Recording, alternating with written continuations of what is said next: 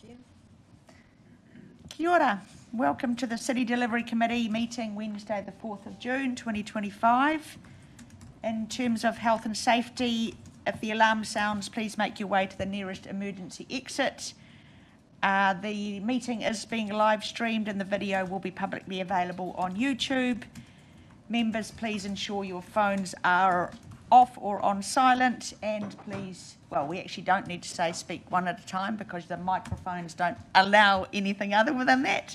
I will now do an opening karakia.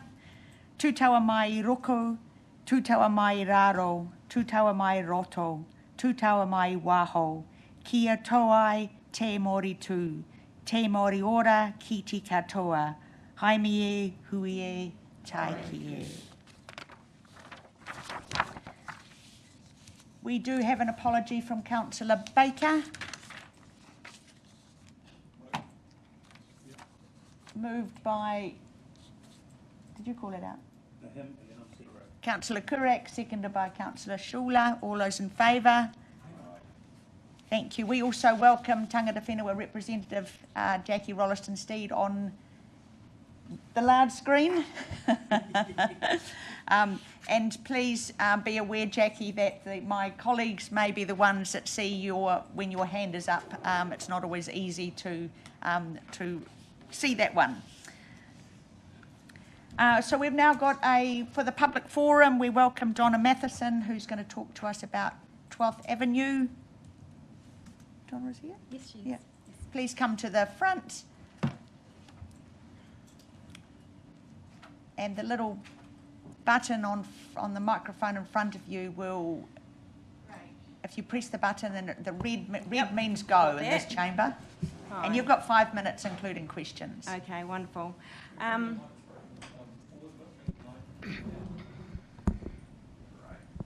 Hear me? Nice and clear? Okay, great. Yeah, well, thank you for hearing me today. It's been very important to me as part of Subway. I'm here today representing what once was the convenience centre on the corner of Cameron Road and 12th Avenue. Now, I use the past tense because we're no longer a convenience centre, and in fact could actually be one of the most inconvenient centres on Cameron Road. Essentially, the complex we all moved into as tenants, some of us more than 20 years ago, has been completely undermined by a design that didn't consider us, and consequently we have been undermined and financially disadvantaged by the Cameron Road redesign. By we, I refer to our block. I'm representing Subway, Burger Fuel, Domino's, Pita Pit, the Sushi Bar and Asian Supermarket. Even Woolworths, I guess, could now be the quietest supermarket in town. So we're petitioning council really to reinstate a right-hand turn slip lane into 12th Avenue, not one out. I realise, we're making changes, but a slip lane in for an interim solution. There are a couple of functioning slip lanes on Cameron Road, one coming out of First Ave and the other one between 17th and 15th. They're amazing and work well and limit the need for awkward U-turns at other locations. We realise Cameron Road was designed with a 30-year plan in mind, but like many a good plan, sometimes things need a little bit tweaking for current shortfalls. We want a chance to survive, and this roading design currently does not support the survival of our quick service restaurants, And if indeed the 30-year plan comes to fruition, 10, 15 years from now, fill it in, but give us a chance to get there. Coming from Greaton direction into town, there are right-hand turns, 18th, 17th, 15th, 13th, and then nothing all the way to 9th. And then we go back to 6th, 3rd, and another slip lane first in Elizabeth Street. So we're in a section that is more disadvantaged than any other section of this redevelopment.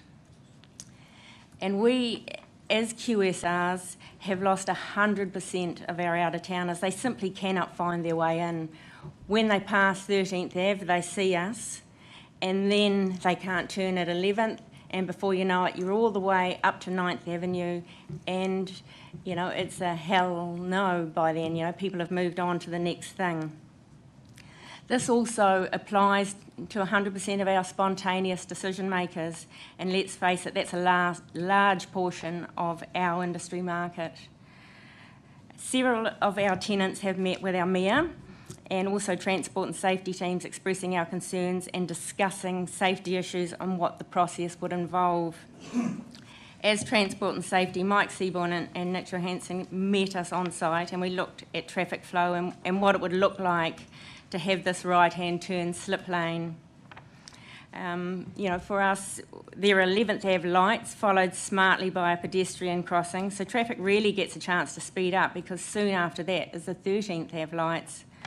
Whilst they were there with us, it was evident there were large gaps in traffic that would allow multiple right-hand turners to safely navigate the turn. The pedestrian and bike lanes are highly visible from this vantage point in the middle. Unlike exiting 12th Ave and other left-hand turn exits where you must creep out to safely merge onto Cameron Road. The view from the middle of the road gives you a complete unhindered view of bike pedestrian lanes and approaching traffic. And as an arterial route into downtown Tauranga, surely we want to be vibrant and inviting for this future of walking, biking, busing city. That is the plan. And businesses are part of that vibrancy, a reason for people to be there in the first place, right? We want to be part of this vibrancy, and an intermediate step of the slip lane would ensure we could be. Currently, the only way in for those in the know is to turn right onto 13th Ave, increasing the traffic into a school zone, then left at Devonport Road and left into 12th Avenue. This is clumsy and off-putting for many potential customers, and extremely frustrating for the customers that do come. The feedback's always negative, and our sales reflect they often choose to go elsewhere purely from a convenience perspective. So, would it be possible to put us back on the map for Cameron Road before we no longer have anything to save? Give us that right-hand turn back and save us as businesses who have been supporting Tauranga for over 20 years. We vote for option 1, which is, and just quickly talking to that. Sorry, your 5 minutes is up. Okay. Do you want a summary line? I pretty much want, you know, the cost that you guys have quoted for an option 1 change, collectively as businesses, we lose that between 1.5 and 2 months. So, you know, it seems like a small price to pay to give us our livelihoods back and add to Cameron Road vibrancy. Thank you very much, Thank Donna. you. Points well made.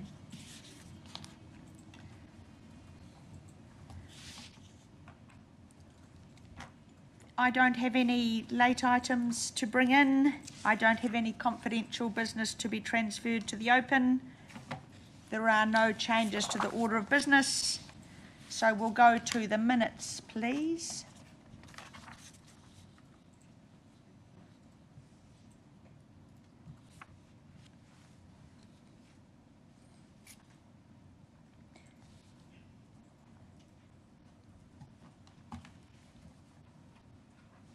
I did just note on the minutes that the key points made by Deborah Turner about bus stops and road safety, I thought there was an action. It was talked about in terms of safety, and I would have liked an action there that somebody from Transport actually do look at those bus stops that were referred to in quite big detail, particularly around Mount Hotpools.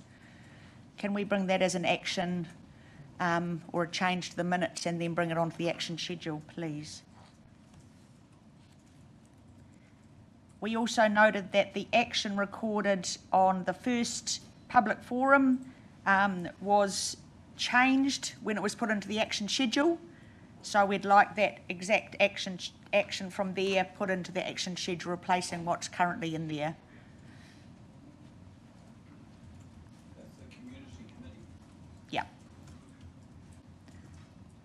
that a workshop with councillors is held to discuss the benefits. Any other comments on the minutes?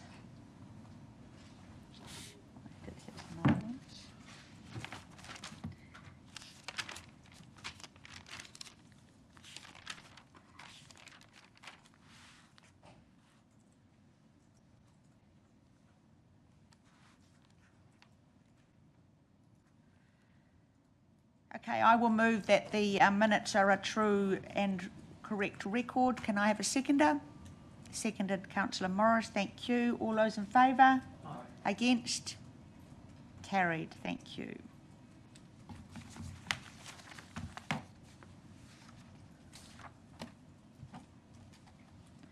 We now go to the action schedule.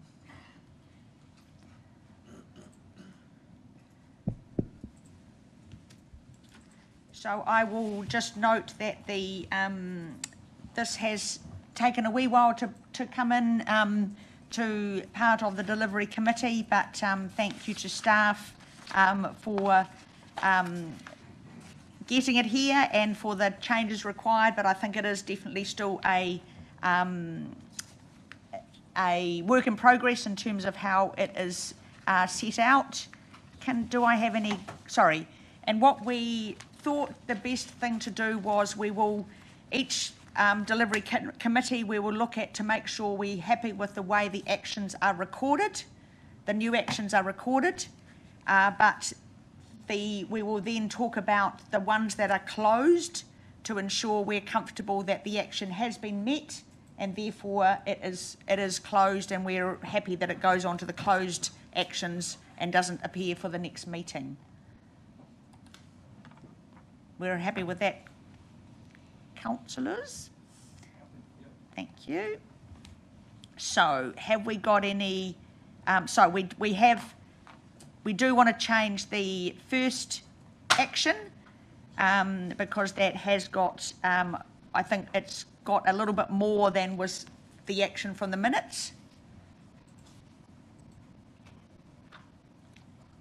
So rather that the action required suggests that it's already decided that we have a trial, but that wasn't the action. The action was that we have a workshop on it, so we're going to amend that, and the status will be pending.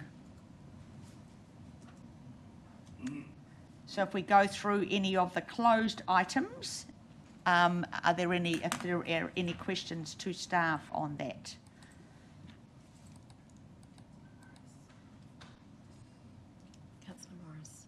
Councillor Morris. Thank you and good morning, Madam Chair, and thank you for the action schedule, which is something that's just brilliant. My question relates to item 8.1 on 10th of March, priority 1, and the Mayor's office talking to priority 1 around the disciplines we were putting on our CCOs and whether that should carry over to some of the groups we've got long-term funding arrangements for. So I'm just wondering how that conversation went and what the outcome was, whether there was any reduced call on the funding or whether it was held over to the review.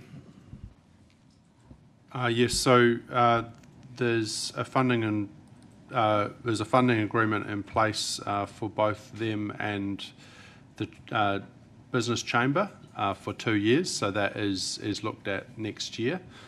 So while they were looking for reductions in costs, it was agreed that we would do as part of the funding re-looking at the funding agreement next year, that we would look at it then, because that was already in place.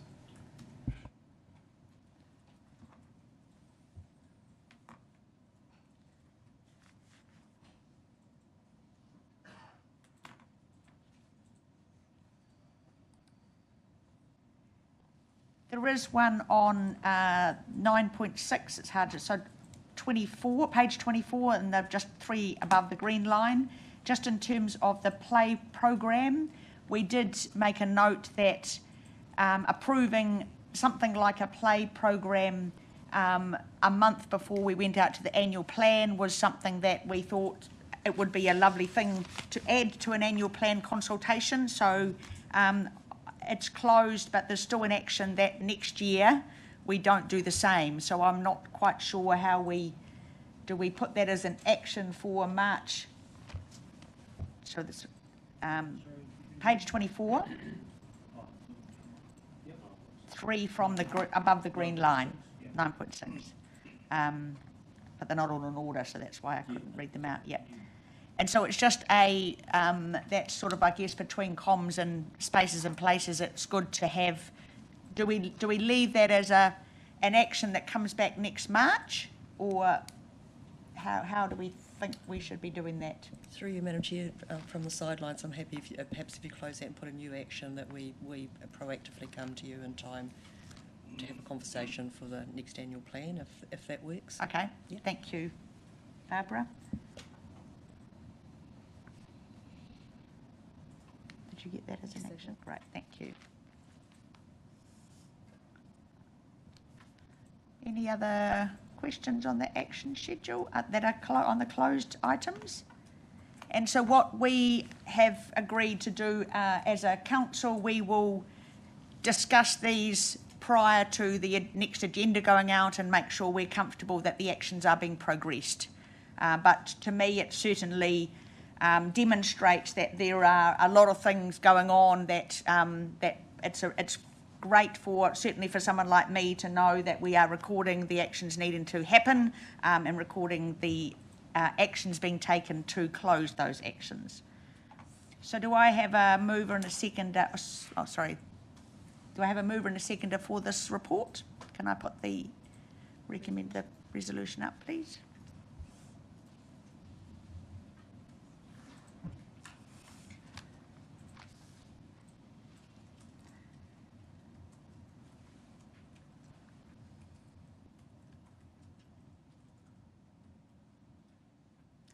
Do I have a mover and a seconder? Councillor Taylor. Councillor Schuler. Any discussion on the recommendation? That being the case, I will put the motion to the table. All those in favour? Against? Carried. Sorry, Jackie, you're better off to, yes, put your hand up and then you nearly get into the, if you talk, you'll be definitely saying yes when we're on the other negatives, but the hand is good.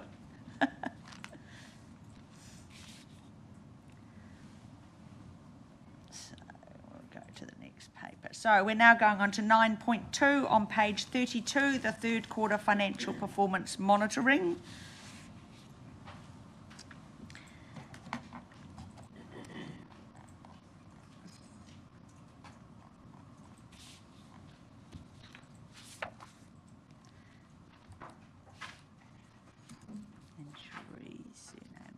And we welcome Tracy Hughes, Catherine Sharpland, and Paul Davidson, thank you.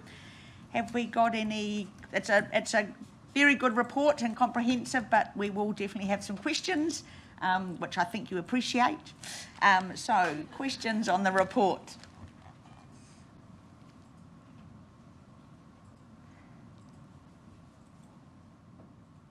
Me mahe. Good morning. Thank you for the report. Overall, pretty positive. Our operating deficit is $20 million less than indicated through the annual plan, which is a good result. I'm just interested, the full year position is likely to be $5 million less, and if you could just give us in high level how we're going from a positive $20 million deficit now, and we're going to effectively use it and only be $5 million less by the end of the year? So one of the things I'd call out is that we have done an April one for the executive, which has updated that projection to closer to 12 million. And part of that was a continuation of the finance expense favourable variance. So that's come back up, that 4 million. So that was at the time we did the March one, probably a view that we'd be borrowing more because the capital program was higher, but that has come back, so we're back to about 12. There has also been some adjustment to expectations of the subsidies, which brings that variance more favourably. But the other side of it is in the operating expenditures, we use the forecasts from the business, and business is very optimistic about what it will complete. So an awareness that they have been tracking behind budget, which is your year to date, but yes, we'll spend it by year end, which is a theme you hear also in the capital. But as the months go by, there will be a larger variance. So yes, we would expect to be well over the 11, probably closer to about 13 or 14, but we just we'll let that play out. Okay, thank you. I guess if you've got money left in your budgets and there's nothing to spend it on, don't run out and spend it. It's all right. We're not going to punish you next year if you don't spend it.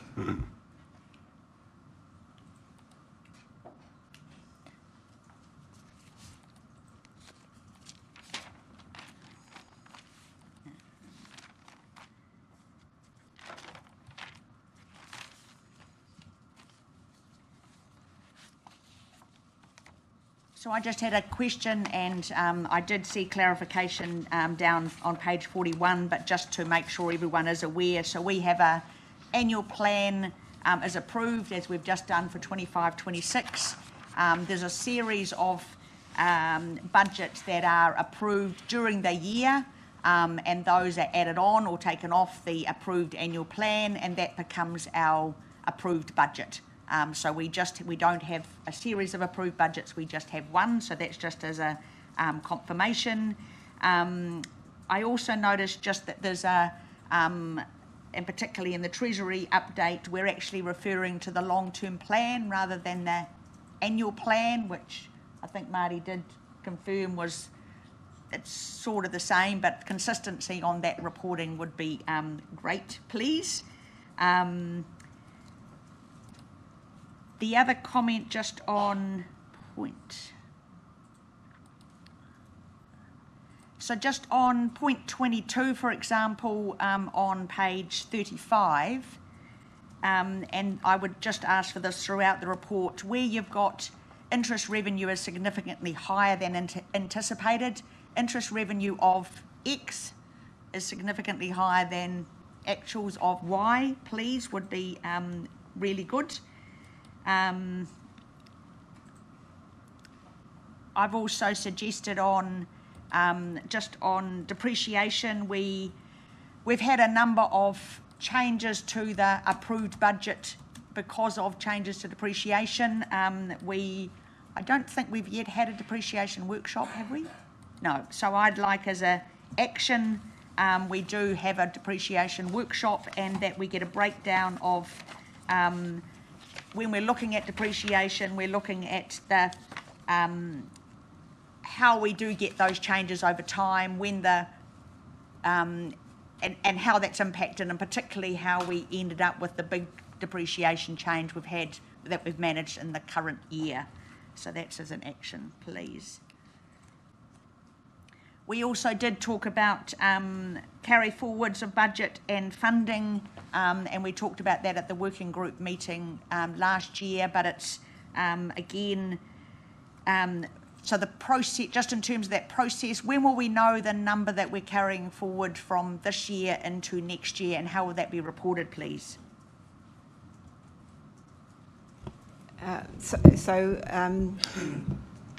Operationally, we will know towards the end of July,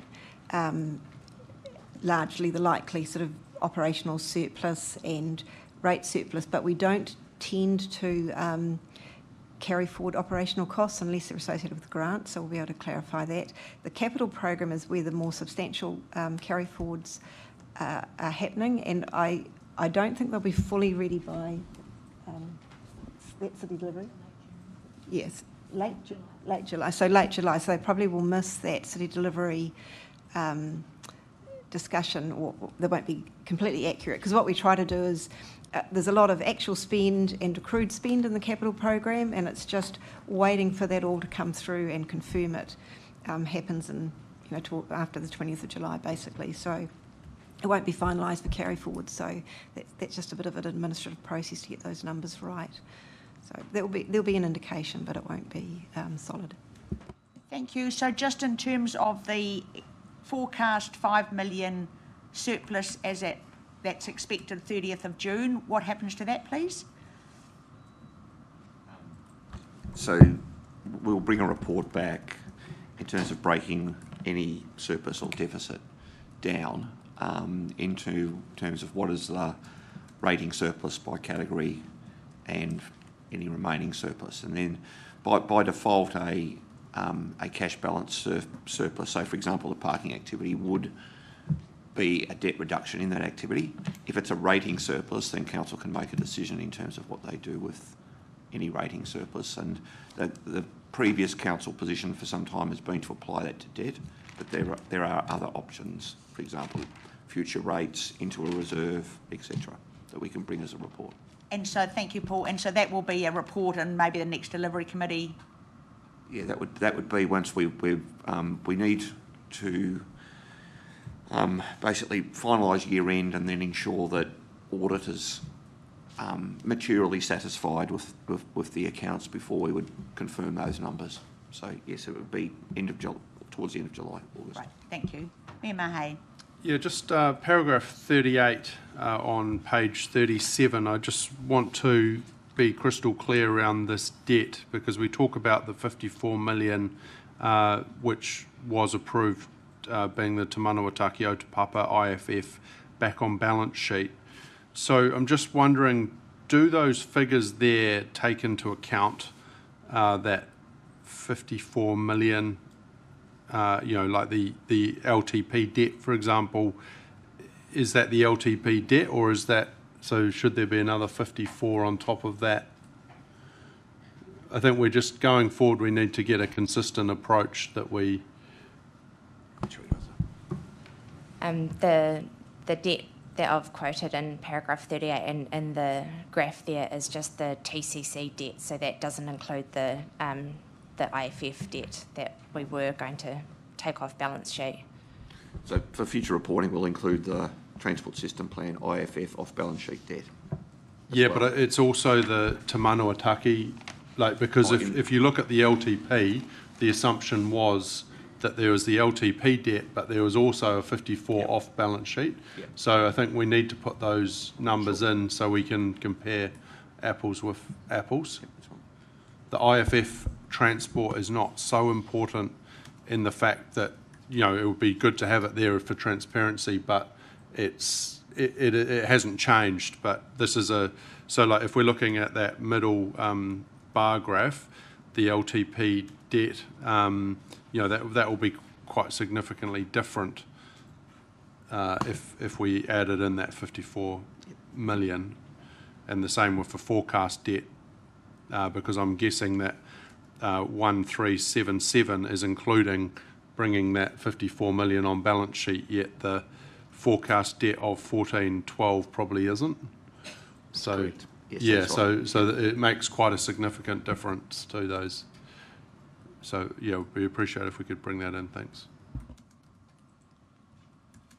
So just a question on the chart at the top of page 38, average cost of borrowing.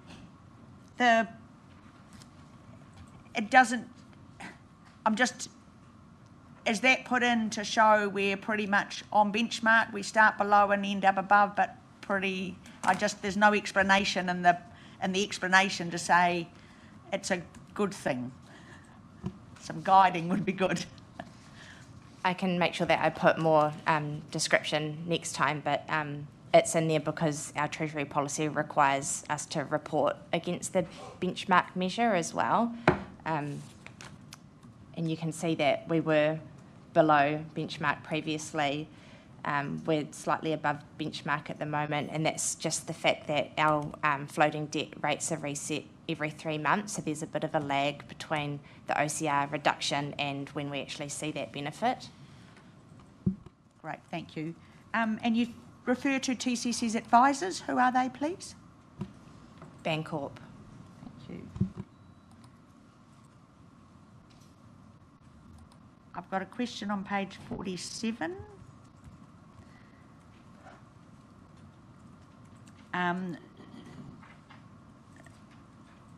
So City Ops is under budget, and is that part of the financials above in terms of the surplus? Yes, that reflects in the other operating. Great, thank you. And just the next table has got a column that's ANP. Is that the same as AP? It's annual plan. Okay, great.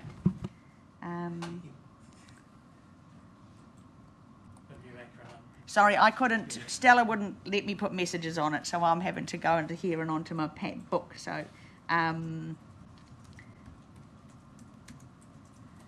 so on the explanations on page 42,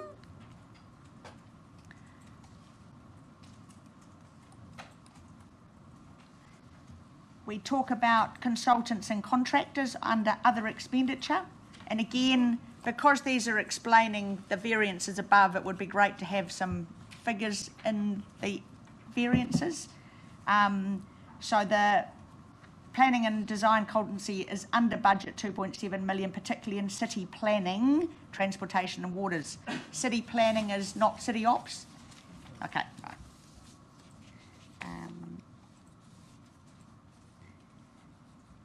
And we have got an action within the working group to get a breakdown of all consultants by activity area, and also just to make sure we are confirming that when we talk consultants, do we always mean consultants and contractors? Is that just one line, or is that, do we sometimes, I thought contractors sometimes meant with personnel. They sometimes do, and when they do, they are reported under employee costs, but when they are not, they are included in that larger consultancy category. I know there's a legal definition of contractors, where they are, it depends on the way they're paid as to how we report them. Okay. I also, Barbara's disappeared, notice there's a underspend in spaces and places on ground maintenance. Is there a reason for that, or it's just you're doing well on costs?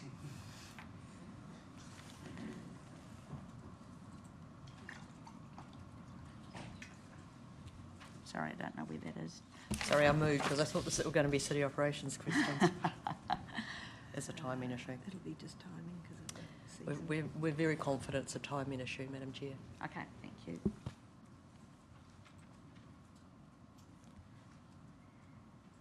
And sorry, team, I'm just. We are on page 46. High strategic impact projects, 1.2 million over on 90 Devonport.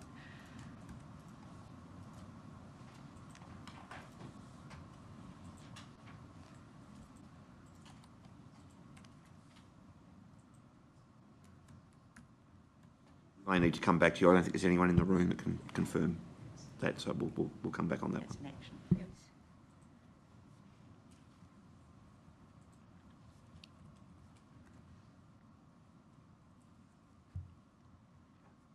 And so just again, this is going back to the carry forward. So on page 47 in that table, the approved by council 114.6 million carry forward.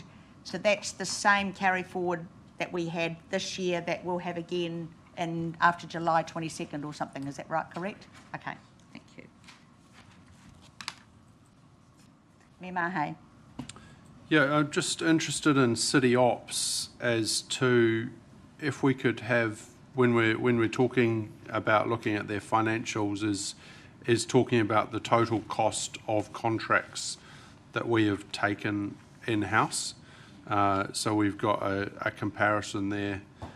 You know, is the total budget, for example, equivalent to total cost of contracts that they've taken in-house. So it would be really useful to have that information going forward. Thank you. Certainly, we had proposed to do a full report at the end of the financial year, and our budgets are set on the cost of the previous contract, but we'll confirm that in our next report, Chairman. I think if we use that same table that you provided for us, probably the end of the year, Barbara, was really useful, just that broke it down, I think, with what we previously were doing and what we're going to be doing. So that would be, I think that's a good action to have. Thank you. Well, that's all my questions. Councillor Crowther.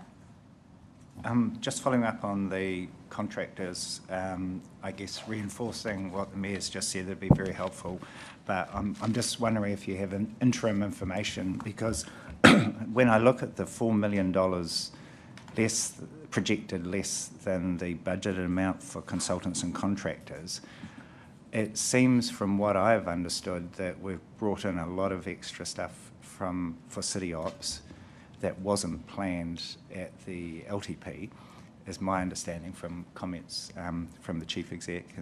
And so when I look at on page 42, the comment that the Deputy Mayor referred to around the planning and design consultancy, I'm sort of struggling to get an accurate picture of this. I think it'd be really helpful just to try and give us a few more sentences to explain what's happened in that area, because we're basically saying the amount that we're spending this financial year will be about the same, give or take, as what we're planning to spend next financial year.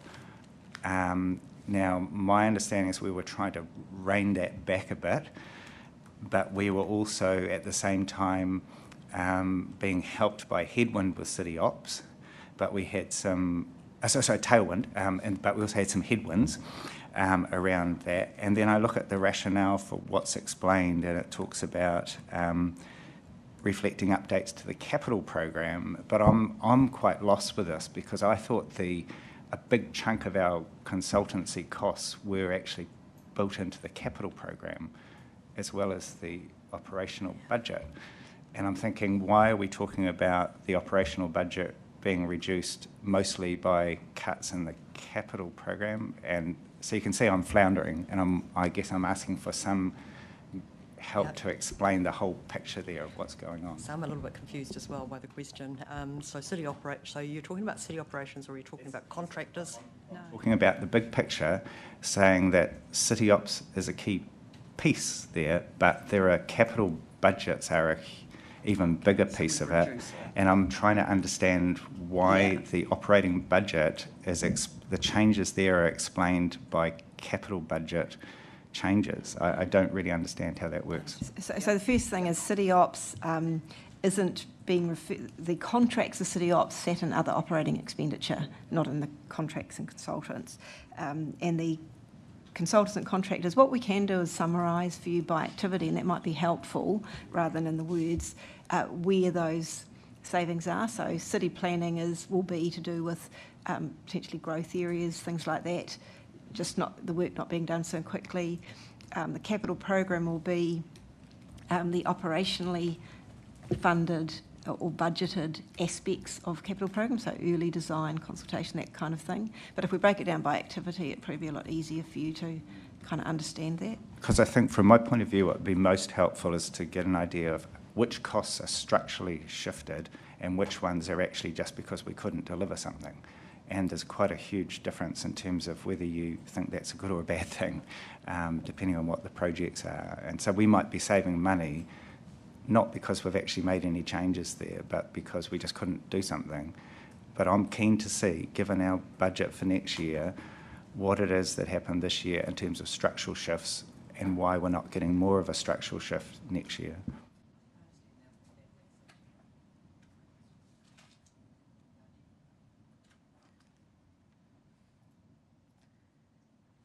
Okay, that's the end. Oh, Councillor Morris nearly got there. Thank you. Sorry, Madam Chair. It's Murphy's Law, isn't it? Very quick question around the general rate and the under collection there. Is that because growth was less than anticipated? What's driving that? through the chair. It's two things kind of offsetting each other. On the positive side, we've got some higher targeted rates, particularly in curbside collection, higher uptake. But on the downside, there were quite a lot of objections came through this financial year, partly related to the industrial rate. And there's been remissions applications for earthquake strengthening, applications for non-rateable status, corrections for categorisation. So that's all kind of all rolled together. Councillor Roseburn. Thanks, Chair. This is just one of an addition that I've sort of poked at before around total area that City Ops deals with, number of green space, number of fields, parks, cycleways. It would have been great to have that as a lead item in this PowerPoint so people can get an understanding of just the size and the scope of what City Ops has to deal with on a daily basis and where all this money is attributed to and what you actually do, so the staff have to cover the size of Tauranga that it covers every day. It's not really a question, it's more of a statement. Is to add it into this PowerPoint would be brilliant. Could you add it in, please? We will definitely have it in the full report, Chair. Councillor Correct.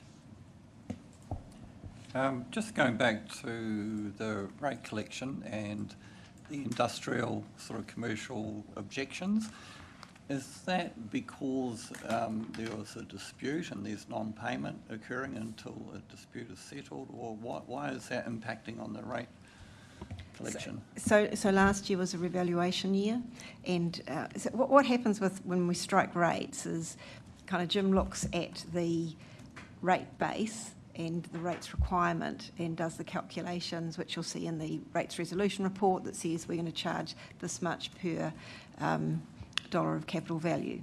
And so he has to make assumptions, or he has an interim categorisation and an assessment. I think he would have done it on the old, it would have been the revalued amount, but prior to all those objections being heard. So where the objections were successful and a share, once you've divided the pie, and then if you lose some value, capital value in those areas, we lose revenue. So it's a thing that impacted heavily in a revaluation year and more heavily in the past because of the differentials and that industrial differential. So it's just been a perfect storm. Tangata Whenua Representative Jackie Rollison-Steed. Thank you, Madam Chair. My question is just regarding the green loans. I know we touched on it really briefly, well, maybe more comprehensively, in the previous city delivery hui relating to our GFA. I note that you've got approved green loans to the amount of 112 million. Is that to cover off the two projects with Kupurereroa and Te Manuataki o Papa? But I know it also mentions that staff are actively working on two further GSS loans for projects. Do we know what those two projects are, and is that encompassed in the 112, or would there be a further loan drawdown on that?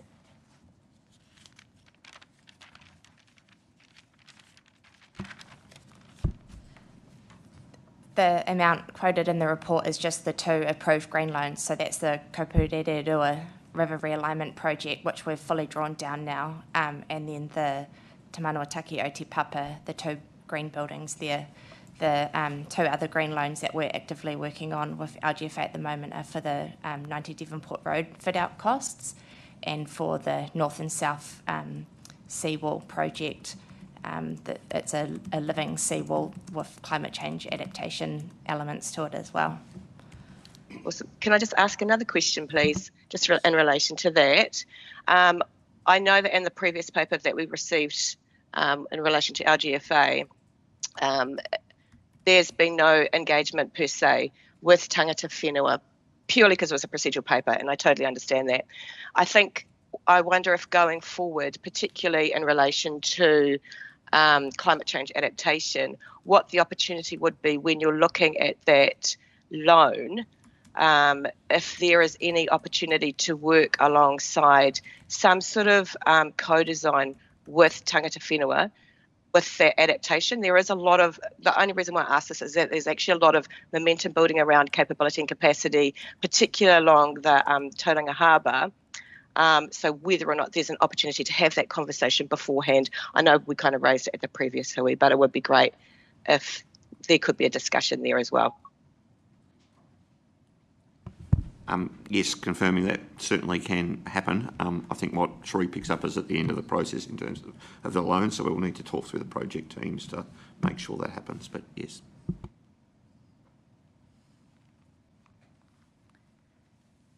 Okay, that being the end of the questions, I'll ask the resolution to be put, please. We put it up.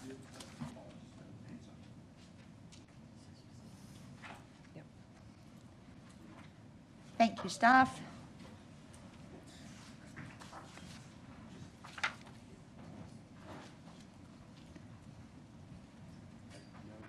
So we've got a mover of Mayor Mahe, seconder Councillor Morris. Any discussion on the City Delivery Committee receiving the report third quarter financial performance monitoring? That being the case, all of those...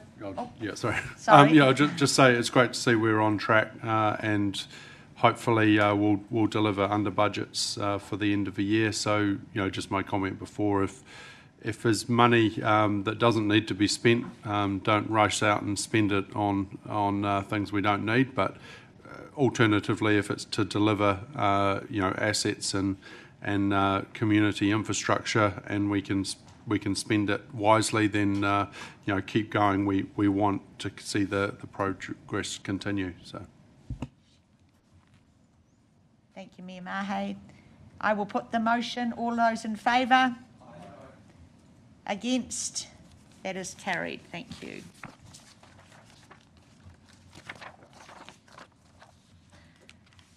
Moving on to 9.3, Community Relations Social Media Plan, page 60.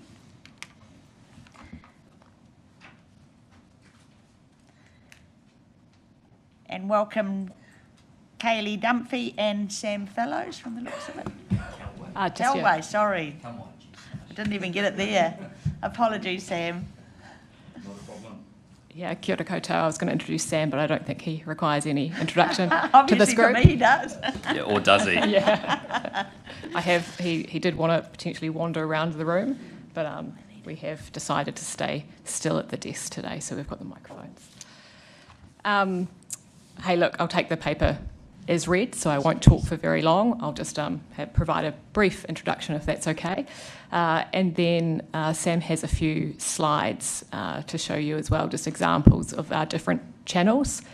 Literally, there's about 5 of them, and a picture paints 1,000 words. So, that would be great to take you through that, and then bulk of the time for questions. Essentially, through all our social channels, our goal is the same. We're wanting to provide information to show the breadth of council work and projects and how that impacts the community, and provide an opportunity to invite engagement, whether that's on those social posts or whether we're advertising other opportunities. How we do that, though, varies quite a lot depending on the platform, and I guess that's the journey we've been on, particularly over the last year, is adapting that content and trying out new platforms. The way in which people are consuming information, as I'm sure you're all aware, has changed a lot as well in the last few years. So we've tried to adapt to that changing landscape. Look, one of the things we know is that it's always a challenge to reach those harder to reach demographics, people who might not ordinarily be interested in council. And, we've got realistic expectations here. We're not thinking through, it doesn't matter how amazing and savvy and engaging our content is. I'm not sure we're ever going to get really high rates of 18 to 25-year-olds submitting on the annual plan. But that doesn't mean that we shouldn't try and broaden our reach, even if it's only to raise awareness of what council does. And I guess that's really underpinning what we've been trying to do. So I'll hand over to Sam to show, I guess, a little bit of that diversity of content and then open up for questions. Kia ora, thanks for having us. And look at that, technology's working up at Pops. That's always a good start. So yeah, connecting with our community, as you can see, this was probably a screenshot. If you look at those two images there, the one on the left was a screenshot in about November or December of last year. And now it is slowly growing, and it's very populated with wonderful posts, as you can see them falling off the page there. If we flick through to the next slide, we'll start with, I think it is Instagram up the top. CPOD's a really great little unique story. So you have the different platforms. Instagram's a younger demographic. It's lots of fun. It's a really nice place to be for council as well, because generally the comments are more positive. This was a very organic post. We called the Waikato University. They said the CPODs were doing wonderful things. We popped down, we did a bit of filming. We met a beautiful little family there. It wasn't staged. They were just playing in the CPODs, which was fabulous. And you can see the comments there. The next option for Instagram, talking about city ops in the earlier discussion that you guys were having, we noticed that there was a reserve that hadn't been maintained or it hadn't been serviced. We quickly got in touch with the wonderful city ops team. They sent a truck out there within about half an hour. So that was a really good example of how Instagram can use. It's not something that we need to think about over long term. It's something that we quickly got someone there, we filmed it, and we popped it up, and it had some really good engagement too. So 2,000 likes, still not a huge amount, but for a growing page in about 6 months, it's pretty good. I think now we move on to TikTok, which again is new for us. This was a beach cleanup, talking again to that younger demographic. I think someone mentioned that their jandal was found in this cleanup, which was humorous, but that's kind of the TikTok platform. That one went really well, about 23,000 views on that beach cleanup for about an audience of about 1,000, which, yeah, it's pretty good. The next one is, this was really cool. This was our people reacting to great things that the community does.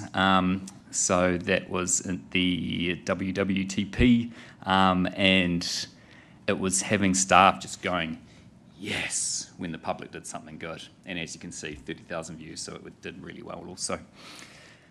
We then head along to, I think it's Facebook here. So this is Councillor Schuler's wonderful work, the shadiest councillor of the lot. But again, responding to something that we saw out there. We saw that the shades were going up. It was something that the public was really asking for down at the waterfront playground. And then the shades went up, and yeah, some really good engagement, beautiful comments, and a really good piece. So Facebook's kind of been the bread and butter for council for a long time. It's our biggest audience. It's about 28,000 followers there. From time to time, it can get a little bit heated on there, but a really good platform and a good tool for council. And then I think we headed on to LinkedIn, which on another Facebook, Waitaha skate ramp. Just another really good post, really good community engagement, a beautiful space that probably had been neglected for a little while, and now it looks really good. Great views, reach, engagements.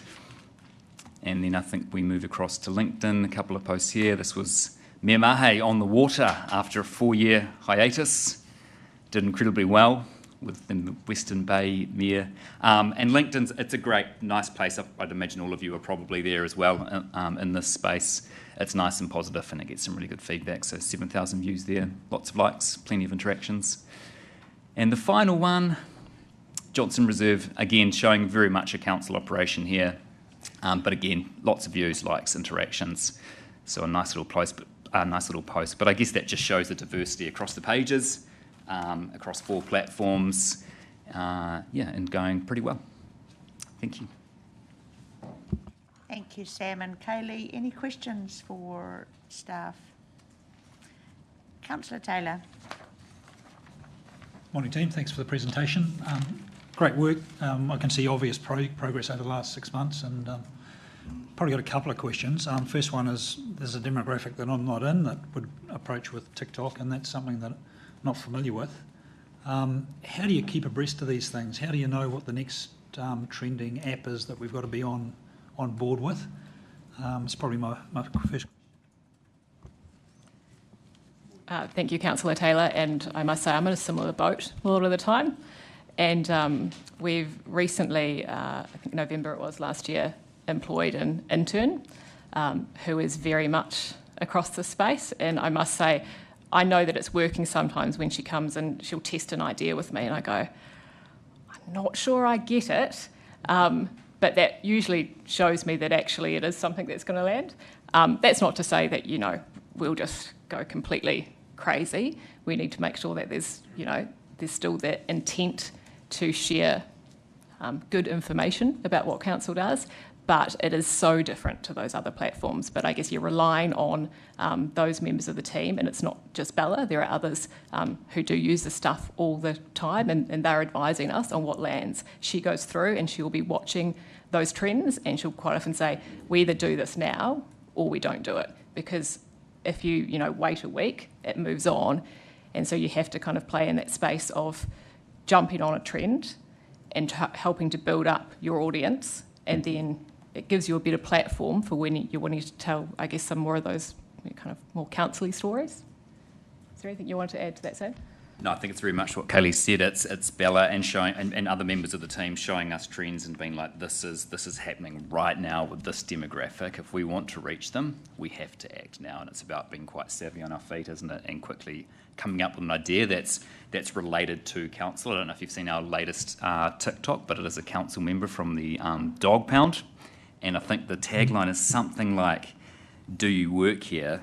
And then there's a quick sort of snapshot of pictures, and it's a TCC lanyard, a Dog Pound truck, more TCC branding, and she's like, no, I'm just a fan. And then that's it. But, so it's quick, it's really fast, but it's also bringing that TCC, I guess, brand to TikTok. Sorry, thanks for that. But just a comment to finish off with. Encouraged by what you're doing with the younger demographic. I think that's a part of our community that misses out on what we do and doesn't understand what we do. So if we can reach them in any way, and I think, TikTok's an example of something that may be a bit out there, but they'll learn that we do Dog Pound things and other things in the community. So, well done. Thanks. Just to add to that, one of the things we've noticed since we did launch TikTok is quite often staff who have got children who are kind of late teens, early 20s will say, oh my gosh, TCC's on TikTok, and will share with their parents what they've seen. And we've had so many anecdotal stories of that, of them going, it's really cool to see you guys in this space.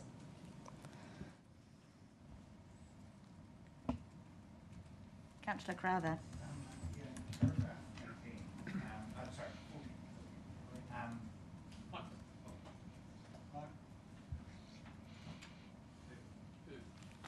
Oh, sorry.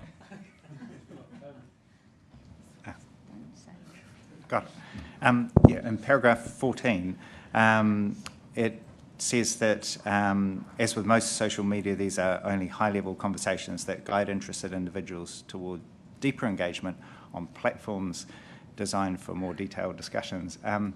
What are those platforms, please? So a lot of the content, less so probably on Instagram and TikTok, but certainly on Facebook, the aim is to be driving people to the website. So you'll see a lot of our posts have got kind of a brief summary, but then you're driving people through to either the main TCC web page for more information, or if it's one of the projects that we're promoting for engagement, it sends it through to Korera Mai and opens up the engagement platform there.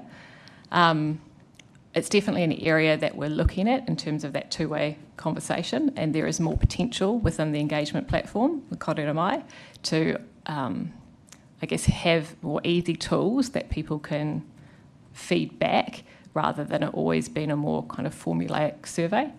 So I say there's definitely still work to be done there, but it's often driving people to those web pages. Just to be clear, is Korera Mai... I thought it was just on topics that were set. Is there a general, is there a chance for people to say, hey, I'm excited about X, but I would love to see Y as well? I mean, can you do that on that platform? Because I've never found a way, and I don't know if others have. Yeah, no, so I guess most comments that are unrelated to a particular project would come through the social feed themselves, and staff will respond to those as appropriate.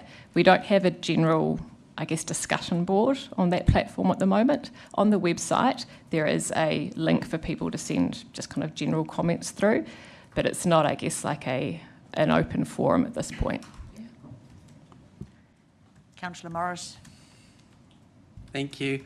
Weren't we on my favourite social network? I'm not going to get you to guess what that is. No, X. Why aren't we on X? We're sort of hibernating there. That's a good question. We've found in New Zealand, I guess it's not used as predominantly as in some other countries. It is quite a political platform and probably also quite suited to individuals posting rather than an organisation, potentially. It's not something that we've ruled out. I guess it's just we've been prioritising, I guess, where we see the biggest audiences at the moment. And we've only fairly recently introduced 2 new channels, so we're trying not to, I guess, bite off too much more than we can chew, but it's not something that we'd rule out in the future if it looked like that was an audience that we weren't reaching through those other channels and we had the capacity and the resource to do it properly.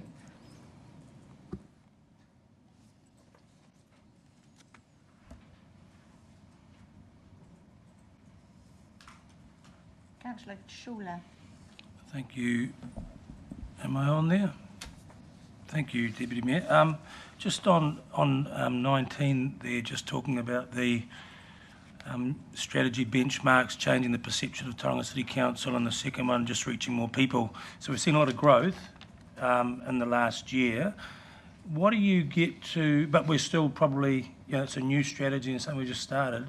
Where do you get to where you start to have confidence that we're at critical mass that these would transfer into positive, in terms of overall trust and confidence? Like there's obviously a design and the big picture to have get the good news stories out, which I fully understand. So is there a critical mass for us, or, we're growing but we're still small? Or is it just something you just have to keep doing? Kaylee's looking at me for this one. I think it's something we've got to keep doing, and perhaps it's the next election, voter turnout. Is that where we gauge it? But yeah, I think it's something we just keep on rolling out for now, keep working away, making sure that we're making tweaks and adjustments where necessary, but just trying to show how we work and how we operate here at TCC. Don't know if I answered that. Yeah, that is good. And do you feel like you're getting up with what we're doing and what we're working with? Are we feeling like we can get what we want across, and all us lovely councillors included? Yeah, look, a couple of points there just to expand a little bit on what Sam is saying. It is really hard to measure the stuff. It is one of our tools and one of our channels, but, there's a lot of others, and I'm a firm believer that face-to-face interaction, there's, that is, in terms of the impact you can make, really right up there, and having you all here has made a big difference, I think, in that space. Sorry, what was your second part of your question, councillors? No, that's it. I need more Councillor Morris on. I'll follow you on this. Yeah, sorry, the content. Yeah, look, there's no shortage of content in terms of the projects because of the huge program of delivery of works that we have. And yeah, the schedules that you all have out and about, connecting with the community, I would say we almost have too much content at times. So yeah, and it shows the diversity of work. So I've got Councillor Rolleston, Councillor Morris, and then Tangata Whenua Representative Jackie Rolleston-Steed. So Councillor Rolleston. Thank you. Tēnā kōrua, thank you for your report. A comment followed up by a question. We've seen in the world of Te Ao Māori a huge engagement, particularly with the young ones.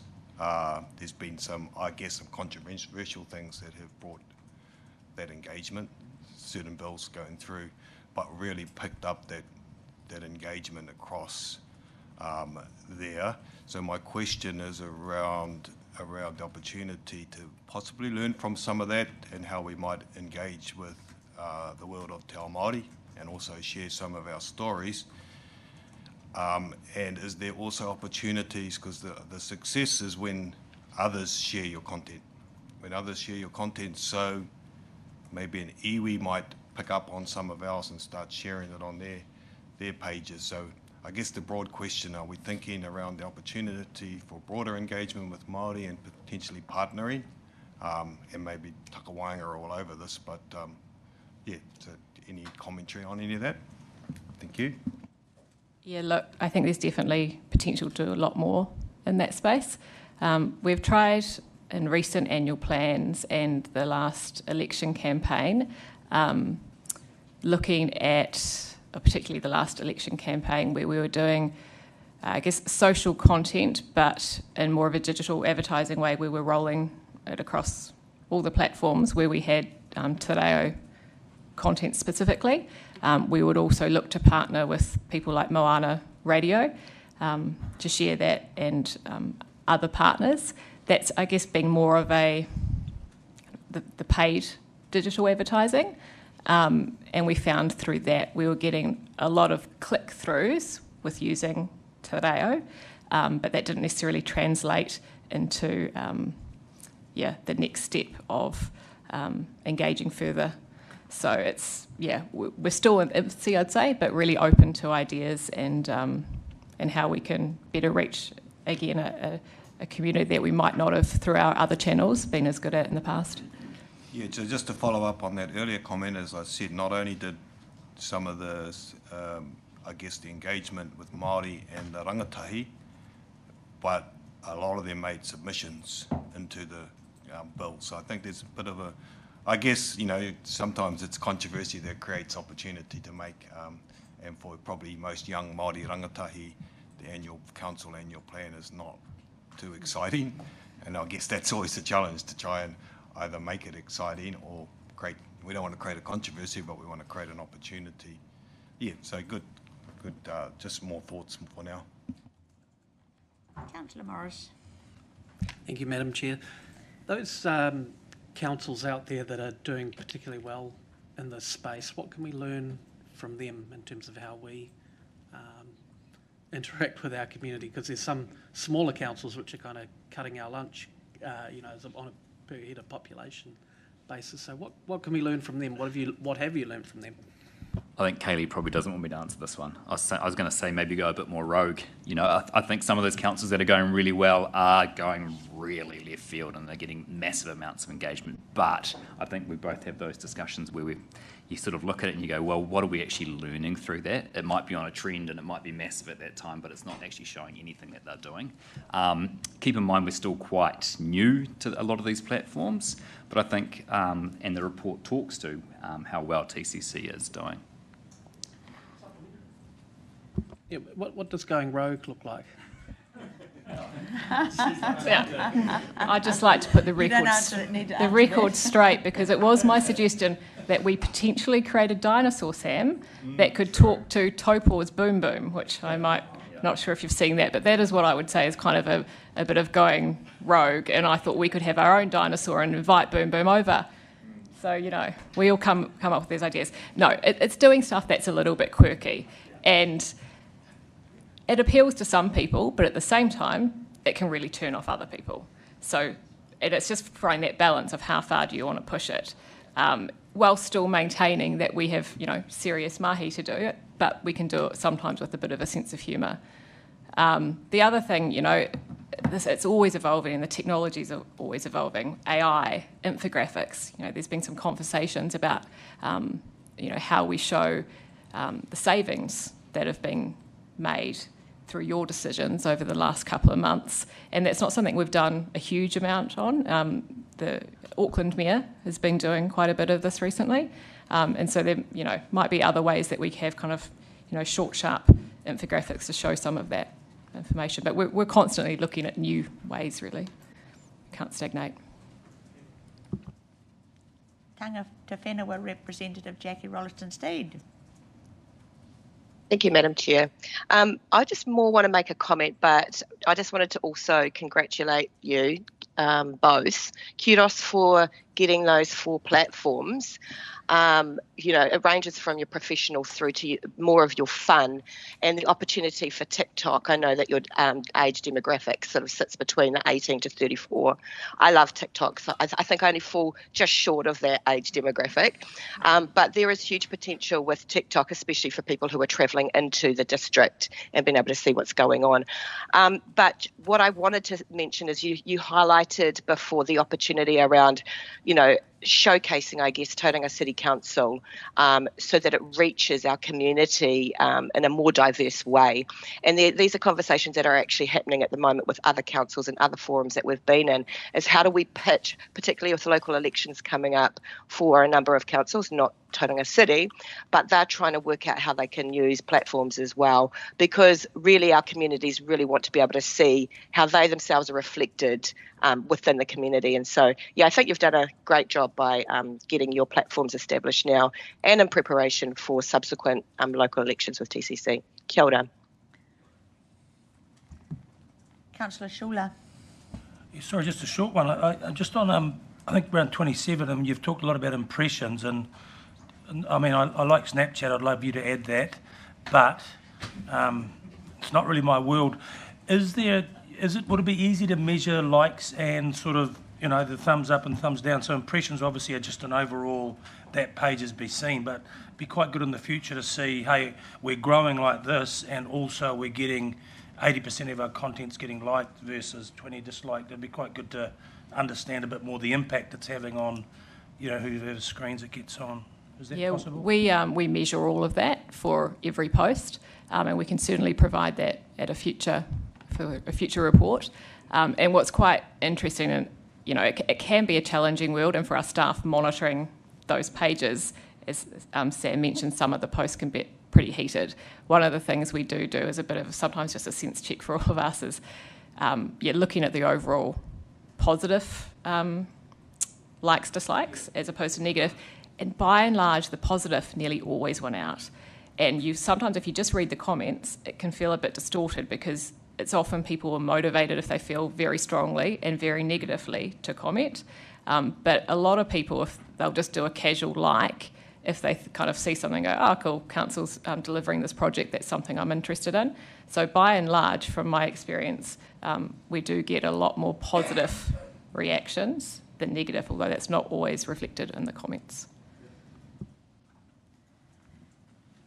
Just a question from me, and again, thank you for the report and for the we're trying to create a bold city and a vibrant city, and I think this is helping. I definitely think we should be reporting on engagement rather than impressions, please, in terms of that. And just in terms of the strategy, we've just had a discussion around our team of 10, and we are out in the community a lot, and we are. Our calendars do reflect that, and I just, number one, is it possible that we can have a session maybe once a month for an hour to say, what's your strategy in terms of what's happening now and how can we participate? That's number one. And number two, just to say, we are wanting to connect with the community. We're doing that well, and there are a number of additional opportunities that TCC's social channels can include the times that we as councillors are with our people, and that would be, I think that's something that's important to do. So are those two things possible?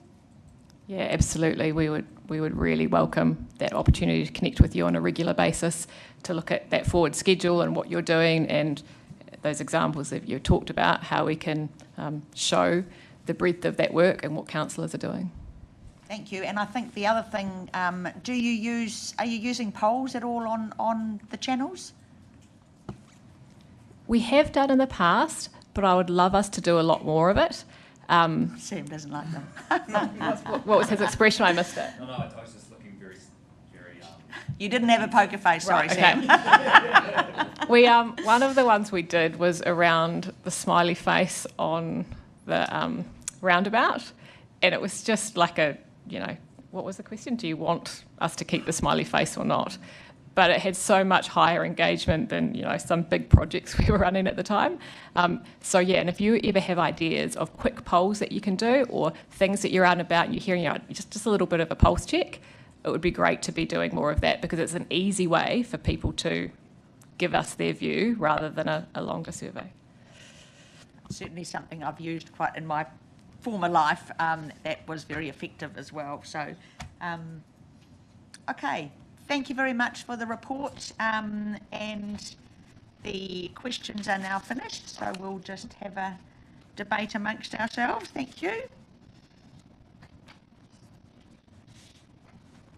Can we put the motion up, please?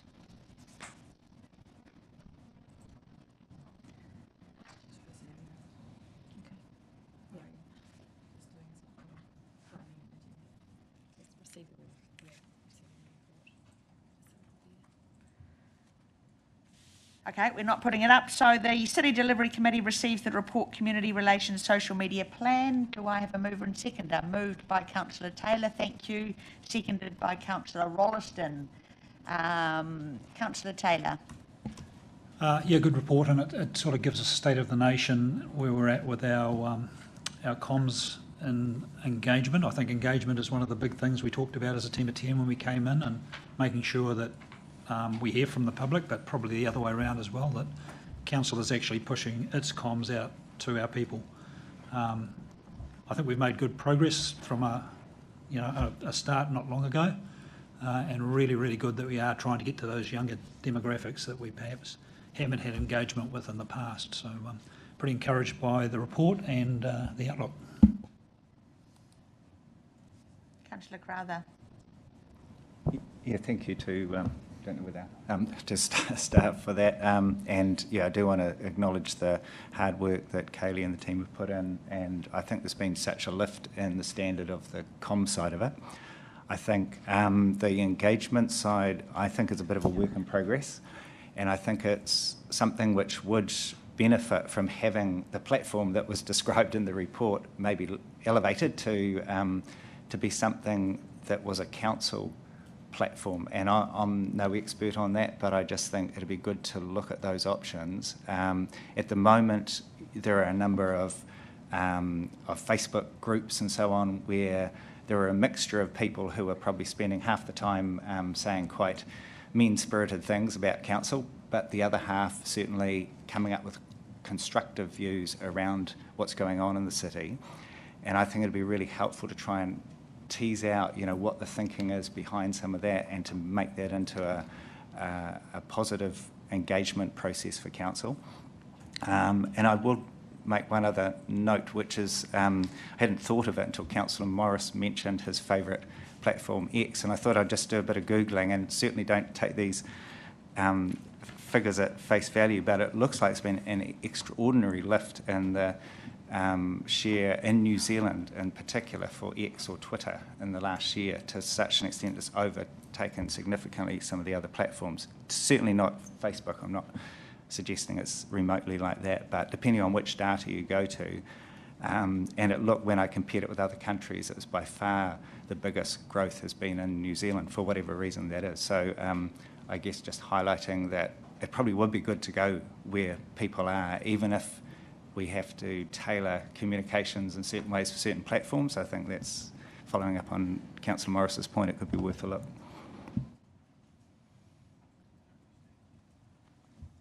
Councillor Rolleston. Yeah, endorsing, thanking you again for the report. It's a dynamic space, so being over it, and by the sounds of it, you are. So continue up that good mahi. I do want to reinforce the real opportunity to continue to work in the world of Te Ao Māori and with our Māori partners. And while I was talking around that, I was thinking what has happened with the current bill before Parliament, and the engagement online has meant that a lot of marae around the country are now running workshops on making submissions to the bill. So I'm sort of being optimistic in the future that some of the stuff that we do will, in the future, we'll be having workshops on our marae to do proactive submissions into our annual plan. So taking some of that learning, endorse Deputy Mayor's comments around the role of us as elected members, and rather than being ad hoc and sort of firing out stuff into the environment, which obviously we can do, having a plan would be really good as well, to get out and our message out in the community in a fast, on time, not waiting and do a little report and send out stuff. So, but I just want to, again, I think it's a dynamic space, exciting space if we play in the right space. Thank you.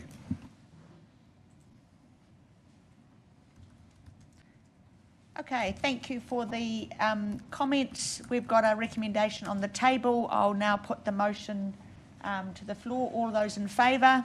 Aye. Against? That is carried.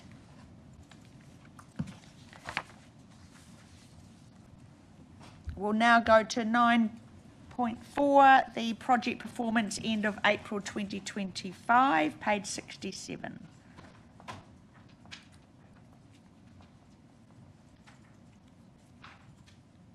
And welcoming James Woodward.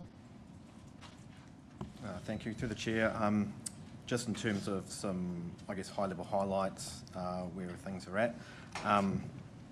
Through the executive summary, we're probably forecasting at the lower end at 410 for the year against a budget of 507.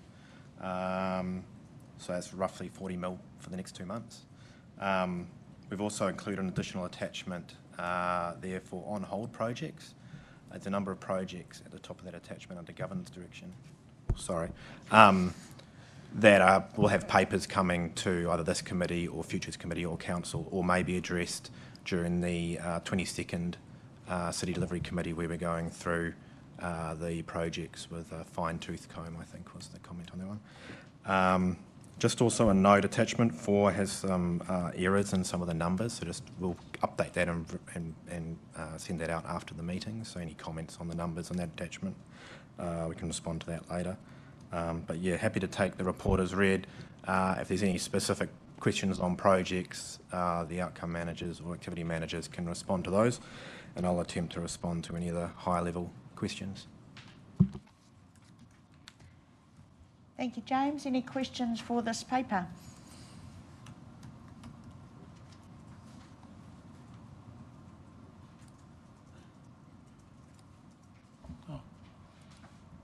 Councillor Schuler. Thanks, James. Just quickly, so looking at potentially getting to, I think, what did you say, maybe 430 over a budget of 507, so about 85 is it's fairly typical.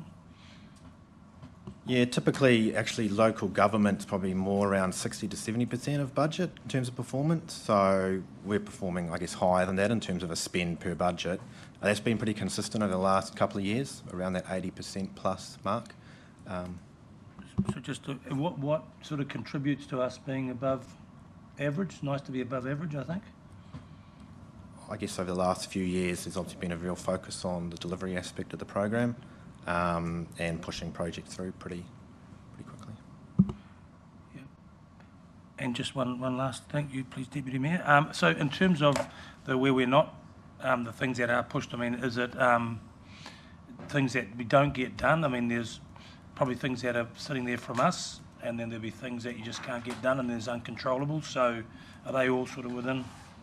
Yeah, I guess there's a number of factors. So within the budget, we have risk contingency allowances. Yeah. So sometimes they will get drawn down, but sometimes they don't. So they get pushed out. That'll probably come through in that June carry forward wrap up as well. Yep.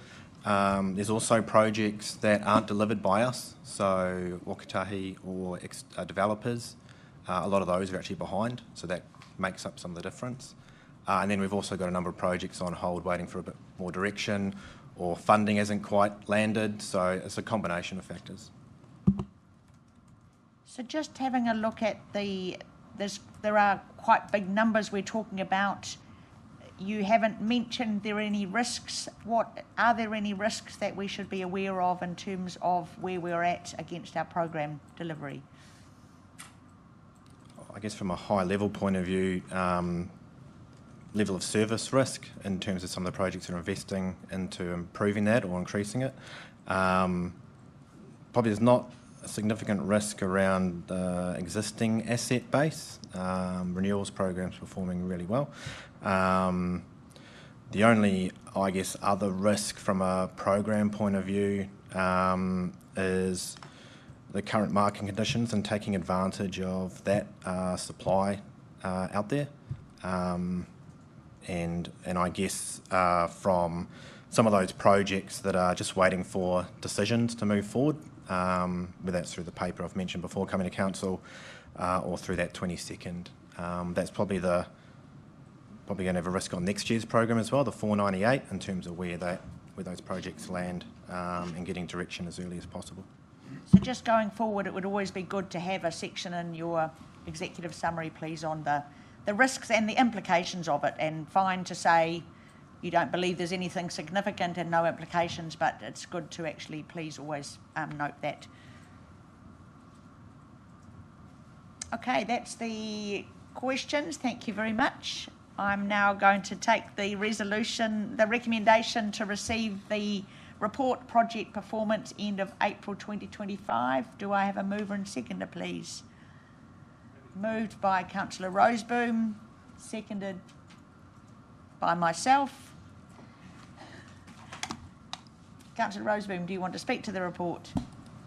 Thanks, Deputy Mayor. Just like to thank the staff on the projects team for all the work that they're doing.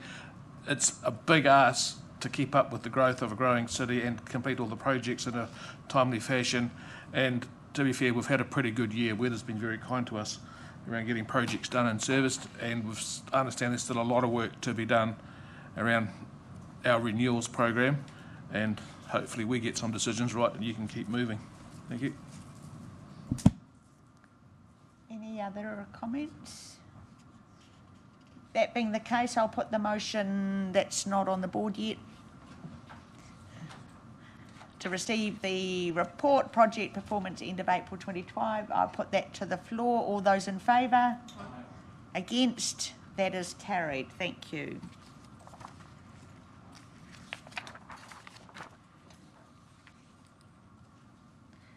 So now 9.5, major projects update, transport, page 104.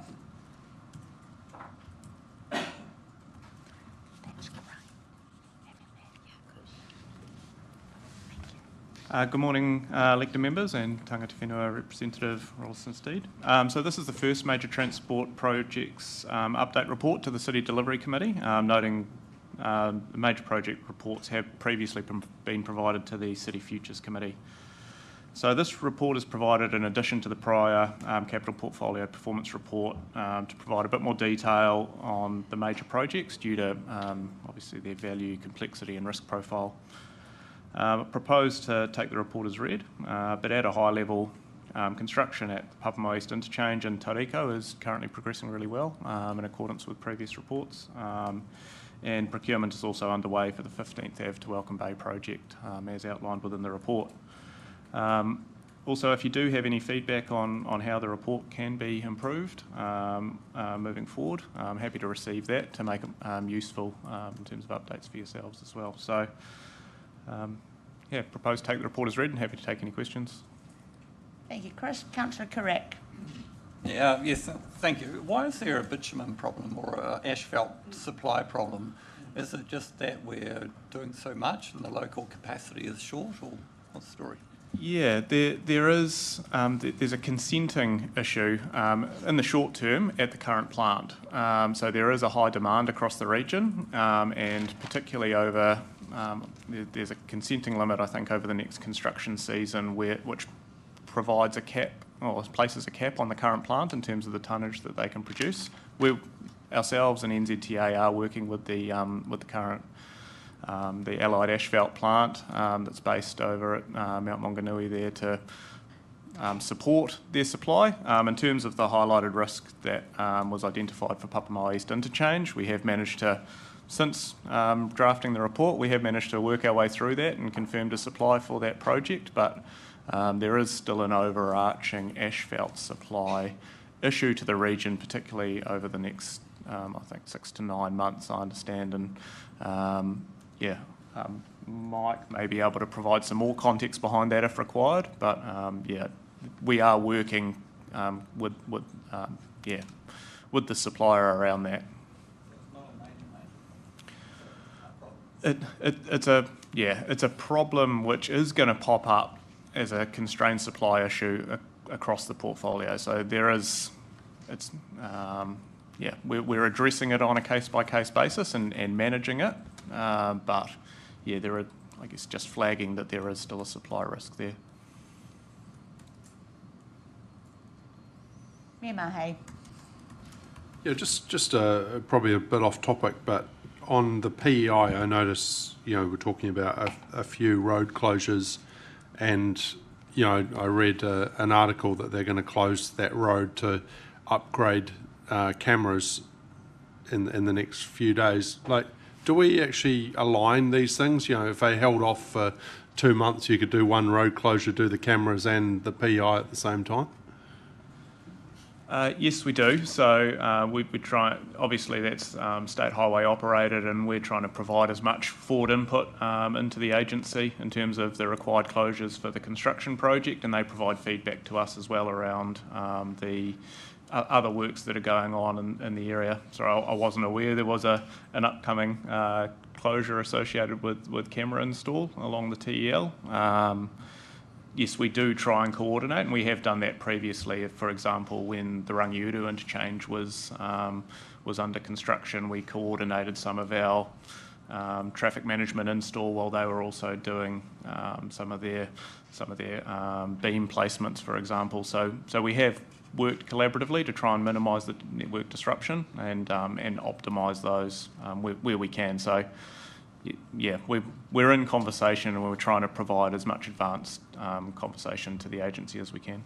Okay, well, yeah, it just seemed a no-brainer that they hold off 6 weeks and we do one closure and do everything together. Obviously that's the right hand not talking to the left hand, and I understand it's an NZTA, but they should know, what's happening on their road and when might be a better time.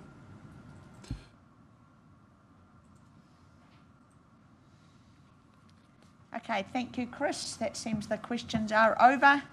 Thank you for your report. I'll now ask for the recommendation. The City Delivery Committee receives the report Major Projects Update Transport. Do I have a mover and a seconder, please?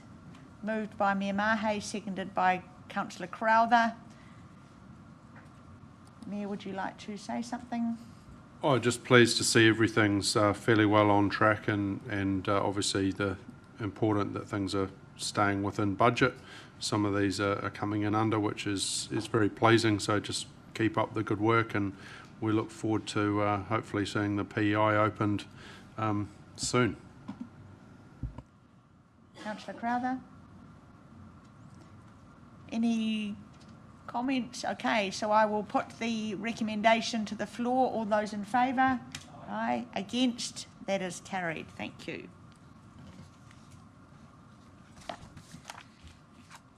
Now we're going to 9.6, Transport Network Operations Update, page 109.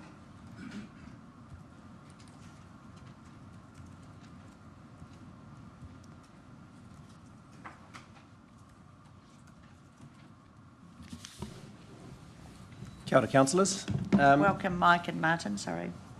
No problem. I think you know us, and we've spoken at length about roads and asphalt and whatnot in previous conversations. So today's paper was prepared before the annual plan process, and I think we've covered some ground through that process, and we don't intend to repeat that and go through it again. So we'll definitely take that paper as read. We do have a presentation there to back up the conversation, however. But we don't necessarily need to go through it. I think the paper is a good way to really raise those questions, and we can deep dive. And if we need to, perhaps we pull up the presentation and give you some graphics and some data around the questions you may ask. Otherwise, we might be here for quite some time, because this is one of our favourite topics. We could talk to you all day about it. Thank you, Mike. Any questions for the paper? Councillor Taylor. Thanks, guys. And yeah, it was very informative last week when we had this information. My question relates to how do we disseminate this information to the wider public? I think there's a lot of stuff in there that explains what we do and how we do it when we come to resurfacing roads, and it would probably answer a lot of questions for people that maybe do contact us when they're concerned. Is there I know there's probably a version of it on the website, but I don't think it's quite as in-depth as this one. I think that's something that we can certainly improve on, and you know, we certainly we've been engaging more and more with our comms teams and with social media to try and get content out there. We've been experimenting a little bit in the social media world with a video or two, sort of trying to explain in layman's terms how we work and why we do some of the things that we do, and we want to do a bit more of that. We also try and proactively communicate out our forward work program, like our resale program, to specifically to the neighbourhoods that we're targeting, so that you know, we don't suddenly turn up unannounced on somebody's street and start selling it without them having some advice beforehand. So yeah, there's always areas for improvement, but it's an area that we're trying to work on. And just in addition to that, I think you've seen some of the transport social media things, however embarrassing they might be to individuals. And we intend to do more. And I think for that point is that rather than go through a big long presentation or a long report like this, small sort of dewdrops of information at the right time to the right audiences is where we need to be. And I think one of the ways that we know the channels are working, and a little bit about that social media conversation you had earlier today, is when people are unhappy with us. So Tauranga Drive has just been out there, and there's been quite a bit of information coming around over Facebook about the customers' displeasure with how things are going. And we've had to react to that, but it's a really great channel for us to be quite responsive. So we monitor that, we make sure that we respond, and it gives us a really good way to go back in there and drop this piece of information, because we've got a ready audience right there, and they need to know what's going on in a more fulsome fashion. So we do that, and we work with the social media team, but we also intend to get some of the context involved in that conversation as well. So absolutely we're keen to do that, and we will do more, and we'll keep working on it as we deliver on the projects and the maintenance activities we've got going out there.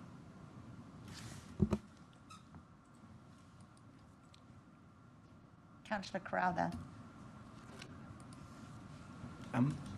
Yeah, I'm not sure if there's a question for you or for Paul, but just looking through the assets, and I know we've seen the numbers before, but I was just sort of pondering on when you break some of those numbers down for various transport assets, and you get to some pretty low numbers. I think it's like $15,000 per traffic signal or something. So are we talking about depreciated book values which bear absolutely no resemblance to what they're worth to the city? I mean, I'm just sort of trying to figure out, like, when we get a project which requires like a traffic light on each side of the road for a pedestrian crossing, we're talking very big money. And then when we're talking about asset values, teeny tiny money, and just wondering how useful that is, and whether we do have an analysis that also shows the replacement cost as well, and you know, I guess, which is ultimately what we'd need if we're going to function as a modern city. Through you, Chair. I think that's a question that I'm in danger of getting myself into trouble with, particularly with our finance team. However, I'm still going to attempt to answer it. In terms of the depreciation, clearly depreciation is controlled, in the methodology which we use in order to value our assets and then depreciate them is something that we have to do as an organisation. Waka Kotahi has also a view on how these assets are to be treated in terms of their depreciation, because they are 50% funders of most, or if not all of it. The way that we represent that information here is the point where we believe our asset condition and its value at that point is on the network. So this number will move around depending on the age of our assets and whatnot. So if you were to sit here for 10 years, you would see that, and we did nothing else, we just maintained things, you would see that number move, because the value of those assets would be less over 10 years. It just wouldn't be worth anything. But having said that, as asset management people and whatnot, we try and stretch those assets as long as we can. And some things perform a lot better over time than we expect, and particularly the book value of that. So it's a combination of all those factors that arrives at a number like this. So whilst this is a useful summary, it's not it won't show you that detail, and it won't show you that.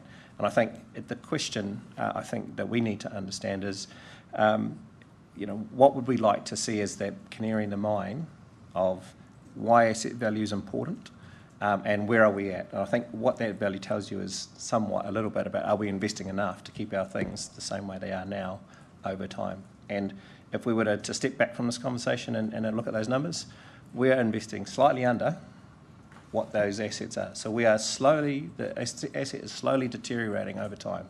It's not deteriorating enough for us to hit the panic button right now, but both Waka Kotahi and ourselves are trying to stretch the asset and get maximum value for money. It's often why you hear from us. We work with Waka Kotahi because they're equally ruthless around how they spend their money with regard to maintaining assets. So we have this interesting relationship around what we want to do in terms of improving it or just maintaining it. And some of the conversations we've had recently are right at the nub of those sorts of trade-offs and decisions. I hope that answers your question. And there is analysis that is behind that you can drill into. Yes. That was the other question I had was, and I've sort of lost all my Stella notes, so I can't give you that. I'd sort of worked out numbers and things, which is probably good that I did lose it. But I'm thinking it's not good practice to knowingly go year after year after year of investing too little. And I know there has been a shift, and I know we've changed the baseline, and so you can say we're doing better than we used to do, but we've also, the numbers that are in the report don't talk about the massive cost escalation in the last few years, which distorts those numbers. So it presents it as though there's been a massive increase of investment into renewals and maintenance, but to some extent, to a significant extent, there has been a big increase in the cost of doing those renewals and maintenance. So there's a bit of both, but ultimately we are knowingly going into this saying we're shortchanging those assets and we are running them into the ground, albeit quite slowly. I don't think that's a good practice. I'm wondering if we can have a report showing, what we're talking about exactly in terms of to lift that up to where we do what we like to say we do, which is we maintain our assets and we look after them, we depreciate, we pay off the debt, etc., etc. Give us a bit of a reality check on that. So can you give us that in a future report so we know exactly what we would have to do best practice around this, around renewals? I'm not talking about growth and level of service, but just renewals. Through you, Chair, and yes, we can. And we'd like to take you on this conversation over the next wee while before we get to the next annual plan and so on and so forth, and explain the underpinning principles by which we work with regard to this. Just with on the topic of inflation is, and particularly the way the agency behaves, is it spreads out over time, and particularly with asset management, it's a long game. And so inflationary pressure is experienced at times, and of course we get great prices at others. Competition in the market, what's the general economic activity dictates the kind of prices we end up paying with regard to asset. But usefully, in the asset management space, we generally have long-term contracts, and we manage the risks of inflation over time. Much of that risk is often borne by the client. That's us and Waka Kotahi. And so we have mechanisms in the contract to attribute that risk. We have gone through a period of very significant escalation in inflation in New Zealand, particularly around construction and these sorts of materials. So we're coming off the back of that now. So, pleasingly, it's cheaper now, and some of our tender box prices are showing that. So it's very important for us to take advantage of that. But it is a risk over the term of the contract, and it is basically there's no more money, so you get less for the same money. And I think that's what we run the risk of. So yes, happy to provide what the forecast of that looks like within this system and a bit more detailed information. And I think this conversation is about what is it you would like to know, and we'll present them in the right way in the right report. So this is a shot in the dark, actually, this report. And we'd like to know more about how can we tune that information for your use. Thank you. Councillor Morris. Thank you. Kind of relates to this paper and the next one. Cameron Road and the bus lanes. We had a paper last year where we had some options around opening the bus lanes, having a bus jump lane instead, or getting the sandblaster out and removing that, that paper was either left on the table or a decision was going to come back to us at some stage about that. When is a decision point or paper coming on that topic next? Through you, Chair. Excuse me. It's integrally linked to the paper today. Yes, and so rather than having that one, the trailer before the truck, we want to make sure that we understand what we're trying to do at 7th Avenue from today. Then we can do that. So we'll follow shortly after that paper. Councillor Roseburn. Turn yours off, please. Thank you, Chair. Paragraph 23, page 113. I presume this leads on from Councillor Crowther's questions in relate to road assistance management and maintenance. We're at 92% based on the last audit. That puts us in the top 10. How do we improve that percentage? I'm assuming it's a maintenance, planned maintenance type question. The good news is that's an error. We were actually 98%. Oh, outstanding. 2 years ago, and we got pipped to the post by one other council. We're at 96% at the moment. But it's just, we're really quite up there. It's, you know, to be 100% on every element of all of your data is would be a massive achievement for anybody to reach. So we're very proud of our team and the amount of effort that they put into managing our data. No, thank you very much. And a follow-up question, please. Paragraph 30, same one, regarding TCC's funding. Again, it's a follow-up from Councillor Crowther.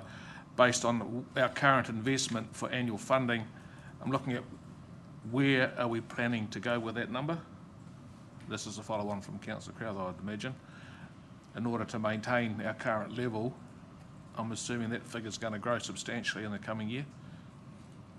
I think at the moment we're comfortable with the funding that's been provided through this LTP period, this 3-year block. There are some funding challenges for us in there because not only, you know, you put up a funding plan and it gets put up against every other department's plans, and council makes some judgments about where they can, you know, put their money. NZTA do the same. So we might not necessarily get back quite the level of funding that we put up sometimes. So you're always having to be disciplined around managing that and getting value for money out of it. There's an opportunity every LTP period to put in a new funding request that meets the funding requirements of the time. And so I think at the next NLTP, the next LTP period, we'll have a thorough review of what we need to manage the network and be representing that to you. Thanks very much, because our local road network is growing quite quickly, and we're about to get Te Puna Bethlehem as a local road, so we need to be very mindful of where our transport maintenance budget's going. It's going to increase quite rapidly in the next few years. Thank you. Councillor Schuler, did you have a question? Thank you, Madam Chair. Just similar to Councillor Crowther and Roseboom, so just reading those number 30, so is the quantum that we're short every year 5 million? Or is that 5 million us and 5 million NZTA? That's total, between the two. So 10% off. Currently we're at 50 odd, historically 20 to 30 reading once. Yeah, that's correct. But as I say, we're not overly concerned at this stage in this NLTP. We're managing those constraints. But yes, if we had another 5 million in the budget, we'd be able to fully maintain the assets at the levels of preservation levels that we require. And you would have noted in the report that there are some activities there that we're having to prioritise what we do. The line marking, we can't do the full city line mark, just focusing on intersections at this stage because the funding's reduced in that area. Yeah, we're managing it. It's not unsafe, but yeah, we could certainly be comfortable with a little more. And through you, Mr. Chair, just to add to that, in terms of you bid for maintenance money every 3 years. We asked for more to the tune of about $10 to $20 million more than we received. It was always going to be less than that. So there's a trade-off game. So what happens in that trade-off is that if the money is shorter than what we've asked, different decisions are made. You do a holding seal instead of a renewal. You start to take the really cost-heavy items out of your program, and you do them and you program them at another time. So that's why it's one of those where if you might find us slightly cagey about answering that directly, that question, it's because it has implications for the rest of the program. We reset the program, we go back and agree it, and then we've got a planned program, we get on with it. So, and that's the cycle of maintenance that we have. So, but we always want to make sure that we're making sure we rehab and we renew pavements and the big cost items as much as we can get. But of course, there's a tensioning aspect from Whakaputahi around that, and they really hammer us on making the right decisions. And what you're seeing from that audit report is their trust in us. So we've got a high level of trust with Whakaputahi. We did not previously. Where we want to take a few more risks or do something a bit different, they're much more open to that now. You've got to get the basics right before you can get into that space of doing those sorts of things. And so that's why it's so important for us to make sure we're very considered in the way we do things. So that's one of the aspects. But I think we'll go away and do a bit more analysis to give you more of a, we could stand behind the number that we give you rather than give it to you today. Yeah, no, thanks for that. I suppose just to comment to councillors that, considering the significance of roading and infrastructure, that this would be a good $5 million to find. Thank you very much, Martin and Mike. That's the end of the questions. I'll now ask the recommendation to go up.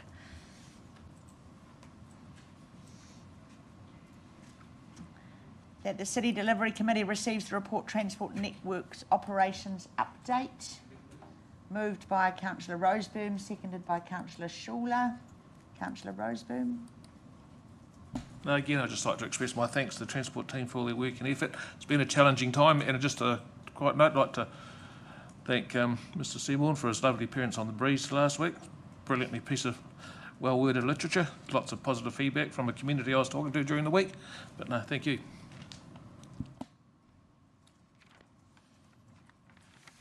Any other discussion?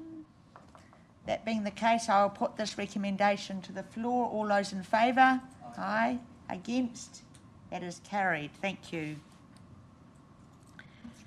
We'll now move to 9.7, and just acknowledging that we might have needed a break in between, but I think we're happy to delay that as we need to. Do we need to do a resolution now that we can? No. Okay, good. So this is 9.7, 7th Avenue cul-de-sac and 12th Avenue access options, parking options for 6th, 7th and 8th Avenue, page 119. Welcome, Mike and Karen. Thank you, Chair. So this is our second run at this, second or third. It is another run at this, and forgive us for the complicated recommendations in the report. It is a bit of a pick a path. And there's some consequential decisions depending on what you like to do at first. But there's two issues at hand here around the 7th Avenue cul-de-sac and the 12th Avenue access options. But they all relate to one overriding sort of strategic intent with regard to Cameron Road. The Cameron Road Stage 1 project is a child of UFTI, which is the Urban Form Transport Initiative. And in that document, it spoke about the centres, the urban areas within the Tauranga area being connected by transport, particularly public transport, cycling, walking, and provision for make sure that our arterials are able to transfer the people in the best manner possible. And hence, that context was set before COVID and quite some time ago, and those projects were delivered in the context of those things. One of the key points here, though, is that the role of Cameron Road has changed from what it was to the current form on Cameron Road Stage 1. And that was to accommodate the growth planned in Tauranga West and also on the Te Papa Peninsula. So it is a future-looking design. And I think that makes it awkward. And it makes it awkward for our community to understand and to get behind, I think. and it's fair to say that the paper here and the commentary that we've had our customers and our community come tell us how awkward it is for them, and that's acknowledged. What we've got here is recommendations around 7th Avenue to leave it as is, and 12th Avenue to not do anything there either. So just to put that out there, that's the staff recommendation. And I think we're happy to engage in the discussion and take the report as read and answer your questions with regard to the logic behind those things and the level of scale and impact that these things have. And it is absolutely acknowledging that our community does feel these things, and we've heard from one today. And we're comfortable that we can answer questions and help you guide you through the options that you've got in front of you. Thanks, Mike. Any questions? Me Mahe. I'll start with 12th Ave. So the costings in here, again, we're talking about digging up effectively a berm and laying some pavement. So again, how accurate do we think that money is?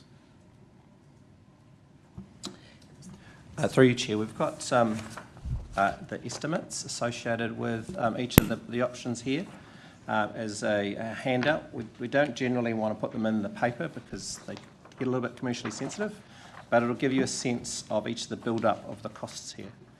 And I think I'm happy to talk you through them, but it gives you a sense of when we go to the market and we want to go and build anything, be it a footpath in Papamoa or a project like this is the kind of response we get. And I'm happy to answer some of these things. But as you'll see, if you really look at these projects and putting these numbers to one side, the materials and the construction of the thing is only a portion. In the vicinity of 60, maybe 70% of the total cost of what you see in the budgets. There are other elements in here that are on top of that, and they're generally invisible to people who to look at projects and whatnot. So I'm happy to answer some of the questions on there, but for example, you've got the temporary traffic management in here, and there's a number there for all of those elements. That's a percentage cost of a project, and on a bigger project, that cost kind of stays relatively static as a proportion of the total cost, but on small projects, it's a big element of a small project. And this is the sort of game or strategy that we have to deploy, which is when we do small things, there's a general overhead with these things that just looks out of proportion to the cost of the materials that you're using to do that. And I think that's one of the things that we've probably failed to talk to you about properly, is just some of the overheads that we incur. Now, is the opportunity to change that and to save money on those elements? Yes. Do we want to do better? Absolutely. But I think we have to be kind of cautious, or at least sensible and a good client around how do we get that cost reductions across those different line items in there. And each one of those should be a build-up for each of the options there. So.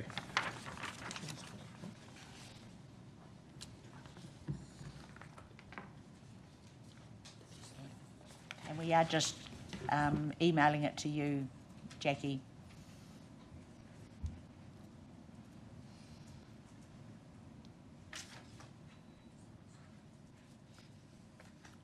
Any other questions on the report or the numbers we've just been provided? Councillor Crowther? No. Mayor Mahe?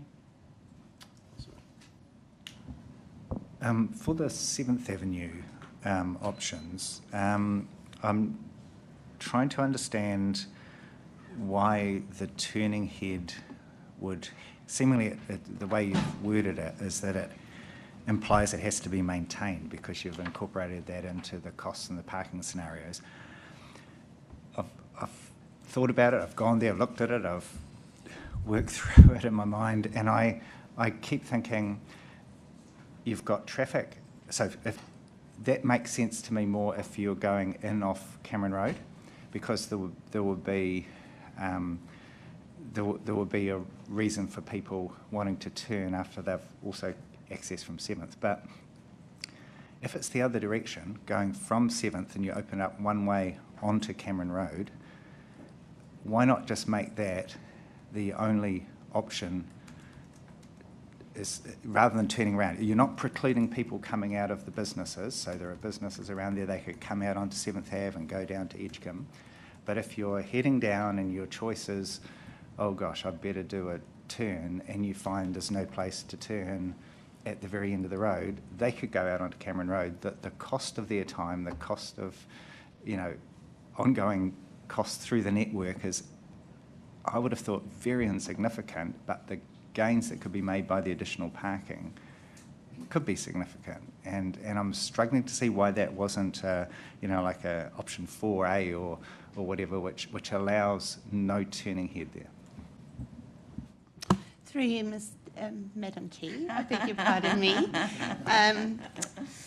There's so many multiple options, Councillor Crowther, in relation to this. The primary thinking behind the turning head is if you had a one-way system, it would work really well in terms of potentially, because you only have traffic in one direction. The turning head was implemented because it is a two-way street, no matter what access is provisioned. So if someone goes down to the bottom, and sometimes it is heavy vehicles, there's no opportunity to turn. That doesn't mean we can't have that discussion with some of the local businesses and seek that opportunity, but that is the rationale behind it. The Chair, it would significantly change the use of that portion of the road, though. I guess that's the whole point. And so, to me, it's... We've got a question here, Councillor Crowther. I'm trying to understand what target, user base would you think be disadvantaged significantly by that? Because I can't kind of think of one. It's generally the public that perhaps goes down to the cul-de-sac. So there was a discussion, as I understand, in terms of provisioning a turning head for vehicles to turn. But as indicated, we're very happy to take that feedback on board, Councillor, and I think it's perhaps a discussion with the businesses contingent on the outcome. Councillor Carrack. Yes, thank you. Earlier at the start of this meeting, we had a submitter regarding the 12th Avenue opening, and I'm looking at page 125. There's a table there, the top one, option 1, and looking at a constraint being the high conflict with the cycle lane, limited visibility. But that submitter made it very clear, and I share her opinion, that you've got quite good line of sight and visibility as you're moving in, to that street. So why is there the conflict between the staff opinion and that of the submitter and what is mine in terms of the safety concern? Thanks for your question, Councillor. I think it's fair to say that Cameron Road, as it's designed right now, and particularly Stage 1, is a busy corridor with regard to what you've got to think about when you're making movements. So at the moment, if you turn left on Cameron Road, you have to look over your shoulder, and there could be a cyclist there or not. There's a lot of things going on. There's also a lot of things going on for that cyclist. And so at the moment, the way it's designed, there's a sort of a predictive element to that. A cyclist or a person on a scooter knows that a car might turn in. The car knows that there might be a pedestrian or someone there, a cyclist there. If you introduce another element, that's when it starts to get quite a situation where you're looking that way and you're looking that way. So there's these sorts of design risks that you start to build in if you have that conflict happening at that location. So having a slip lane that goes into 12th Ave just increases the complexity of that decision making at that point, and then increases the risk for an error to occur. And that's one of the things that we try and avoid with design, is to not design in more risk and trying to design it out. It's not always possible, and sometimes it's acceptable in some situations because there are no other options. In this case, we do have another option, and we have a safer one, but it isn't going to increase the access to that block of shops there. So on balance, it's those sorts of trade-offs that, as designers, we are uncomfortable making, but because we're increasing the likelihood of a risk. And it's a risk that has a high consequence particularly because you're right turning across traffic. Any nervousness or any delay crossing a stream of traffic, you can set up a sideways collision, which is a higher risk collision within a transport system as well. So we generally try and avoid those types of design decisions too, without controls or things like that. Thank you, Mike. But in terms of the left turn and looking over your shoulder, I understand, and being on a scooter, I can understand you're very aware of that line of sight. But where it's talking about particularly a right turn is where the submitter, focused her attention on not seeing a safety issue there in terms of cyclists. I understand in terms of cars coming this way, but in terms of specifically cyclists, though, is there a real problem with that line Sorry, of sight? I should probably have explained it further. If you're making that right turn, let's say that right turn exists, and you are now the person driving across here, that same situation I explained still potentially arises where you have a person who needs to turn left, you have a cyclist coming down and a right turn all happening at the same time. And then that creates more confusion in a general sense. So no matter what vehicle you might be in, there's just more risk.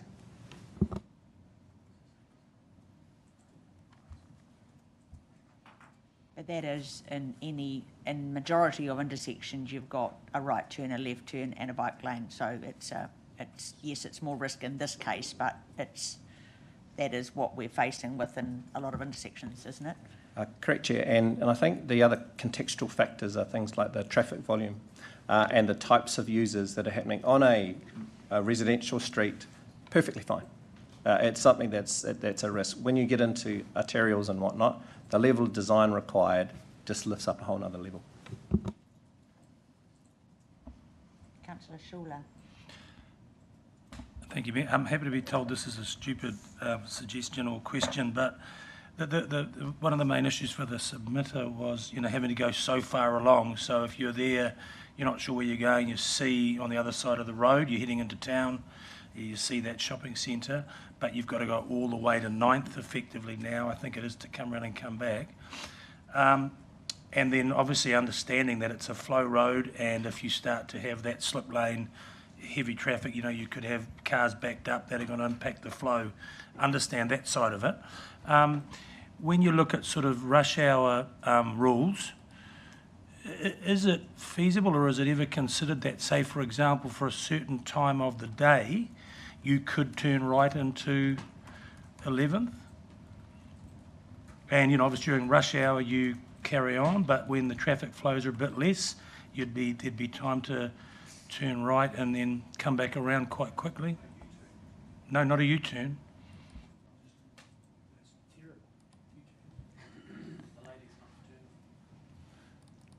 In terms of traffic management, I suppose.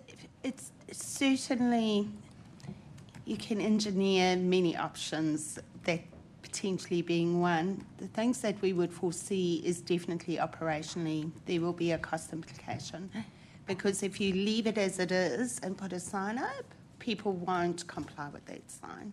So there's a potential enforcement challenge between peak times and how we operationally manage that.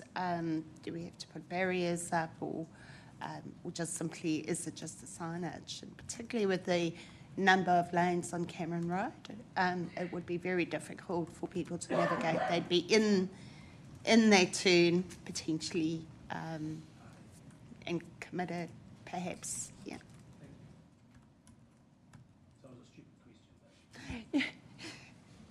No. Okay, that being the question, we've got one from Councillor Crowther. Just in light of your answer to Councillor Curra, I just wanted to clarify who has the legal right-of-way across between either side of 12th Avenue on the cycle lane, because my understanding is the conflict would particularly come to a head when a right-turning vehicle would stop for the cyclist. So can you clarify, for the benefit of the committee, the legal rights of way there on the cycle lane? Through you, Madam Chair, the cyclists across all intersections, if they're marked as a cycle lane or not, have priority. So if you're turning into any intersection across the city, irrespective if a cycle lane exists or not, you have to give way. Yeah.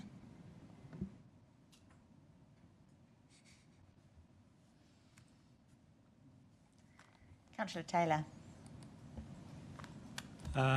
So we started at 7th Ave. We're talking about 12th Ave.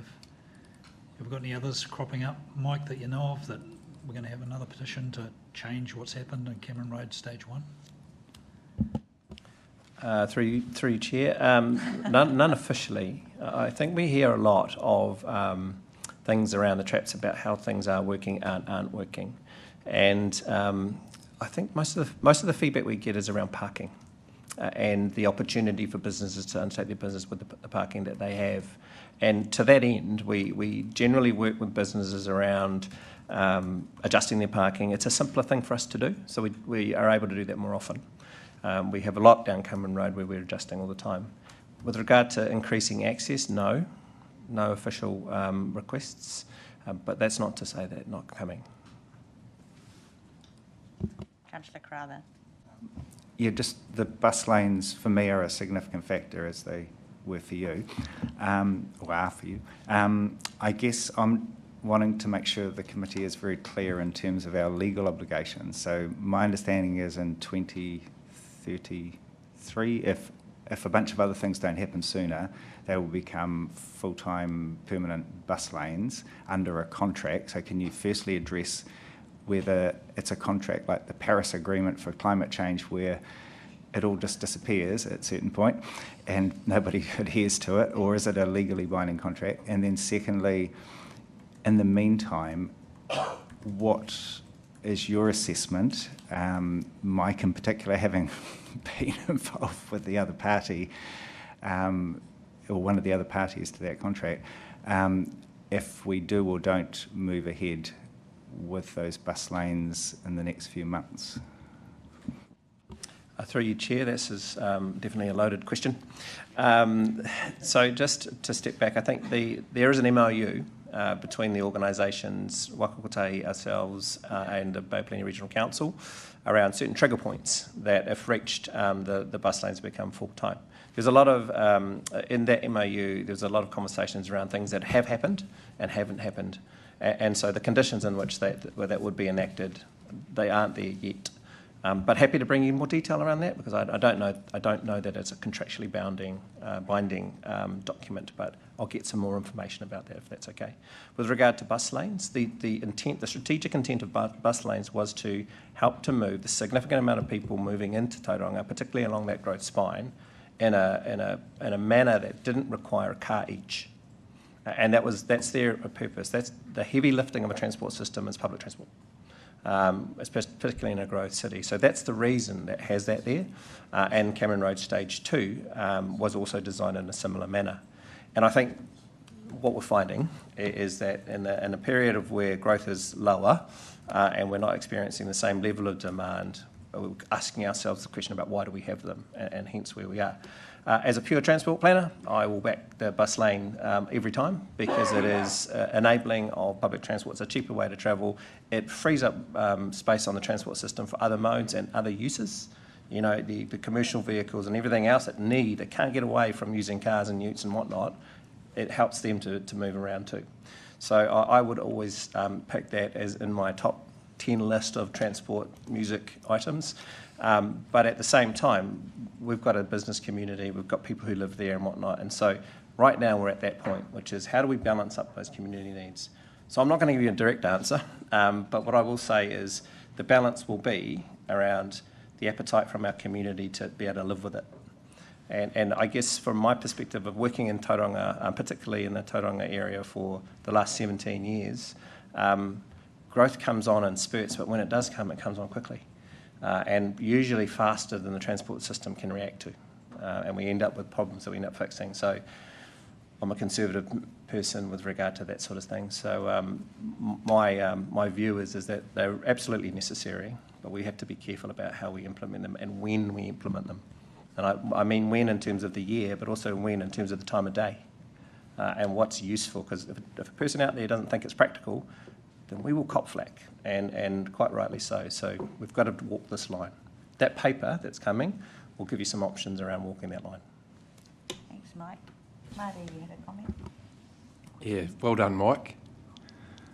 So I think you were head of transport at Regional Council at the time this MOU was signed, or were about to become that. The other player in this party was Crown Infrastructure Partners, who provided the $40 million of shovel-ready money. And I do believe we do have a contract with them, which is probably attached to the MOU, and that there were certain conditions that we would need to meet as part of that contract with Crown Infrastructure Partners. Of course, that was under a previous government and a previous GPS, and I imagine that the current GPS and current government may have a different view to the contract that we had with Crown Infrastructure Partners, and so might depend on who's in power at the time when those thresholds are met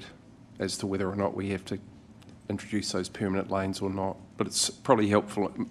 I'm sure, Councillor Crowther, you're aware of much of the detail, but for the benefit of other councillors, there is a $40 million contract there with Crown Infrastructure Partners, which has certain conditions.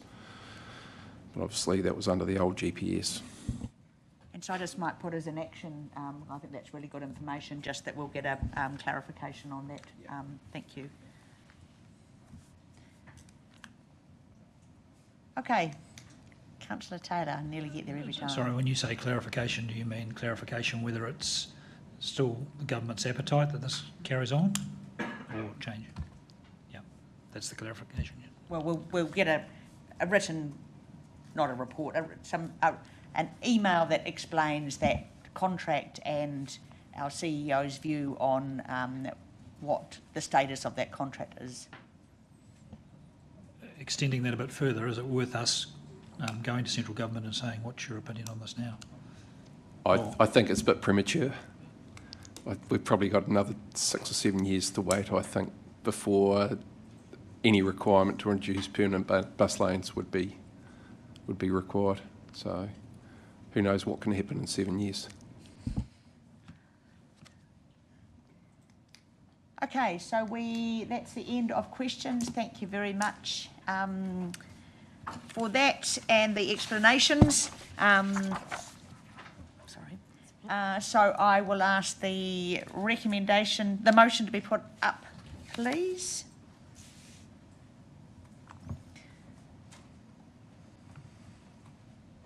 Do I have a mover and a seconder to so we've got an or.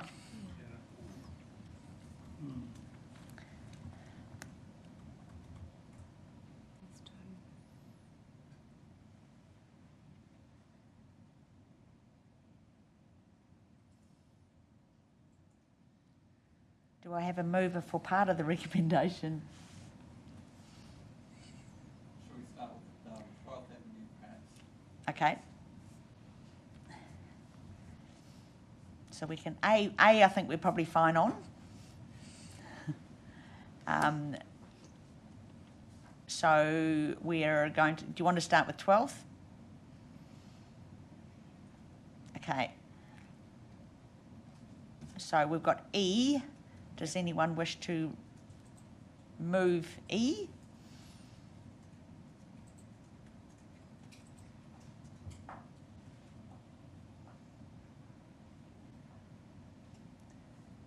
Do we have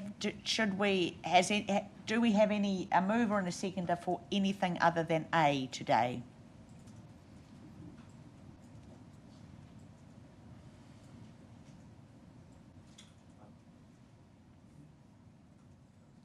I'd be happy to move the one-way for 7th Ave from 7th Ave into Cameron Road, if anyone would support that one. Yeah, not the option C, which is from Cameron into 7th, but an alternative option, which I think was D in the report or whatever, option 4 or something, which was from 7th into Cameron, retaining. So you're not. So there's nothing on here you're moving at the moment. Okay. So that's an amendment, or it's a. No, it would be a motion. be a motion because we don't have another motion on the table. Okay, well, there is a motion on the table. A is a motion on the table. You're happy to move B? So we're talking now on maintain the status quo of 7th Ave. We've got a mover. Did we have a seconder for that? Councillor Roseboom. So we've got... Yep. Yeah, we'll do A and B together if you're okay with that as a substantive. Sure. A, B and E. So you have to put in... Are you putting, what in? You're putting E in? E. Given the challenges.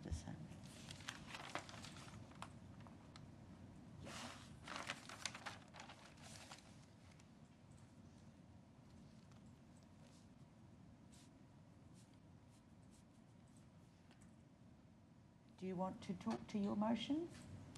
Yeah, just briefly, I suppose this has been passed around a fair bit, and there is, looking at the survey results, there's obviously opinions either way.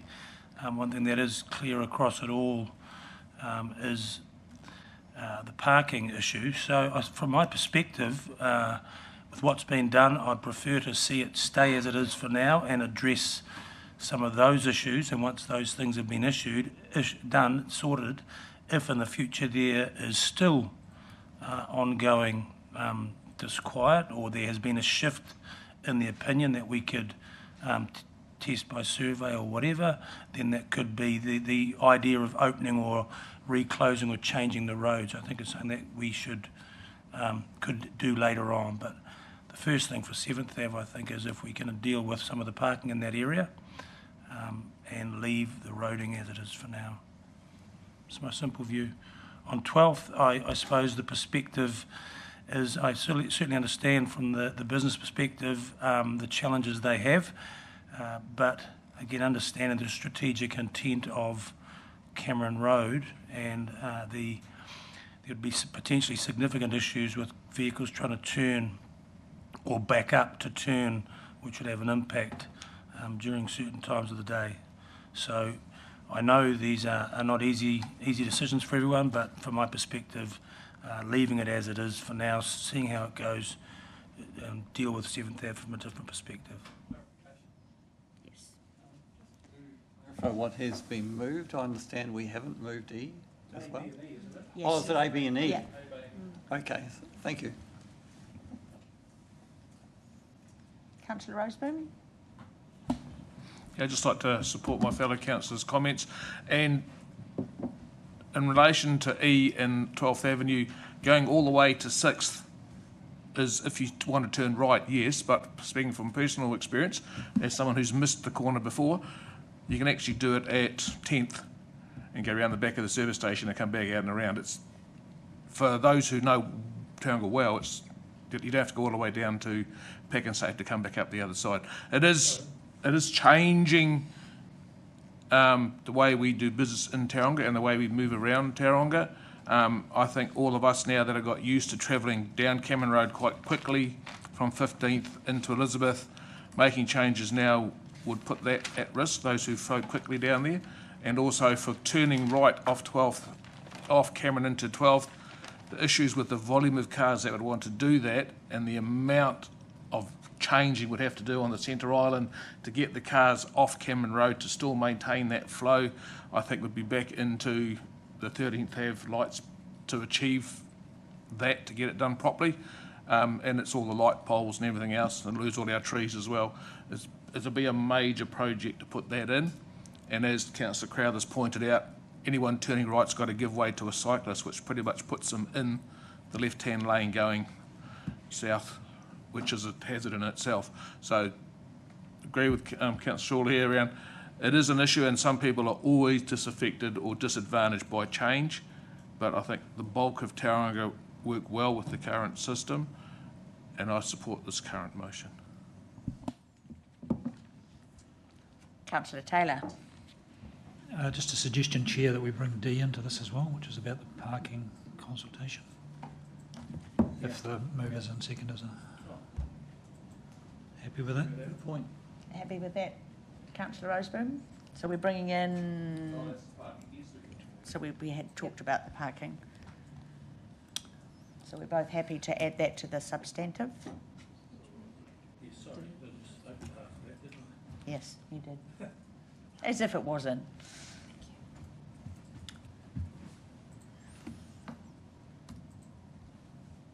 Okay, we've got a... Councillor Taylor. Just making comment that I think this whole thing started with a project that was, I think everyone admits, probably a bit of a rush at the time. Overlay COVID on that, and the consultation probably wasn't as 100%. I think we have gone to the community and given them the ability to come back to us and talk about this.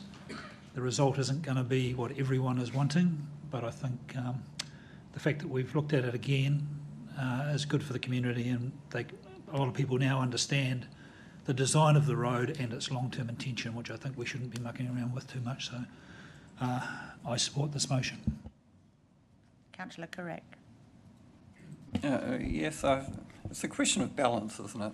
And I'm tending, in terms of balance, to maintain the status quo of 7th Avenue.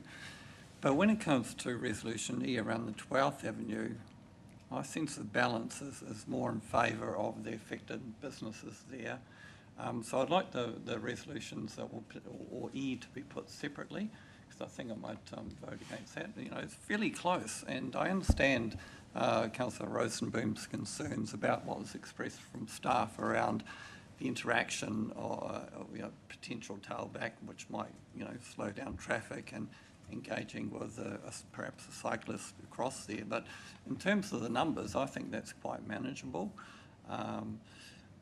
In terms of the demand for that right turn and the number of vehicles. So that's where I'm at this stage. The engagement with the community, the business and the residents in terms of 7th Avenue was very close, and but like I mentioned, it's a balance, and I prefer to just leave it as it is on that particular one. I'd be happy to take E separately if the Councillor Mayor Mahe. Yeah, I would like to see E taken separately. I think they are separate issues to me. Why are they different in my mind between 7th and 12th? It's because 7th, if you drive past 7th and realise you can't get in, you turn straight left down 6th Ave and you can come around. So, I think they're quite separate. I think the challenges about people backing up for 12th Avenue in a lot of ways unfounded in the fact that there's not going to be a lot of people between the hours of 7 and 9 a.m. turning into 12th Avenue, because all those businesses aren't open at that time, and I'm not sure that that's a really popular street to be turning into at the peak sort of times. Look, I'm not happy with the costs, and I'm sure that this is a example of where we'd have to find a different way of doing it. But 20 days to do this seems a ridiculous amount of time. I'm sure that we could do it faster, which would save a number of costs within that. So. I think that's the challenge is being able to do something that does support our businesses and very much agree around parking.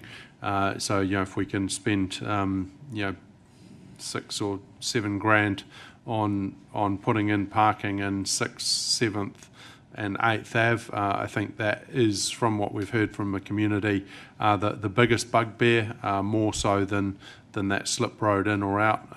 The biggest issue is actually parking, and I think that will solve a lot of issues if we can deliver more parking. So yeah, I'm supportive of 7th Ave, but I'm not supportive of the current recommendation around 12th Ave.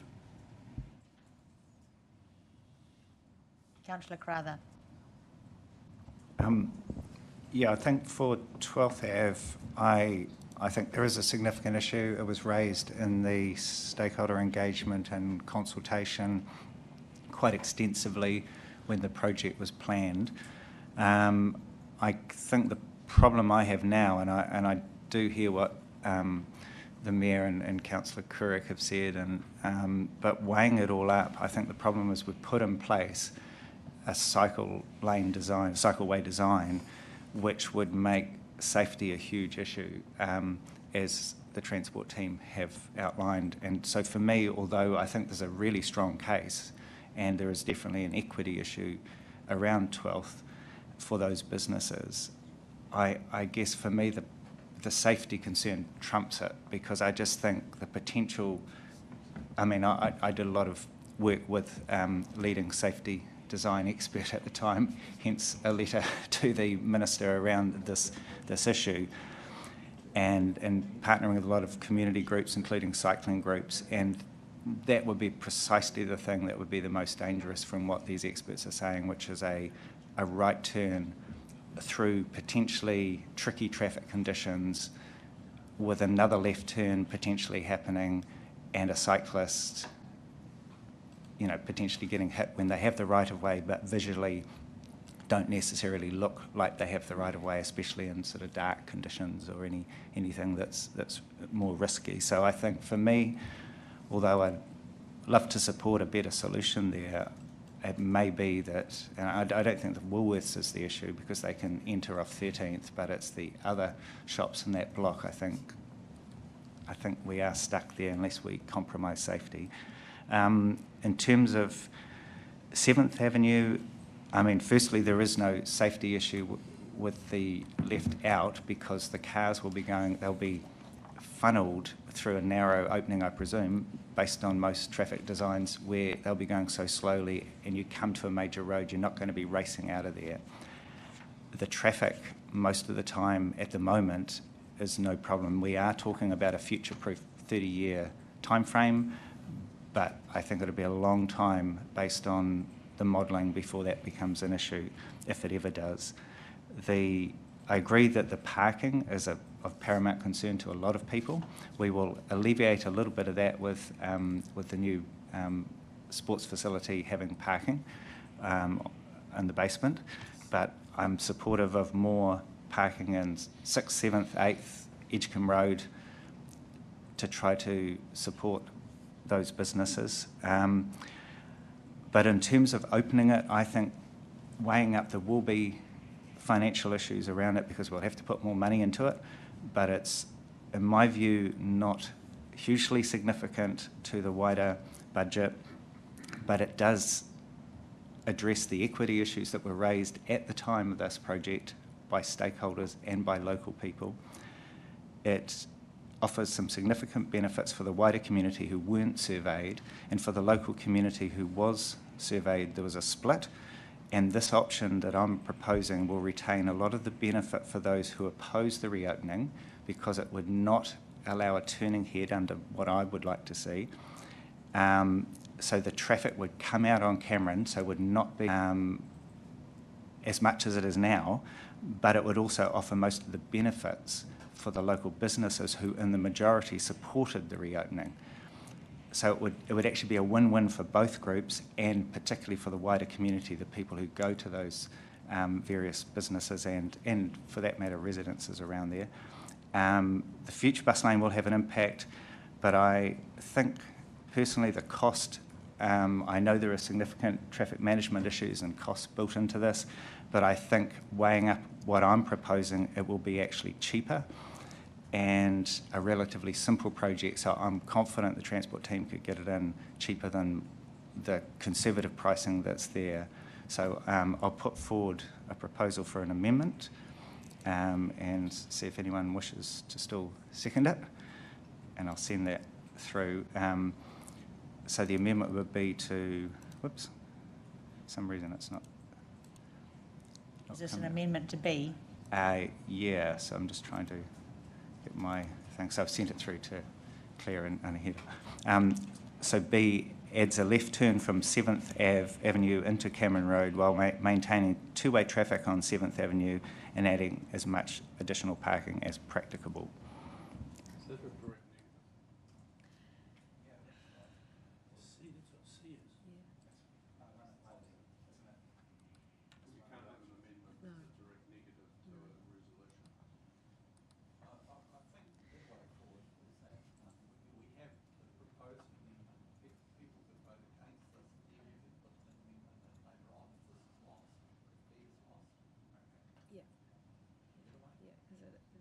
Thank you, Councillor Correct. Okay, so I've got a motion on the table without the amendment. I'm going to ask all of those in favour to raise your hand, please. Sorry? Oh, no, sorry. A, B and D.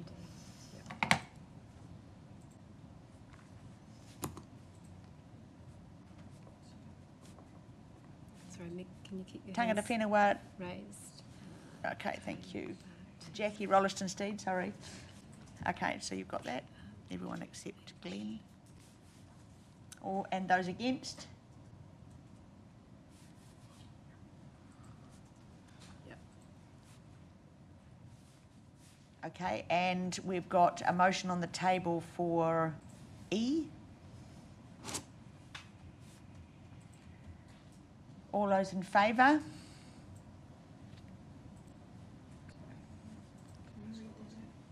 Yeah, Councillor Crowther. 12. Roseborough. Status quo. 1, 2, 3, 4, 5, 6, 7. Everyone, except No, not the mayor. Not the mayor. Or correct. D and, yeah, all except the mayor and Councillor Crowther. That's You were a 4, Jackie. Thank you. 4, thank you.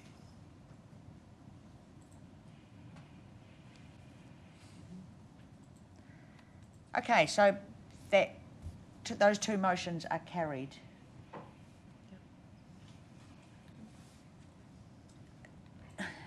We now have a break. I'm going to call this our lunch break. We've got a session starting at 1 o'clock with our CCO, so I'd like to do a paper before that. So we're going to come back at 12:30.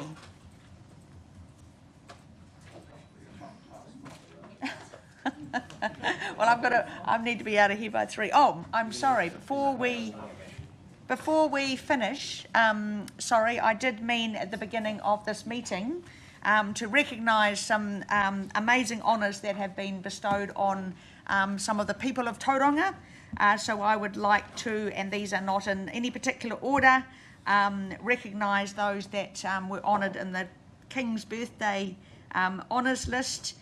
Wayne Wright, Chris Duggan, Brian Kelly, Murray Mexted, Portia Woodman-Whitcliffe and Fred Mulligan. And I think it's wonderful that there's so many from Tauranga and to be honoured for their amazing work that they've done in different spheres. So congratulations to all of them. And now we will break for a short lunch. We have to go out for lunch, I think, don't we? We haven't got it anymore. I'm not sure. Hey, I'm probably going to get called to sit in for this afternoon session. Cool. Change stuff. Eh? Change stuff.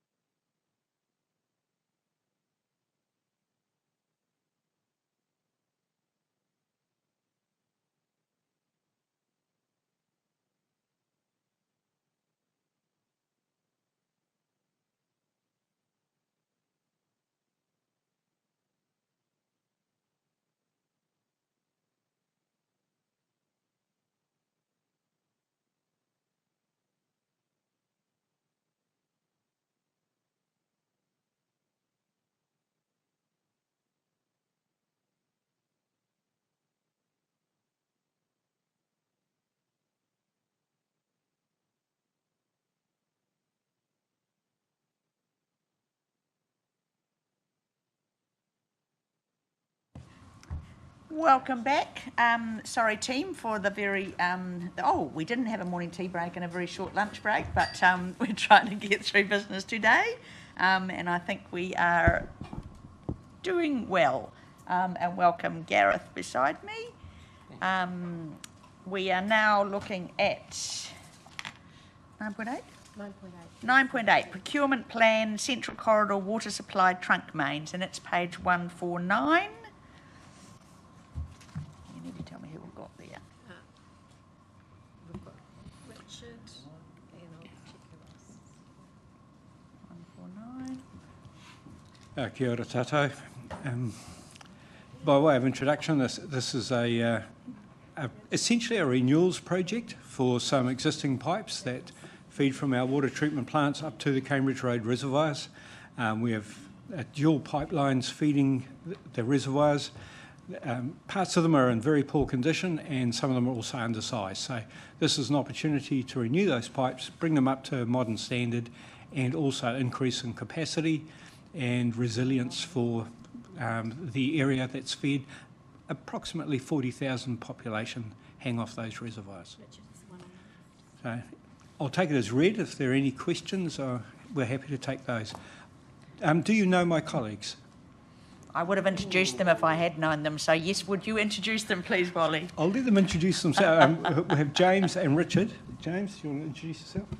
Thank you. James Erdley, the Program Management Lead for City Waters. Welcome. And tēnā koutou, Richard Conning, Program Manager, Delivery for City Waters. Welcome. And so the paper was in public excluded? Yeah, as an attachment, yeah, okay. But the rest Yeah, yeah, sorry, the attachment was. So have we got any questions for staff? Mea mahe. Just have a couple of questions. Firstly, around the procurement, I'm interested in, this is, paragraph 24 on page 152. You've got medium value packages are competitively procured based on non-price attributes only, ensuring quality and capability remains focused. I'm just wondering, in the other ones, price definitely comes into it. Why is there no price in a medium value package? So, through the Chair, this is in the context of the panels and how they operate. The medium value work packages, that procurement model was designed to provide an efficient pathway where we make sure we get a really good team on board and then we deliver value out of that. Price is not considered, but we seek to identify the best team first and then we use our cost management service provider to ensure we get those really sharp prices and rates out of that once we're negotiating directly with those suppliers. Okay, so when you talk about sharp prices, is anyone else in the city going to use the same people and pay less than us? I'd be very surprised if that was the case. We went through almost a year to choose these people. So there's two sets within the panel. There's a professional services panel and a delivery panel. And within that, there was looking at their resources, their capability, but also their cost schedule. So, and we do have a review of costs that are put through. So we are benchmarking and making sure that the costs that come through are fair and reasonable. Okay, thank you. And then just part of that, our price per metre of laying pipe, how do we compare to other councils from a cost perspective? I guess laying pipe in Tauranga is similar, or it's the same as laying pipe in Auckland. And for this, we're expecting it to range from 5,000 to 10,000 a linear metre, depending on the conditions of the ground we're going through. Okay, so it would be, this is the value for money piece. We don't pay any more than Auckland or Hamilton, or do we benchmark that? I'm just curious. We haven't benchmarked against Auckland or Hamilton. We have got intelligence, however, that work, our cost, the cost people on the team, they work across Auckland and Hamilton. So when the time comes to, I guess, assess whether we've got value out of our negotiations, that information will be taken in. Okay, thank you. Councillor Roseboom. Thank you, Mayor. Deputy Mayor, on paragraph 21, you're talking about Water's capital program under being constrained. Is that going to have an impact on our renewals program going forward if we remain in this constrained position? Given the fact that we're growing and adding pipe every year, at some point we're going to have to increase the percentage of renewals we do are relevant to the whole network. So how constrained are we currently? Through you, Madam Chair. Currently we're fine. It's a slow burn. I think you heard the same sort of message this morning from roading. New assets, when they go in the ground, they take a while before you have to renew them. But we do have a whole range of assets in the ground at the moment that are due for renewal. And when you look at our asbestos pipes, for instance, the AC pipe, we've got a 20-year program to renew all of those. And if we slow down on that program, we're going to get to the point in a few years' time where some of them are popping a lot more than what they should be. So we need to maintain that renewals headway, if you like, and not step back from it. Follow up, please. So just on that, it'd be nice to have a very clear messaging around when you put in your renewals program, which of it has to be done because you're trying to achieve a specific outcome. So, for example, in relation to the concrete asbestos piping, if you're trying to achieve that by a date and you've got a sequencing planned, it'd be nice to have that in the program so we don't inadvertently make a decision that limits that ability. Same with the PVC plastic thin wall pipe, that you've mentioned it in here as being an issue, and if you've got a program to renew that, it'd be nice for us to know what the sequencing is within that program. Sure. Through you, Madam Chair. I think we've answered this once before, but so we, in our asset management plan, we'll have a program of renewing certain assets because of their age, and we look at their condition. And over time, as we get to the point where something needs to be done, we look more closely at the condition, and then we also look at the performance. Is it leaking? Is it bursting? Depending on whether it's water, wastewater, or whatever. Is it rusting, or is the concrete corroding if it's a stormwater pipe? So we sort of come down the funnel. So we don't want to be renewing things ahead of time, but we do want to be renewing them in time. So I just want to make this is a comment, but we did at yesterday's working group meeting talk about wanting to come back from the CEO a report on the impact of what we've done in 25-26 and what that might have on 26-27. So just reading that point that Councillor Roseboom has talked about, just please be aware, Wally, that if there has been constraints that have been meaning we're pushing things out, we have asked for a report for what impact that might have on 26-27. So it's just, we probably should need to make sure we get both transport and waters included in that, which probably were, but it's just, sorry, I'm just adding that to the Gareth's notes. Thank you. Thank you. Councillor Carrick. Thank you. If I could go back to paragraph 24 on page 152 and the matters raised by the Mayor. So when you look at those three packages, low, medium, high, and on that third bullet point, the high, it ends with to ensure value for money. And that's our kaupapa here, isn't it? It's about really focusing in on value for money. So given it's not expressed in those first two bullet points, are we compromising on value for money to deliver a quality product, and so therefore expecting that we might pay a bit more, but we're getting a quality product? Or why is ensuring value for money not there?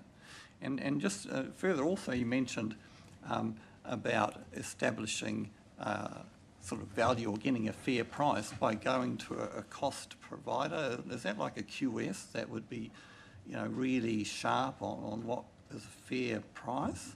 So just if you can answer those two questions, please.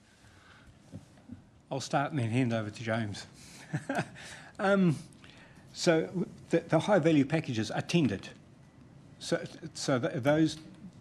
that group has to tender. So that it's not given as of right. They have to earn that job and they have to price it sharply. Then we review that, and we also get a cost consultant expert to review those prices as well. So we want to make sure that we are driving our supply chain to give us the right job at the right cost. But if you want more detail than that, no, okay, that's so that they fully price the entire job. It's not just little packages here and there. So that the high value packages are a tender.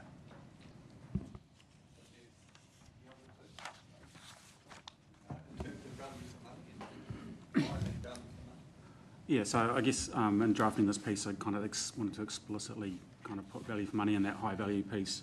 That doesn't mean that we don't drive for value for money in everything that we do. Even the low value packages, you know, we still make sure that we are getting really good prices. Our own staff, our PMs are experienced people, and they're able to make those assessments as well. And where we need to, we will draw on those specialist QS providers that we have available to work with us on these bigger packages and provide their expertise from across the market. These guys work across New Zealand, so we're getting the best advice when we need it. Any other questions of our staff? That being the case, I will thank you, Richard, James and Wally. I will ask that the recommendation is put up, please.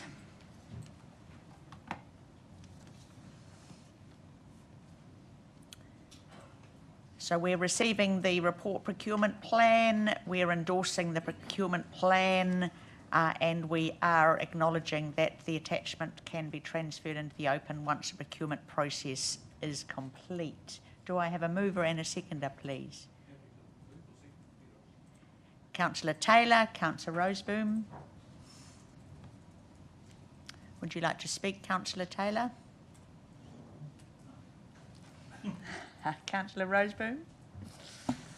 I'd just like to express my thanks to the Waters team for all the work and effort they're doing, and this is part of the project that enables water to be put into Smith's Farm, which is currently being done under our new TNL at the moment. So the sooner this is done, the sooner our developer can get in and start putting some houses in. Any other comments? That being the case, I will put the motion to the floor. All those in favour? Aye. Those against? That is carried. Thank you.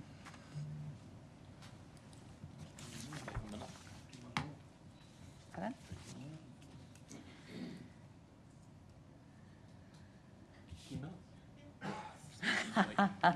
Just checking, we've got time before our 1 o'clock. The visitors are joining us, so we go to 9.9, Tauranga City Council consenting performance, June 2025. And we're welcoming Sarah, Steve and Alex. Got those right? So we're on page 169.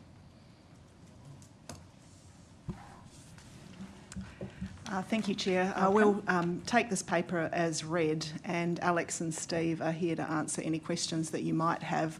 I just wanted to make 3 notes. The report highlights the resource consenting and building consenting performance over the last financial year. There's been some really good improvements overall, particularly in timeliness that the teams have been delivering to. And that those improvements have been a result of really targeted work on people, process and systems over the last several years, particularly to improve our service delivery. And I know all councillors have received, you get comments from applicants and the community that get frustrated with the regulatory process. The second point is that we still have some ways to go. So we still need to meet our timeframe KPIs. not there yet and not there for a prolonged period of time, so we can't take our foot off the accelerator with that one. We want to work on costs and some of the pinch points for applicants. We know that the processes can cost a lot of money, and we know that there are a lot of frustrations through the RFI and Section 92 processes that we want to improve, and we've got that in our sights. And also just communication and making sure that there's an open communication with all applicants and Steve and Alex's team. And the third point was just we intend to bring this as a performance report to this committee every 6 months, if that works.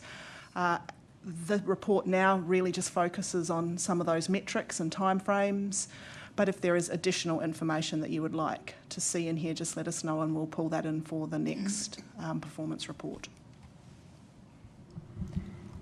Thank you, Sarah. Do we have questions of the staff?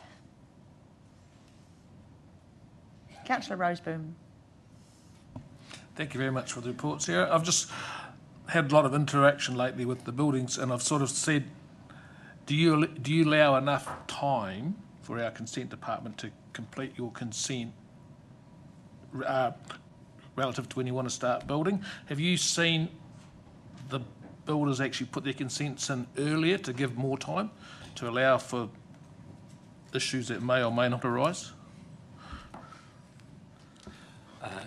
To answer your question in a slightly different way, in 2021 when consents were taking longer than ever, there was also, you couldn't get a builder for 6 months, and we didn't get that many complaints about how long it was taking.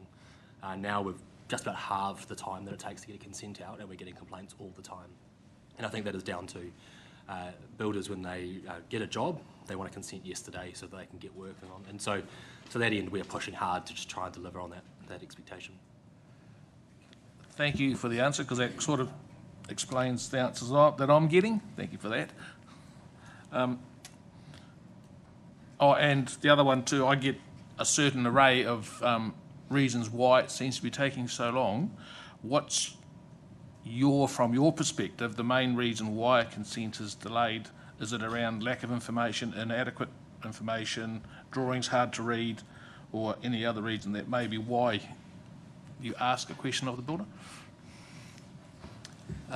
Look, the reality is there's some good research out. Brands have funded some research at Auckland University that use data from Tauranga, but also from Auckland and from Christchurch, just to try and see is it a broader aspect. Roughly half the time of a consent, if you think from the day it goes in to the day it goes out, roughly half that time is sitting with us, and the other half is sitting with applicants to get their responses back to us. 86% of the RFIs asked in that report, that particular piece of research, 86% of that was where the sender, the person who had given us the application, hadn't provided all the details, or had details that were incorrect, or had details that were obscured by something else. And so there's a reasonable, the industry needs to stump up a little bit and go, hey, how can we do this better? But at the end of the day, I've only got limited levers that I can pull with them, and so the focus from my perspective is really trying to get my team to be as sharp as they can. Clearly, we keep educating, we have a Tauranga toolbox that goes out every 6 weeks. We have forums, we have all those sorts of things to try and help the industry do better. But at the end of the day, if my team are as sharp as possible, that's going to be the best that we can really hope for. Thank you very much for your answer. I've got something to throw back now. Thank you. Me Mahe. Yeah, thank you. Look, firstly, just want to acknowledge that things are going in the right direction, and that's really pleasing. We've discussed before, but the idea here is we want to be the best in the country. We want to have a culture that we are a can-do council that with our partners, we want to deliver houses. So we're still here in the community. There's some frustration around consenting. So I guess my question to you today is, how do we go from where we are now, which is improving, to being the best building consent authority in the country, and that's timeliness and ease of getting these things through, working with them, and what's the time frame for that, where we can actually start getting the feedback that we are the best in the country. That's quite a question. Thank you, Member. I guess, firstly, we are absolutely doing better, and I think that's really important. So we are definitely moving in the right direction. I guess to that end, we're going to keep doing what we're doing, and so focus on timeliness, focus on quality, focus on communications is absolutely key.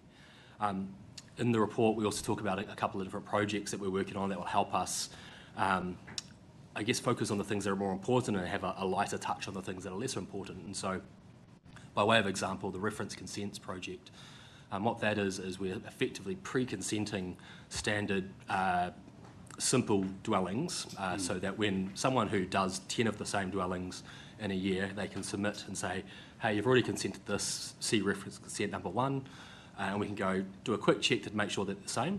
And that might be a half-hour job rather than a 6-hour job. Clearly that will mean that those simple consents can go out the door a lot faster, and that will help give us those low-cost simple houses, so that we've got then spare time to focus on the other houses and hopefully collectively get better. Thank you. And so, time frame, we'll see. Do you think, when are the builders going to come and say you guys are the best to deal with? Have you got a piece of string I could measure? It is a challenge because we're going up by a couple of % a month in timeliness. But at the end of the day, we also we're in the game of saying you need to do something differently or you need to do something better. And so, while we get a lot of really positive feedback, I don't know if there's going to be a day that you never get a person who's grumpy, or you never get a person who wants it faster or cheaper or with less questions. And honestly, if there is a day where I'm just saying yes to everything without question, we probably have to have a different conversation. Councillor Morris, then Councillor Carrick. Thank you. I'm just wondering whether there are any national metrics we can compare ourselves with in terms of RFIs and response times between multiple RFIs. Is there a national database where that's kept in a timely manner and not sort of 5 years ago? Is there something we can compare ourselves with in terms of RFIs? A short answer, no. So there is, the Ministry for Business, Innovation and Employment have started publishing frequent data around consenting timeframes, and each quarter they change the questions slightly, and so it's conceivable that next quarter or the quarter thereafter they might start getting down to the level of detail of RFIs. At present, the best data we have is that model docs project that I referred to. From memory, they looked at something like 2,500 consents across those 3 councils. And what was pleasing from my perspective is that we were similar / almost identical to our colleagues in the other metros. And so that suggests that as a system, we're all doing roughly the same. But other than that, no national data. I'm actually going to go to Tangata Whenua representative Jackie Rolleston-Steed, and then you, Councillor Rolleston. Jackie. Thank you, Deputy Mayor. I can't quite see you, but kia ora, I think it's Sarah and Alex. Nice to see you. My question is around NES reforms. So are you considering what the NES reforms could bring? I'm thinking in particular with regard to building and resource consents and standardising those rules across district councils. I'm mainly thinking about papakainga and just housing development in general. Have you considered how that might impact on your workloads?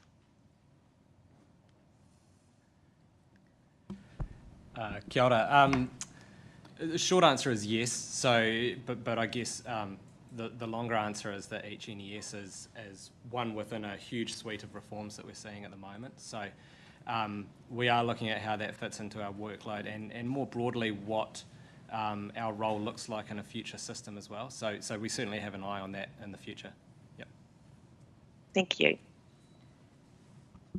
Councillor Rolleston? No. Councillor Carrick, sorry. Thank you. Just thinking of some of the feedback that elected members get, and some of it is around request for RFIs, request for additional information, and some consider some of those to be a bit unreasonable, and getting, and thinking of, a potential symptom of a risk-averse approach that potentially some of your team might take. Perhaps are not as experienced as others, and it's always, better to play safe than sorry type approach. Do you think that's a component of what might cause some frustration out there in the building community, just by that sort of risk-averse approach, and perhaps wanting to cover their butts a little too much, and you know what I mean? It's some things are best taken more of a liberal approach and think, oh, well, there's a degree of risk, but hey, let's get the ball rolling and let's build some houses in the city. Where do you think that's at? I'll answer on behalf of both building and resource consents, because I think that's a tension that we hear through the RFI process, but also the Section 92 process. And at the next report, we can bring you some information that shows you actually how many consents are resolved through the first set of requests for information, which is actually a significant amount. And so my perspective is that once there are back and forths with RFIs, there's either it's a complex consent, and it was never going to be easy, or there's some missing information, some fundamental missing information in there that needs to be resolved, and that's where communication between staff and applicants is really critical. I think in terms of the risk aversion, and it touches on the Mayor's comments, there's two really important pieces of change coming ahead. And in the building consent space, that's around changes to liability that Minister Penk has been really clear about. And that opens things up for a different risk conversation and a different risk appetite for council. And also Jackie's comment about RMA reforms, that provides a completely different space by which Alex's team can operate, because a lot of activities will become permitted where they're not now. And so I think that risk aversion will naturally be lifted, and there'll be different conversations. Councillor Taylor. Thank you. A couple of things. First one is you guys run forums with some of your user groups, and are they open to everybody, or do you have a select few that come to those?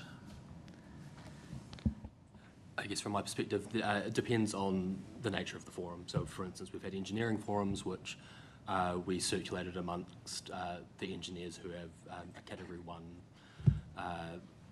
label with our council. Otherwise, sometimes it might be a group home builders forum, and so that's not open to everyone. Almost all of them are advertised in our Tauranga Toolbox and Planning Paranui, and so there is a mix of industry specific and general for everyone. Thank you. Second question, and I might have asked you this one before, but I'll keep on asking it. We're currently in probably the lowest ebb as far as consent numbers we've had for at least 10, 12 years probably.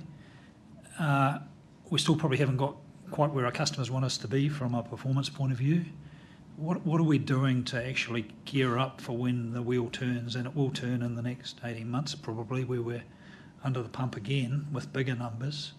I see your contractors' numbers are going down. You can't rely on them when it gets busier, because obviously everyone will have demand on those guys. So are we doing something in-house? I know it's contrary to other things that are happening in this organisation at the moment, but are we gearing up for what will be a bigger number in the next couple of years? I'm going to answer again because I think there's a collective response to that one. You'll see in the report where we talked about some really low timeliness results back in 2022. That coincided at a time where Steve and Alex couldn't recruit. And so I think, Alex, you were about 60% down on planners, and Steve would have been at about 40% So the real focus to get ready for numbers improving, and it's not quite that bad, they have been improving in the last 6 months, has been to make sure capability and capacity in the organisation is there. Both teams have had graduate and training programs in place, so bringing in people with no experience but going through a competency program, or graduates straight out of uni and building them into the competency, and that's just paying off, which is where we're seeing the consultancy dependency lowering. And I think both teams would say they are in a good position with that internal capacity to be able to deal with those numbers increasing now.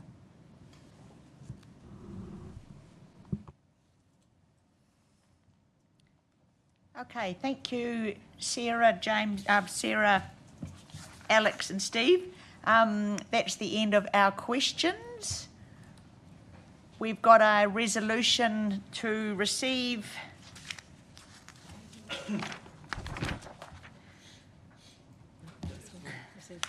the report.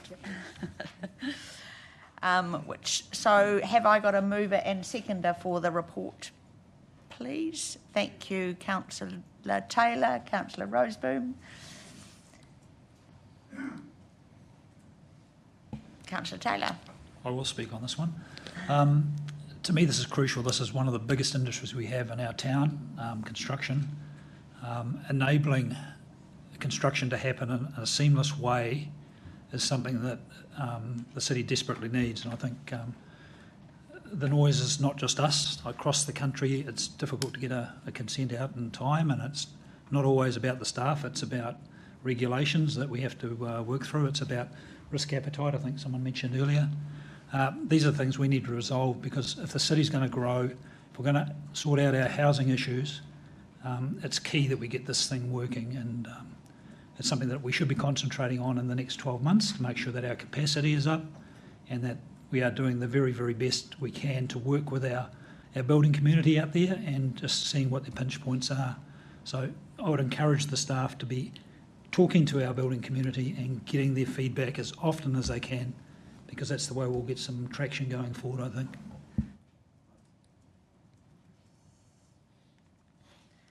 Councillor Roseboom. Thank you, Chair. I'd just like to support the comments of Councillor Taylor, and I fully endorse what he said.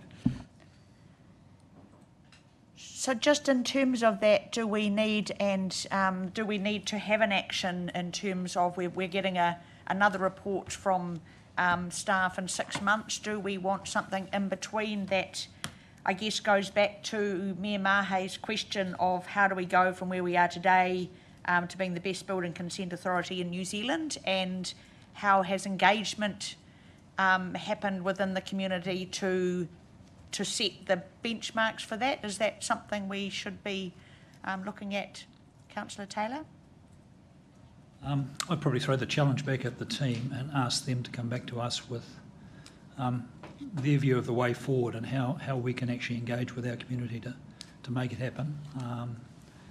They're the experts, they're dealing with this stuff on a daily basis. But yeah, I wouldn't want to see it wait 6 months till the next report. It'd be good if we are proactive about interacting with the staff and with the building community. So we will take that as an action, that we'll get a report for the next meeting. Okay. I'll fill that in a minute. I'd just like to add that I get no shortage of feedback from the building community, and it's, yeah, so I get a fairly good idea of how it's slowly improving. Our consenting team is very interactive, and they're very open to discussing issues with anyone who's got one around building and construction.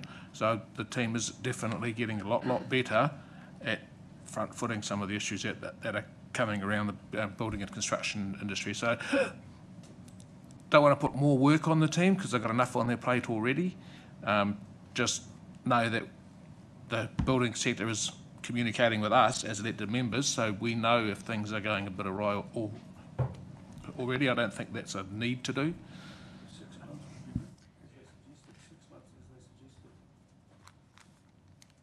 I mean, I'm supportive of at the next meeting, because I think I'm getting those comments as well. And yes, and I think Sarah up front talked about improvements, but not quite there yet. So I would like to see what does not quite there yet improvements look like, and I'd also like to see something that talks about what engagement has happened with the construction sector within our community.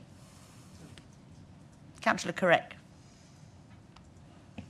Yes, I think Councillor Taylor is onto when he says this is the opportunity to do to enhance the services now while things are quieter. You've got capacity there to do a bit of work to fine tune that activity. And from what I hear, and others too, it needs some tweaking. I know central government will help in terms of the legislation, but it's all about perhaps drilling down to some of the obstacles in place that result in symptoms that we get feedback on.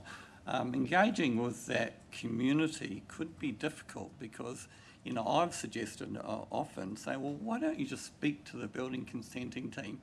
But they really don't want to, in fear of them being disadvantaged by speaking out. And that's the challenge that we've got here. You guys aren't probably getting the feedback that we are because they don't really want to, connect with you guys. So they come to us, and it's a delicate situation. So, and I've mentioned, I think, to you, Sarah, that potentially is a survey, an anonymous survey, the way to go, where their fear of being identified and would deter them. So if we had a system where they're not identified but they're legitimate in terms of the feedback, it would be quite helpful. And then you get some really open and honest engagement in terms of that sort of feedback. I don't know how you'd approach it. You've got a database there, obviously, and you could employ a third party to perhaps engage and have a certain specific number of questions, what surveys are about, and just trying to tease out some of that detail. I think that would be helpful, but I'll leave it in your court because this is the time to do it, as Councillor Taylor says. Let's do it now. Let's get this right. So when the stars align, when the government brings into force their changes to the legislation, and the market starts picking up, that we can really make the city happen in terms of providing housing and other growth, including commercial. So, this needs to be a focus, because if we want a vibrant, exciting city, we want to be able to accommodate the population and the growing population and provide the commercial opportunities for people to allow for ventures. And there's one that we are, if a number of us received an email about it. It's a resource consent matter, and to me, in reading it, thinking, oh no, it's unfortunate you're delaying quite an essential service in terms of what the business is seeking.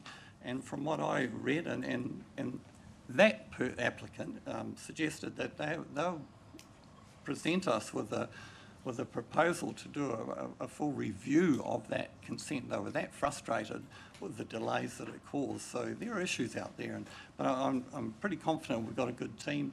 Once you establish what those issues are, to move forward and improve.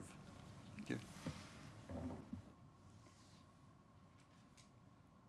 Okay, that's the end of discussion. So we have a motion on the table to receive the report, Tauranga City Council Consenting Performance, June 2025. We've got a mover and a seconder. I'll ask all of those in favour to say aye. Aye. And those against? That motion is carried. Thank you. Thank you, team.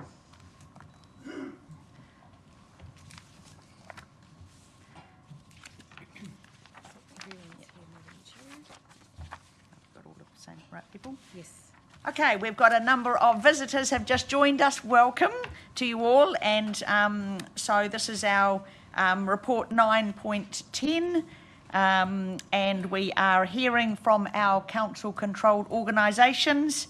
And the order I have them in is that we have Bay Venues, then Tauranga Art Gallery Trust, Tourism Bay of Plenty, Te Manawa-Taki o Te Papa Limited, Te Manawa-Taki o Te Papa Charitable Trust. So I would ask Simon Clark and Chad Hooker from Bay Venues to join us, please.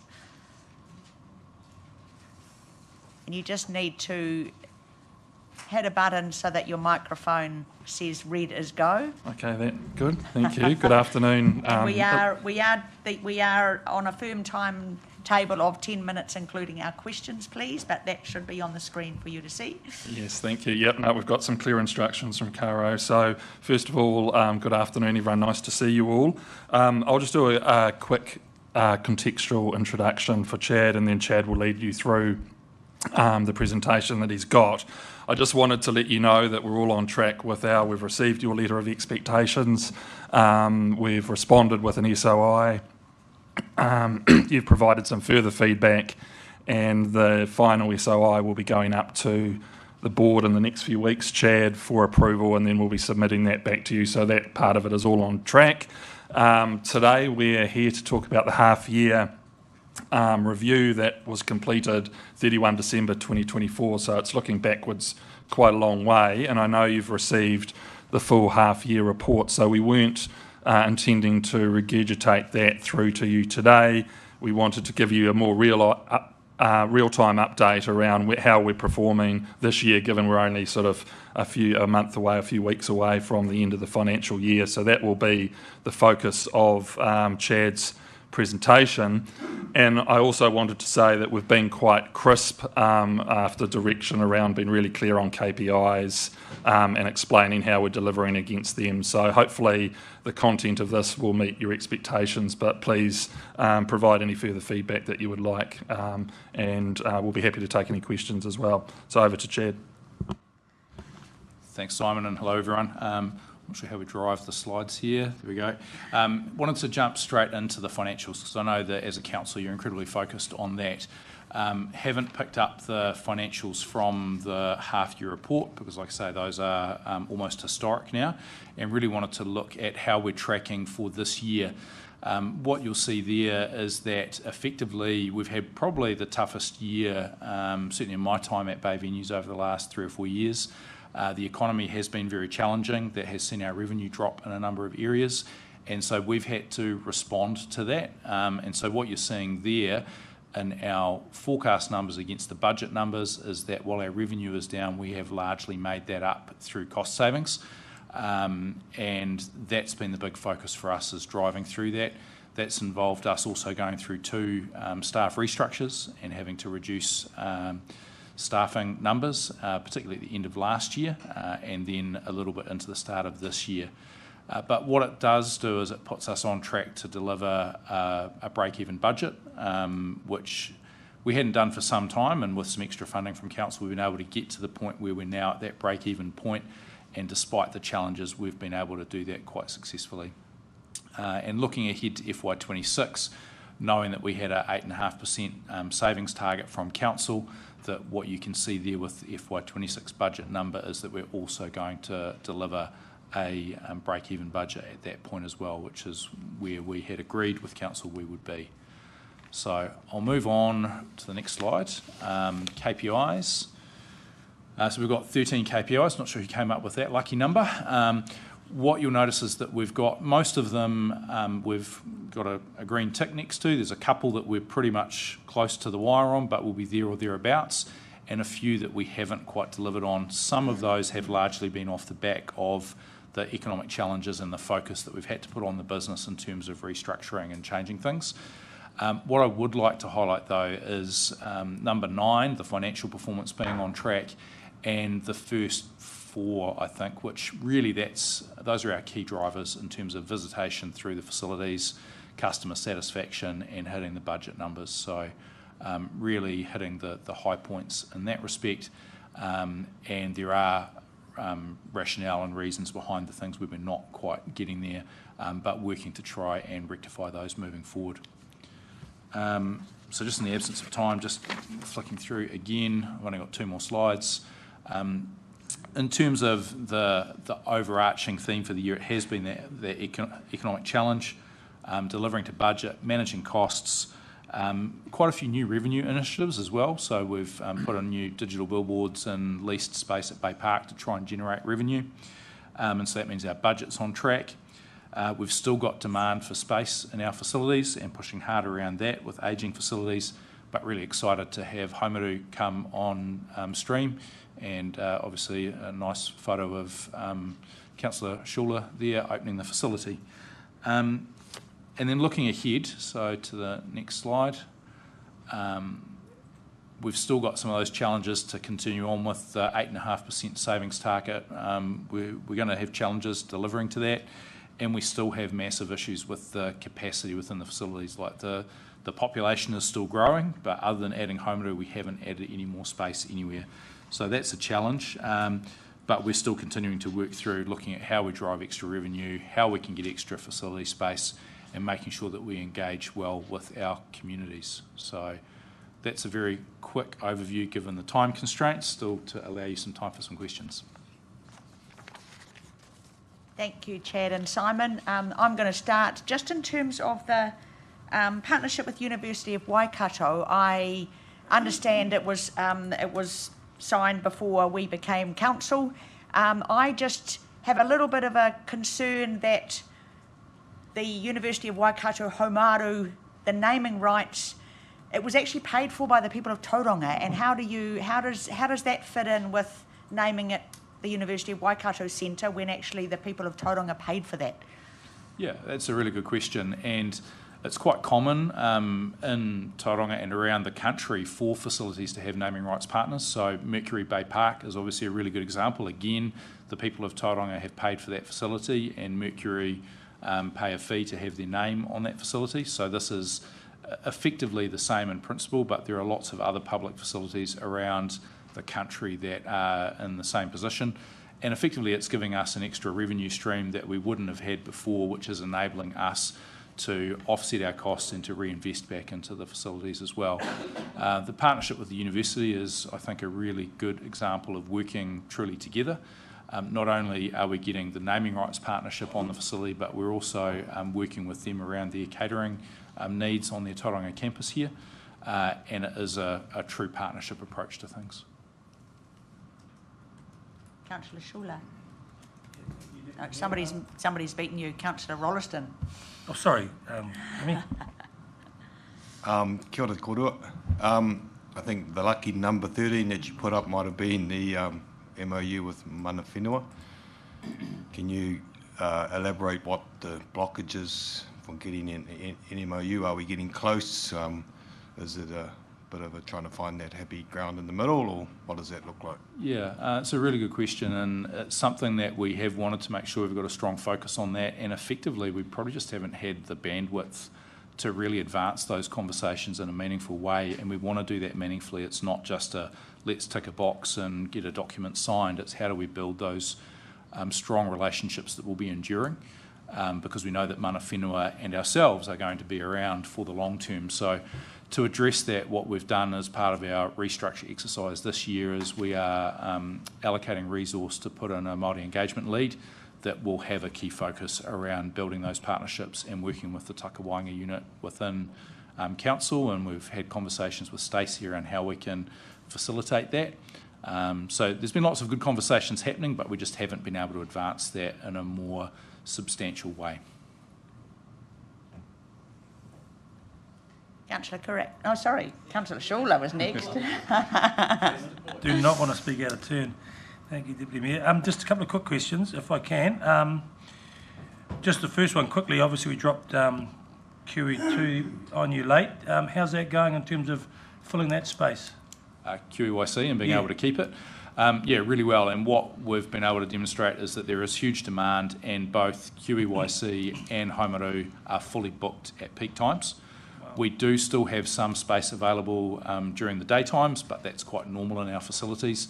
But effectively, all of our facilities at peak times, so that after school, evenings, weekends, are pretty much fully booked, and we've got community groups screaming out for more space. Cool. And then just a second question, I suppose, just in terms of the balance, and this council's obviously, you would have seen everyone's quite interested in the broader concept of what we're delivering in that space for the community and our amenities. Are you finding any price point resistance in terms of you delivering on your financials and versus the community, you know, to the point where you're seeing a drop, or are we still getting growth across all sectors in our sporting delivery. Yeah, what you'll note in the half-year report and some of the commentary there, in particular, I'll take note of our community centres and halls where we have seen a little bit of a drop-off recently. Part of that is with a couple of kind of anchor tenants that have moved on for various reasons, and we've got well advanced in some opportunities to replace that. But what we have noticed is that a lot of those community groups rely on external funding, so whether it's gaming trusts or things like that, and they've all been hit by the economic environment as well. So we are certainly getting feedback from those user groups in particular that it is harder for them to get funding to use our facilities and just to meet their costs in general. In terms of other price points, it's always a challenge, but we did a big exercise 2 years ago to benchmark our entry fees through our aquatic facilities and court rates to make sure that we were on par with other metro cities around the country, and we don't get, there's always a challenge, people don't like having to pay for things, but for the most part I think we've got a fairly balanced approach to it. Thank you very much, Simon and Chad. No, we're going to keep with our timing today. Next round we'll only have one question each. But I had another one too. I can say if anyone Yeah. does have questions that they want to get clarification on, feel free to reach out. We're happy to provide any other information that you might want. So happy to do that. Thank you very much. Thank you. I now invite the Tauranga Art Gallery Trust, Rosemary Podro and Sonia Korahina, please to take a seat. Thank you. Now you know how it's done. Welcome. And you just need to press your, Sonia, you'll need to press your button to be red for go. Red for go. Okay. Good afternoon, everyone. Tēnā koutou katoa. Just pull it towards you, yes. Tēnā koutou katoa. I'm Rosemary Prothero. I'm the chair of the Tauranga Art Gallery Trust, and with me is Sonia Korahina, who is the director of the art gallery. It's fantastic to meet you all in the new chambers, and lovely to see Tauranga Art Gallery artworks on the wall. It's a great collaboration. This is the first time I've met with this committee, so I did think that I would do a couple of brief overviews. Like Bay Venues, we are on track for our SOI, so we'll be delivering that on time. And Sonia will be speaking to the 6-month report, which is what we're here to do. But I'm going to take this opportunity to talk to you about a number of items that I know are top of your mind, which is around our redevelopment. Just to put up on the board who our trustees are, we do have 2 new trustees.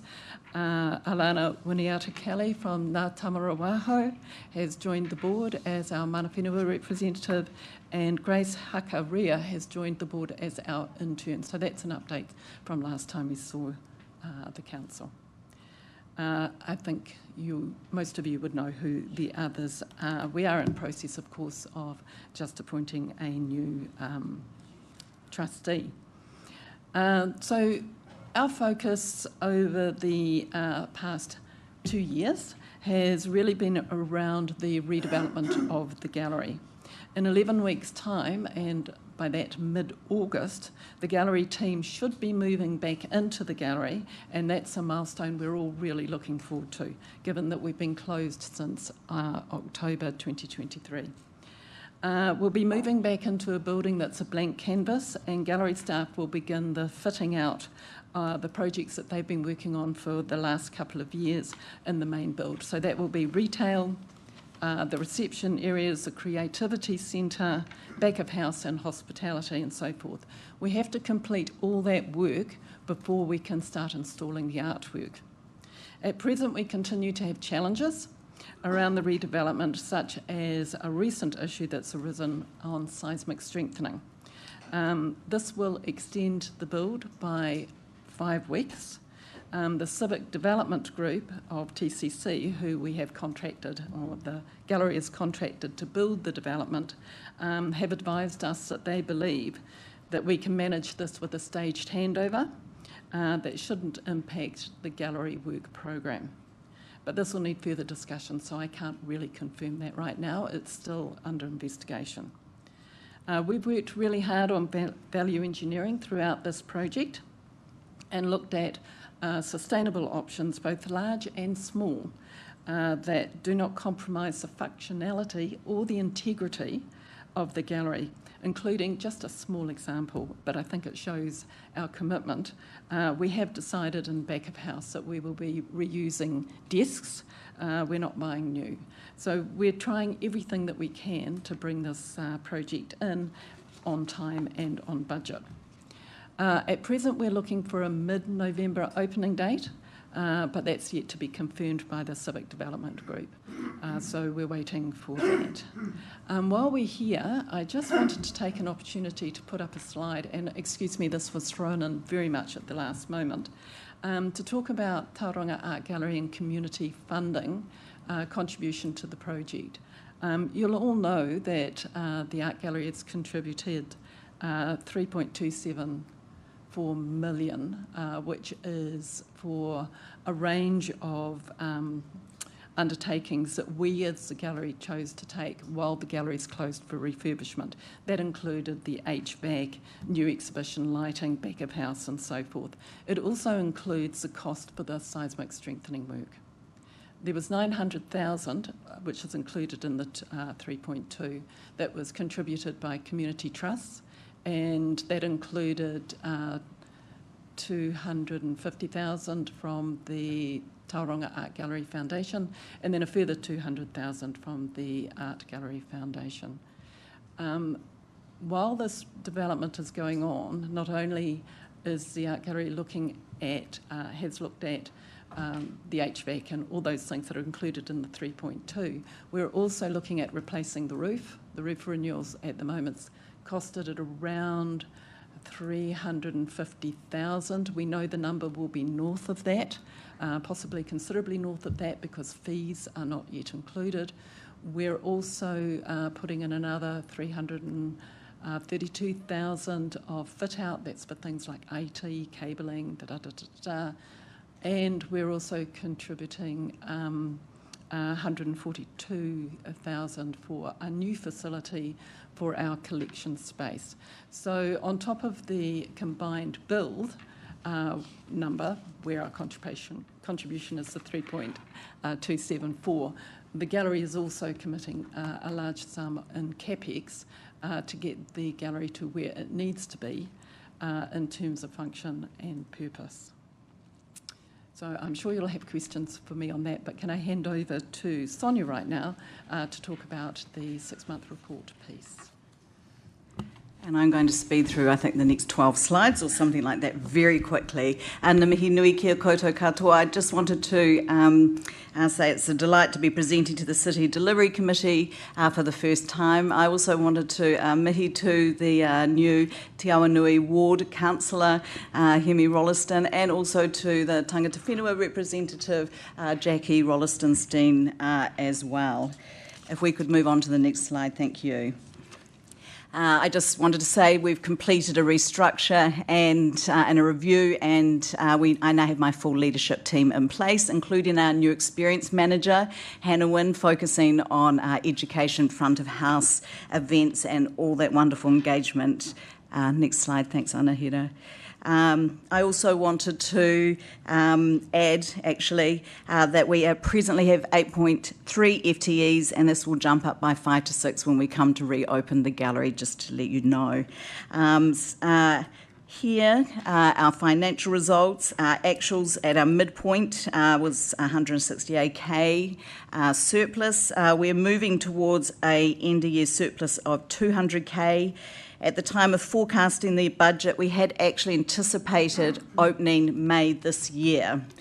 So we had also anticipated additional costs such as scaling up our staffing. So that's why there's the difference sitting there too. Caveats we're working on is a large write-off of assets that were part of the 2006 building. There's all this housekeeping that you have to do with a building redevelopment project. We're working with KPMG and the auditors, and this could equate to 950k write-off. However, whether this falls into this financial year or the next, or across both, is a special interest or subject to discussion with advisors. Next slide, thank you. Just to say that we are on track with 12 out of our 16 targets. Next slide, thank you. 3 of those targets that we're not on track with, one back, thank you, relate to the building itself being open. What I did want to mention or address was not meeting the approved annual revenue, and this instant it actually refers to revenue sources. So with the building not being open, when we forecasted this budget, we had anticipated additional sources of funding or diversified sources of funding such as international ticketing, and retail and so on. Next slide. I'm going to move really quickly now, just some of the awesome KPIs that we're achieving. Here's Te Kahu o Hiniwa, our Māori advisory group that's been established. The advisors all whakapapa Māori to Tauranga Moana, and they are working with us and our team towards the reopening of the gallery, championing excellent outcomes for our Māori artists and communities. Next slide. Just to highlight, we're so grateful to receive the 72% funding we do from Tauranga City Council. We obviously need additional operational funding, and we too, through the building, have been able to create naming sponsor opportunities, and it's great to have some corporate and private donors on board, and not forgetting Clarence with their fabulous accommodation. As Rosemary mentioned, our art collection is on the move. Some works are on display here and other works are on hanging in the new racks of our new art storage that will be blessed on Monday in Waiharere Lane. Thank you. And also another highlight, new resource and experience development. We have a whole raft of experiences that we're working on. Some we've already launched online and others will be there to enhance the visitor experience for our visitors to the gallery. Thank you. I had to share this, some of you may have already seen it. The Heritage Collection ran a Lego competition. This is Stasi, age 10 from Omanu, and she says, I'm looking forward to seeing the new building design and all the new artworks inside. I've seen pictures of how it's going to look and I'm very excited, and we are too. Thank you. Last slide, I think. And I just wanted to share this last slide just to say that we love collaborating with our city partners. It makes for stronger outcomes, and I wanted to share with you some of the organisations and entities we have recently partnered with over the past year. Ngā mihi. Thank you very much. That was a very good timing of your 10 minutes. And so we are not able to take questions, but I'm sure if there are questions, we can feed them back through the team, but thank you very much, and all the very best. We're very much looking forward to it being opened in November. Was that? I'm happy with fingers You'll be the crossed. first to know. Thank you very much, Rosemary and Sonia. Kia ora.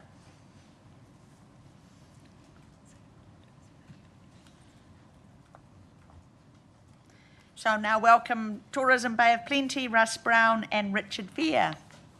Welcome.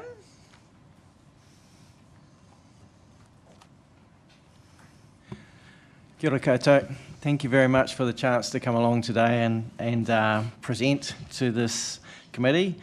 I'm Russ Brown. I'm the board chair of Tourism Bay of Plenty. And next to me I have Richard Fair, who's our head of strategy and insight. We've got an apology from Oscar Nathan, who is our GM, who's currently over in Australia visiting family on a well-earned week off. So how we were going to roll today was Richard was going to run you through a set of slides. I'll cover off a couple of slides at the end, and then hopefully we'll have just a little bit of time for some query, if you've got any at the end. Kia ora. Next slide, please. So just looking at our KPIs, they're all on track. I did want to flag the economic wellbeing KPI. So at the moment, you'll be aware that our total spend is 85% domestic, 15% international. So at these current challenging economic times, where disposable income is challenged, we see that coming to fruition on the domestic market, despite having a very strong international growth. So at the moment, international growth is looking around 20% increase year on year, which is really positive. I'd also like to bring your attention to social wellbeing or resident sentiment towards tourism. I wanted to put some context behind that number, 68%, because it is very important for us. If you compare that to something like Queenstown, they are currently tracking at 19%, so we're in a very favourable position at the moment. Our sustainability program, extremely proud here. We've actually got to another 35 organisations through the program, which now means we've had 135 organisations through that program. That is the largest sustainability program of any region in the country. Also, in terms of Qualmark status for our operators, we had a KPI of 3. We're now tracking at 5, so that's 5 operators who now have Qualmark certification. And then the last one is just about business events here. So we've made quite an inroad in terms of the number of bids secured here, and that's largely been down to our team creating a very healthy pipeline. So you'll see there it says 3 confirmed bids. I can now say that that has turned to 30 confirmed. So that's quite a noticeable increase there. Next slide, please. So again, these 2 slides are just showing you the difference between domestic and international visitor spend. And you can see there that the domestic spend is down while the international spend is up. That comparison to 2019, that's in relation to the peak really, which is just before COVID, to give you some context as well. So if we flick on to the next slide. Cruise. So as you know, there's been a cruise study completed for the Bay of Plenty region, the 2023 and 2024. It was ascertained that the value of cruise is 112 million in economic output. This year we had 91 cruise ships. We had an additional cruise ship last week, which is great to see and a nice little surprise. In terms of next year, which is obviously you've been hearing a lot of that in the media at the moment, while our ship numbers are slightly down, I'm pleased to say that our passenger numbers are pretty much flat year on year, so the impact will be pretty flat in terms of economic impact there. Next slide, please. Flavours of Plenty, I just wanted to highlight here. It's great that we had Mia Mahi come to this event with us. We won the Industry Collaboration and Alignment Award at the 2024 Tourism Awards. We were the only RTO in this category, so but we weren't just one in this category. If I go to the next slide, we had 2 going head to head. So this is our green room program as well. So it was great again to be 2 finalists in that one category. Next slide, please.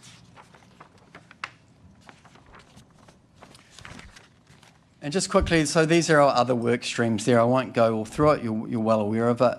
But if we go to the next slide now, I will pass on to Russ to give you a governance and financial summary. Thanks, Richard. From a governance point of view, we have our standard board that you can see up on the presentation. We've got 2 trustees who are ending their terms at the end of June. That's Claire Swallow and Jason Hill. We're in the middle of our recruitment process for our new trustees, which we're getting support with through yourselves and through Nigel from Priority One. So we will hope to appoint 2 new trustees as replacements over the next few weeks. Next slide, please. In terms of financial position, which I know is important, and we seem to be the one CCOs put it at the end, but we'll push through and answer any questions on it. At the half-year point, we were sitting ahead of our budget by a variance of about $73,000. Our forecast for our year-end position is to be a positive variance of about $83,000 against our budget. So that will leave us with a deficit of $235,000, which we'll cover with our reserves, against a budgeted deficit of $318,000. The rest of the financials are in the 6-month report. As reported with other CCOs, we're on target to hit our 7.5% savings. And we are also working away at endeavouring to find other forms of funding support for our organisation, both locally and through central government endeavours as well. I guess probably best with the remaining time just to open it up to any questions. Thank you very much. I'm going to start because I can. And then Rick gets the first choice of the next one. So just a great presentation, thank you. And yes, we want you to keep doing what you're doing. We want that's making a bold and vibrant city, which is what we want. Just and congratulations on the award. And so that talked about industry collaboration and having had Bay Venues and we're talking to my TCC events team recently. Can you talk about how you collaborate in terms of events in Tauranga between yourselves and Bay Venues and TCC, and even I think the art gallery talked about an experience manager. So can you talk quickly about how that works, please? I can. So as I mentioned, there's a big push to drive business events for our region, especially in shoulder and off-peak season. In terms of that collaboration, obviously we have big venues from the University of Waikato to Bay Venues as well. So we are working in tandem with them and developing a business event strategy as well to look at how we might pitch basically documents together in terms of venues, hospitality, catering, everything. Right answer, thank you. Councillor Kurak?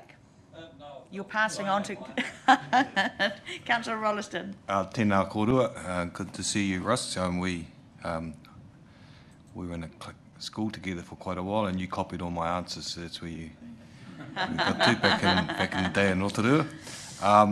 My question is, there's quite a bit going on in here around cultural tourism. Are we seeing any opportunities to partner with Tauranga Moana iwi specifically? I'd say Native Nations and stuff with Kahutapu Lodge, but is there any opportunity? And if not, what might be stopping that?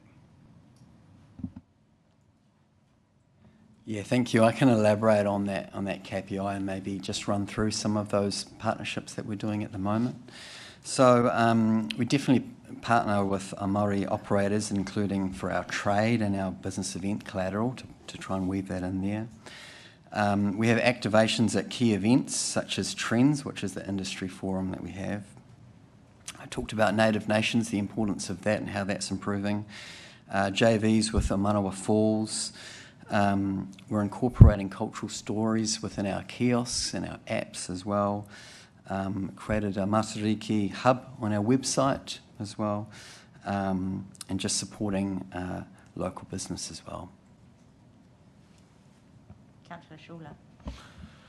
Thanks, great for that. Just the thing that jumped out to me, and you just mentioned about the business events, target was 7, now you've got 30 confirmed. Can you give us a high level number, what sort of dollars is that bringing to our economy?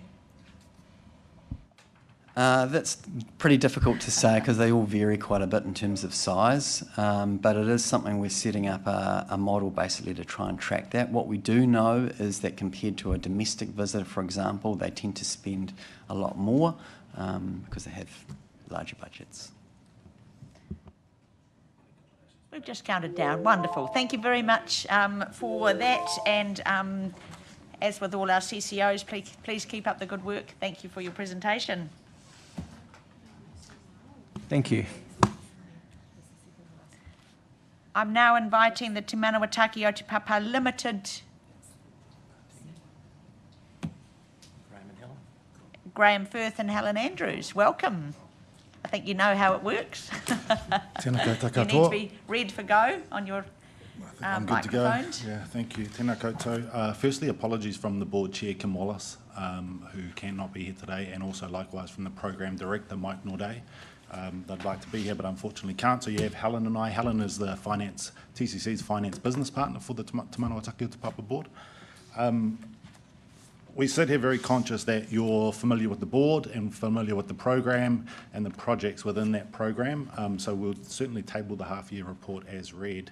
We have a presentation that we'll very quickly run through and then obviously open to any questions.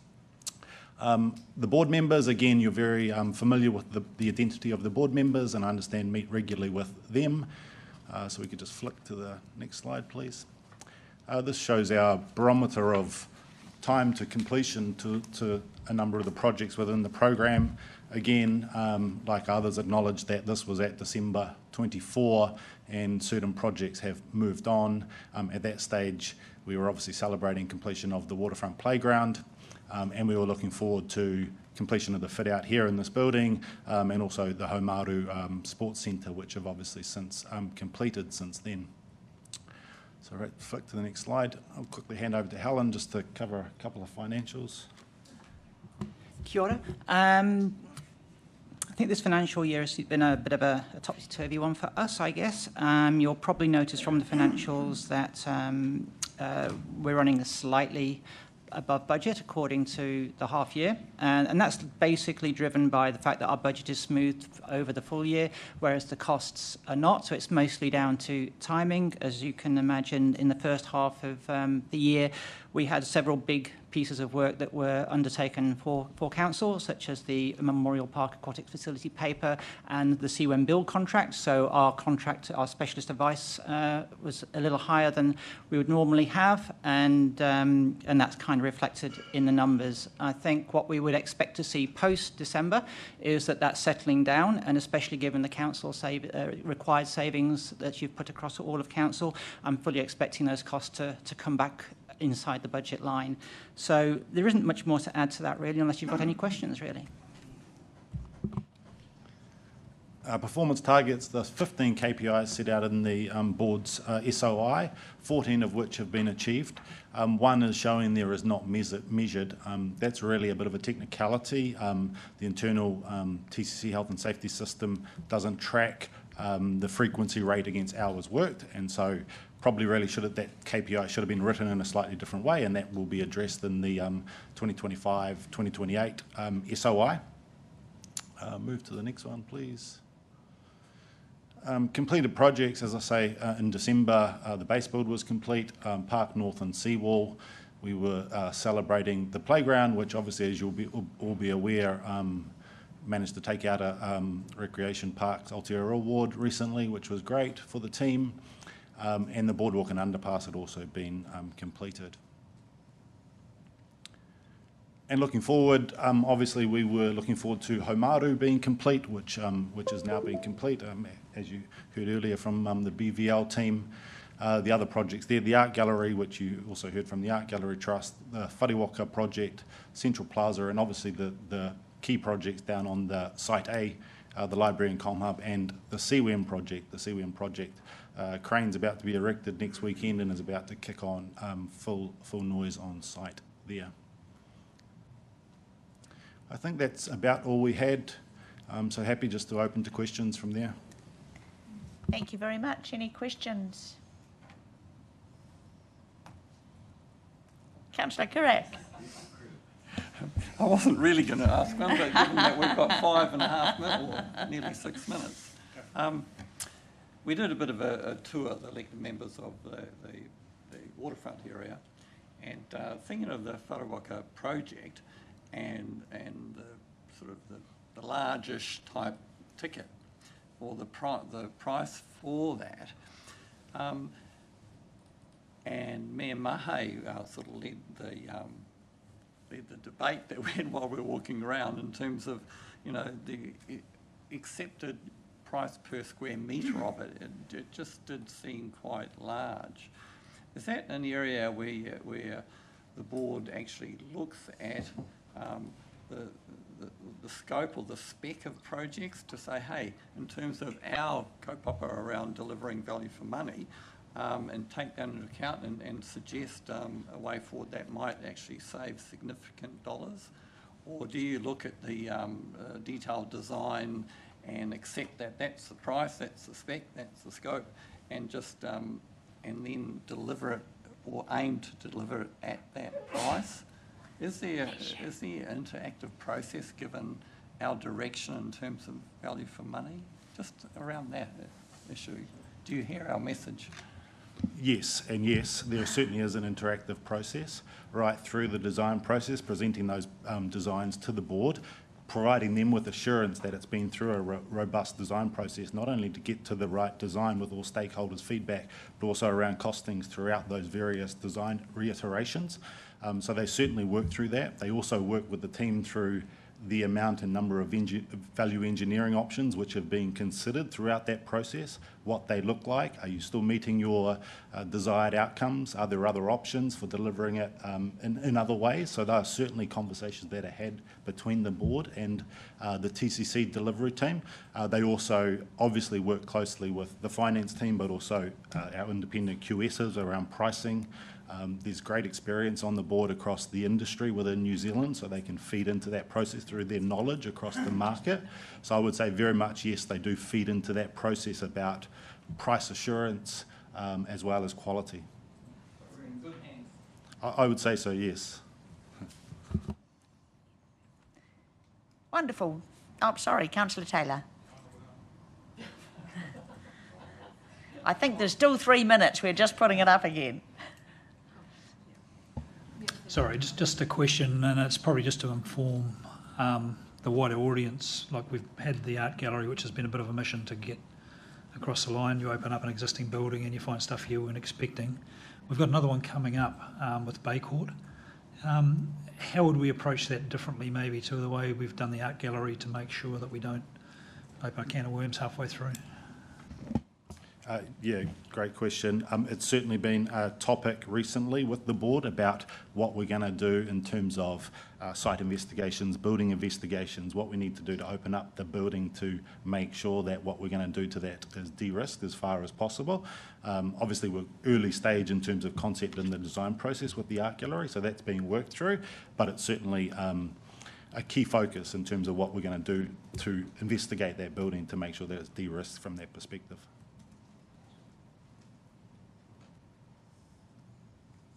Absolutely, Gareth.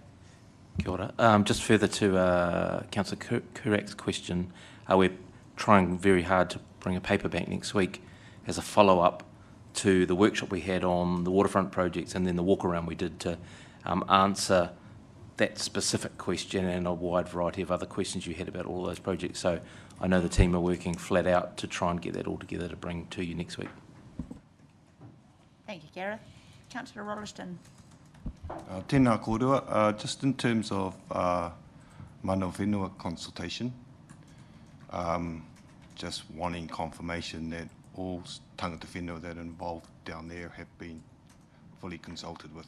Is that your understanding?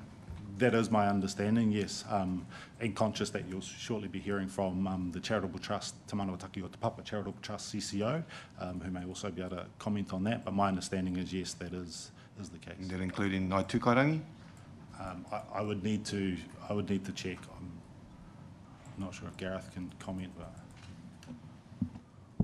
let's ask our friends in the Tamataha Trust as part of the next presentation. But my answer to that question, tentatively, would be that our consultation in that regard is probably not as thorough as it could have been.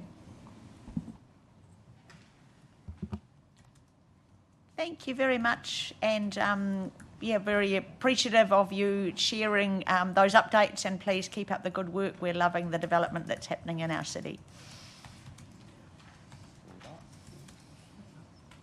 And now I'd like to welcome the Te Manawataki o Te Papa Charitable Trust with representatives from the Otamataha Trust, please. So Puhuraki Ihaka, Alan Tate, Ra Winiata E, and Emily Goodsell. We can get Alan another chair.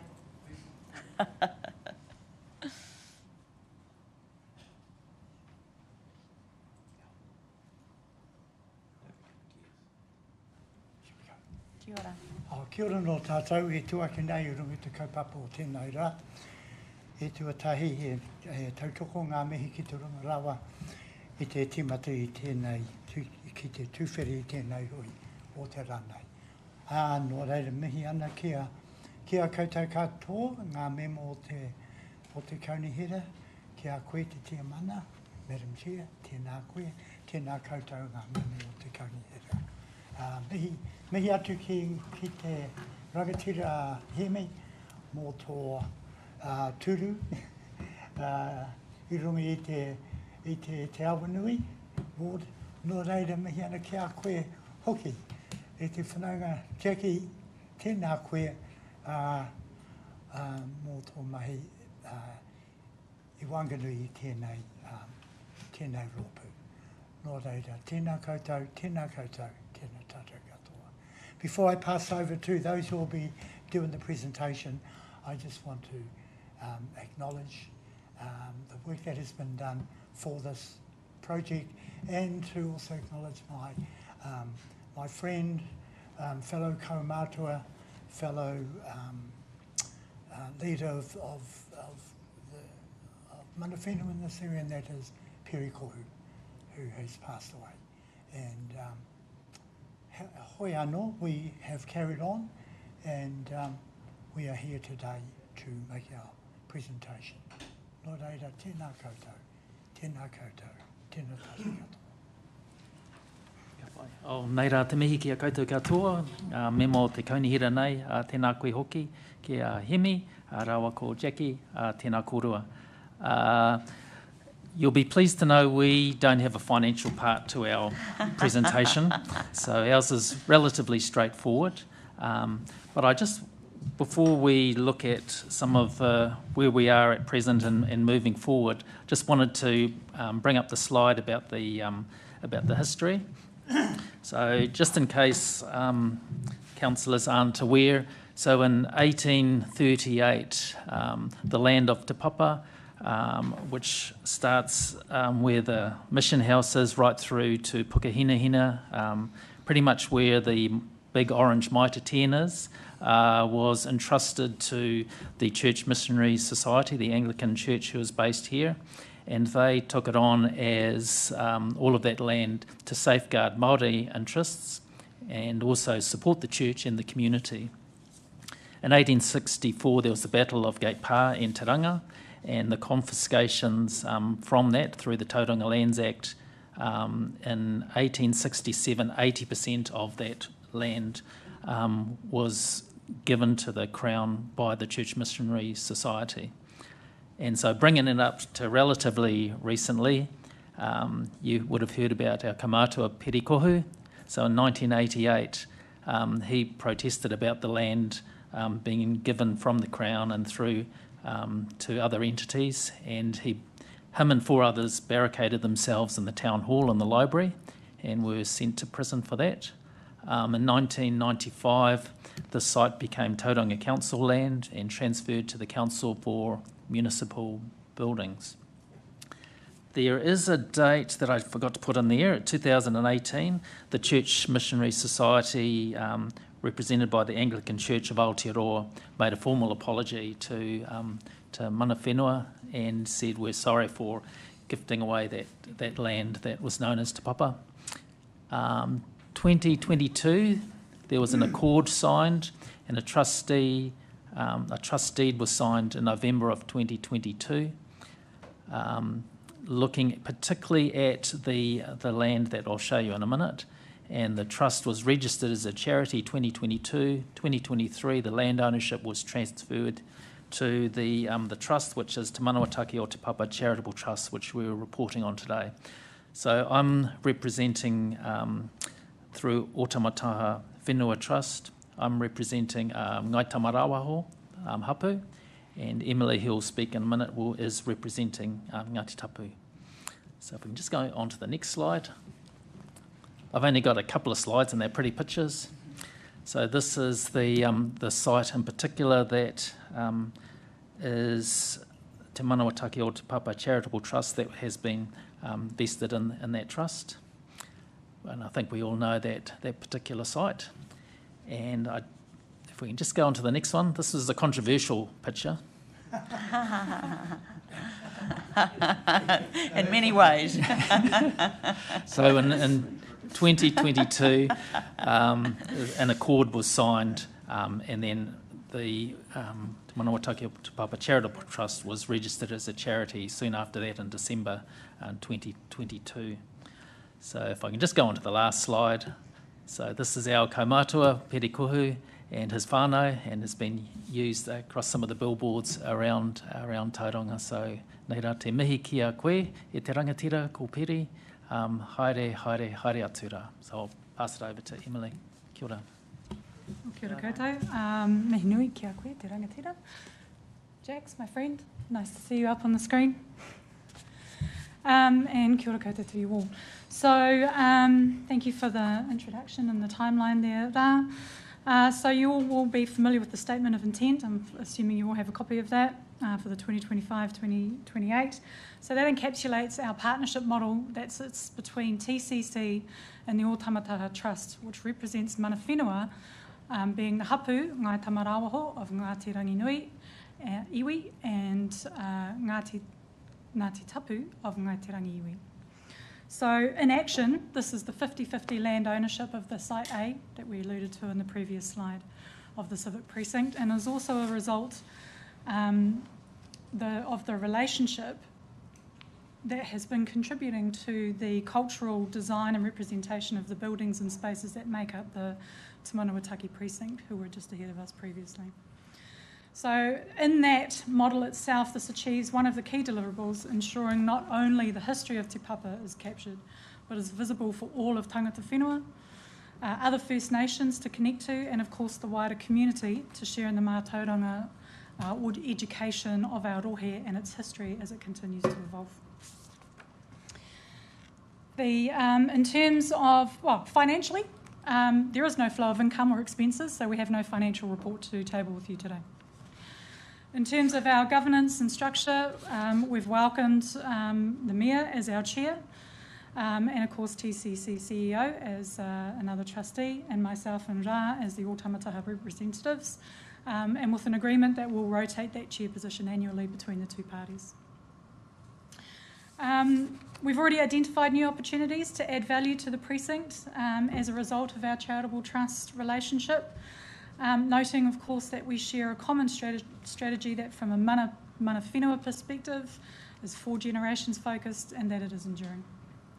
So for example, we've discussed establishing an archive or a repository of stories or the whakapapa or the significance of the cultural representations you start to see in and around those buildings and those spaces, this one in particular. And that provides those access points for education or historical knowledge database, if you like. So nice and succinct, we'll open it up for questions. Thank you very much. Councillor Taylor. Thanks, guys. You're just talking about it right then, the cultural space that comes from Te Papa down to the waterfront. In the next week or two, we'll be talking about that waterfront section that's got to be done and the works that are continuing. Can you maybe brief us as a group just on what that area means and what the design intent is coming down the hill to the moana? Do you want to speak to that? So that sits outside of this charitable trust, but I am happy to speak to it, or is it something you want to speak to? So are you referring specifically to the wharewaka and the location? Or?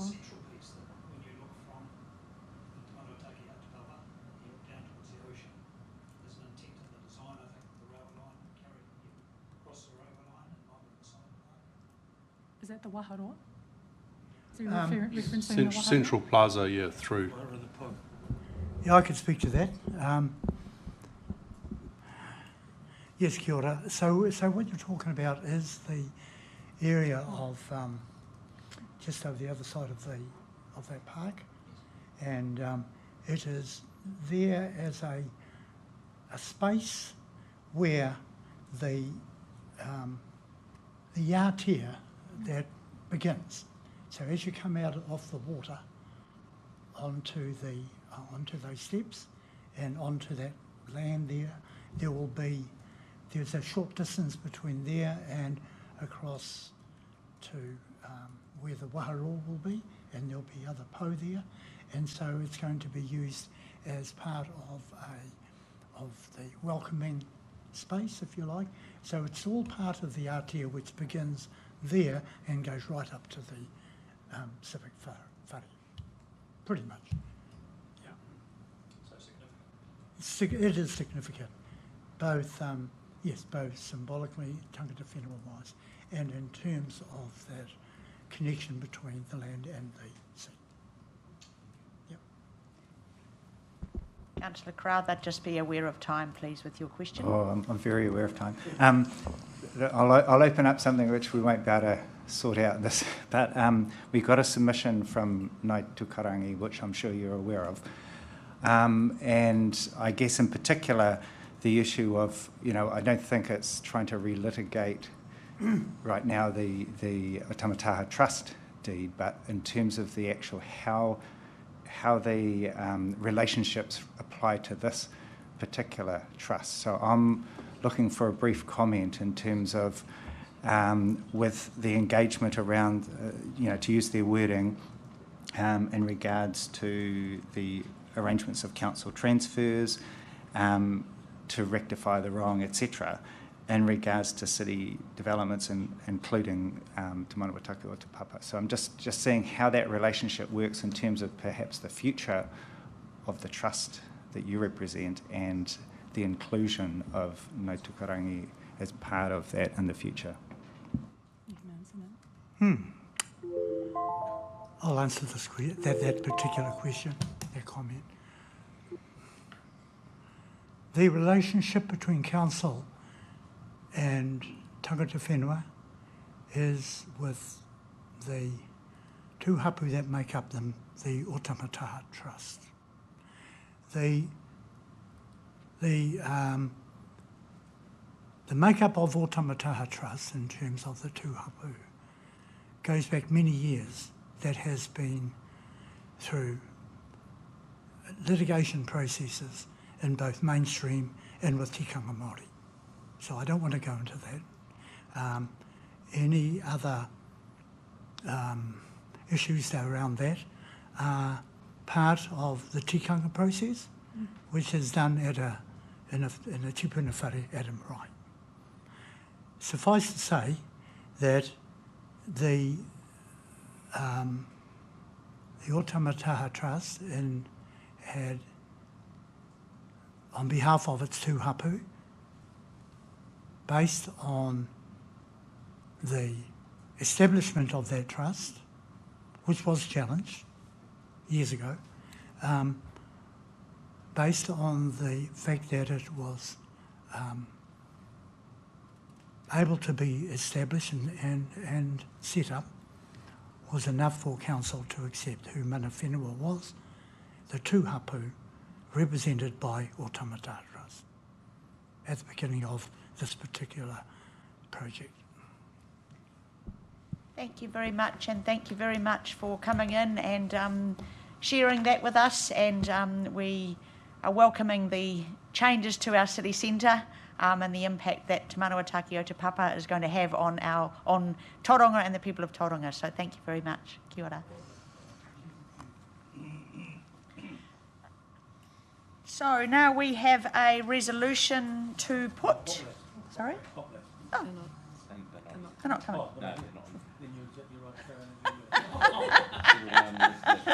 Well, thank you very much, Councillor Schulman. They were Claire and I have got it covered, haven't we? So we have got a resolution. That was an apology. They were an apology. So I was thinking my timing. We are the delivery committee, so we are definitely trying to deliver on time, in budget, in scope. So we have got a resolution to put, that the City Delivery Committee receives the CCO's half-yearly reports. Moved by Councillor Courik, second by Councillor Crowther. No comment. Statement from Well, Martin this was Rosen. my only area that I had a question in. It was paragraph 20 in relation to our cyber risk management. I would like a sort of broader scope of what that actually involves, around what we're actually covered for. So if someone could give me a bit of an extension on in relation to our cyber insurance. That's just about procuring services. Yeah, but it'd be nice to know what the actual insurance policy is around our risk policy around if we are exposed or hacked or locked out of our system, what our insurance actually covers. It would be nice to know that. So we'll record that as an action.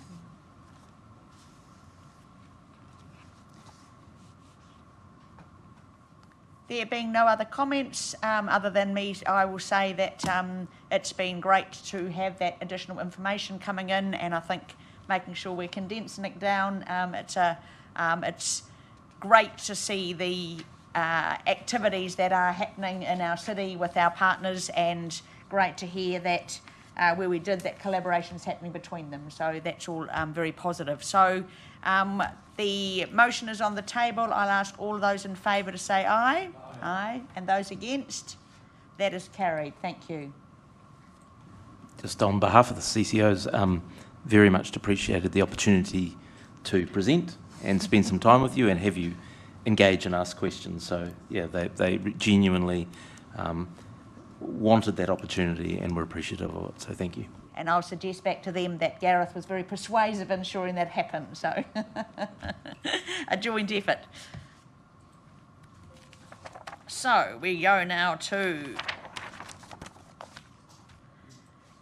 9/11. Action and investment plans and long-term plan actions monitoring, page 188.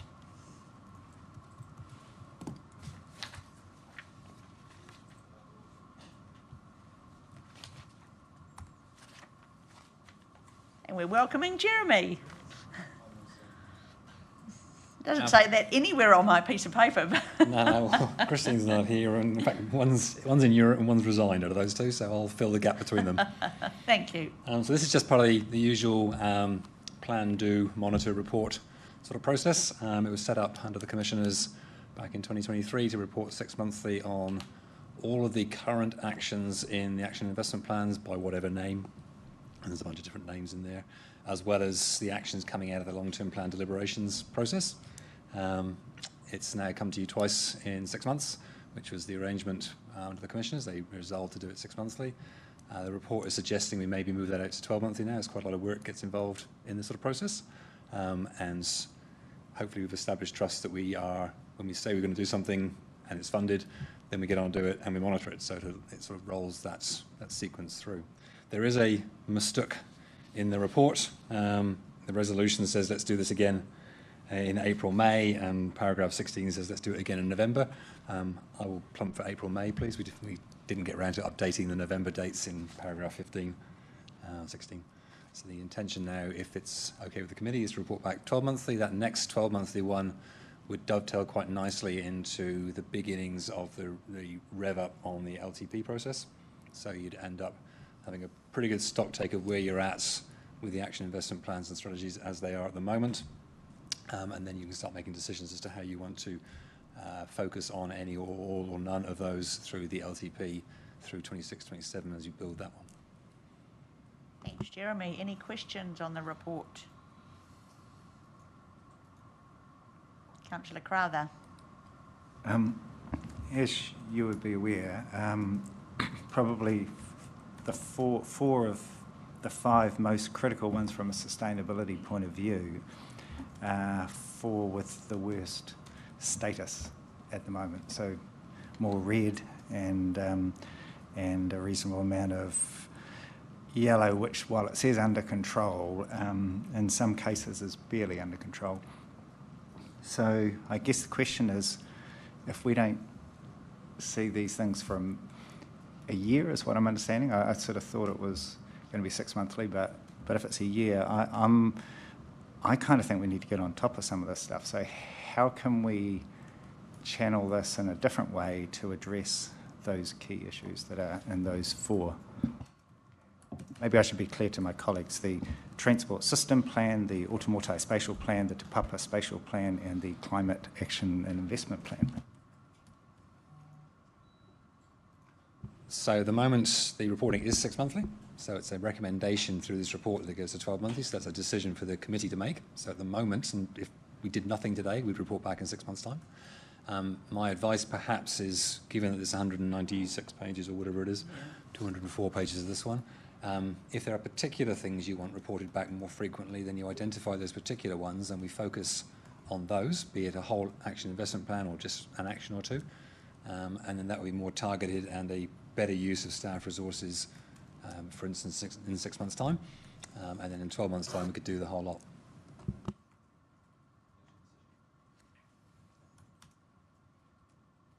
Any other questions? Thank you, Jeremy. That's the end of the questions.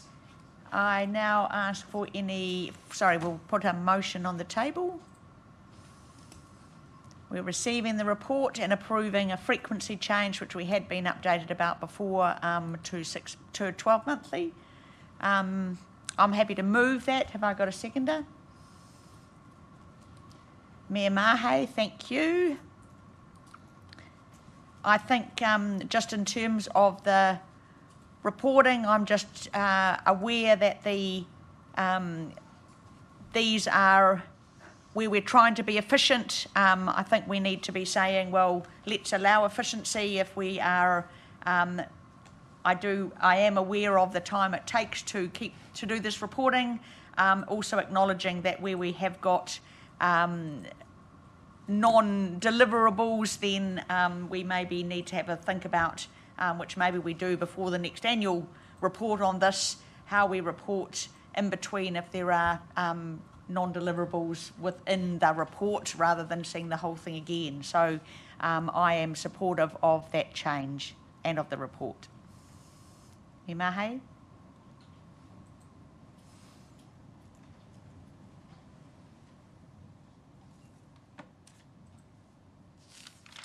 Councillor Taylor? Without wanting to get too far into the weeds on it, to me, this is something we need to put our stamp on as Team 10. So yeah, I'd probably agree that maybe goes annually, but in the meantime, we should be probably looking at that and seeing what's in there. It's somebody else's view of the world, and I'd be keen that we put our own stamp on it. And I think just in terms of that, Jeremy, was just the timing of that does mean that we will be, it's the lead up to the long-term plan, and I would absolutely envisage that that's where we are putting our stamp on it. Councillor Crowther. This does seem potentially quite a big shift, given the whole of the years of work and the strategic framework, and all of that was geared up to be based around action and investment plans, the naming being quite conscious, I believe.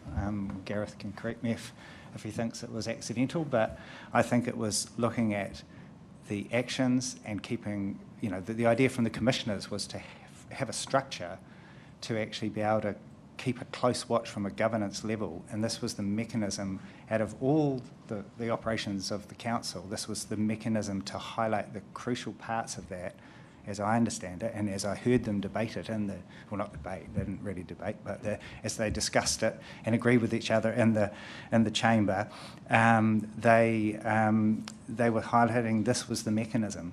And the investment, was the other part, which was if any investments went a bit off track, again, this could be a mechanism for it. So it was both a holistic way of pulling together certain strands, like in a city centre action investment plan, public places strategic plan, but it was also to have a monitoring process that could be approached at different levels, at a broad action and investment plan level or at a detailed breakdown.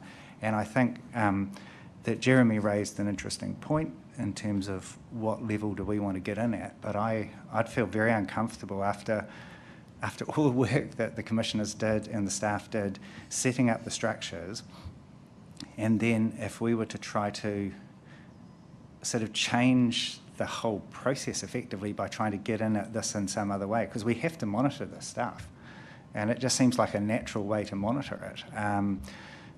So I would rather we come up with a more strategic approach to it rather than just say let's just come back to it every year. I'd rather kind of go, what level do we want? And I think what Jeremy highlighted is we could find a sweet spot there, which is there are crucial components that we could look at more regularly.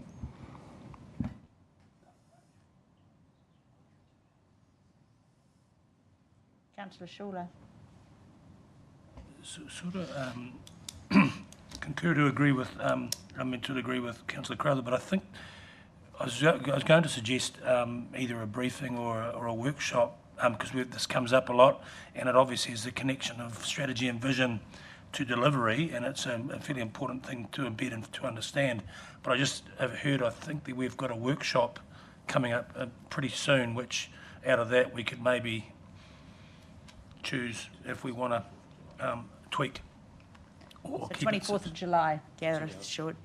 And I think both of those comments are in line with what I'm thinking, that we do need to review this but put our stamp on it. So for me, it's saying we haven't had a whole lot of questions on this, and it's a very large report. So when we're talking about, is it governance, if you have to read 200 pages? And to me, that isn't quite meeting what I would need as a governance looking at delivery.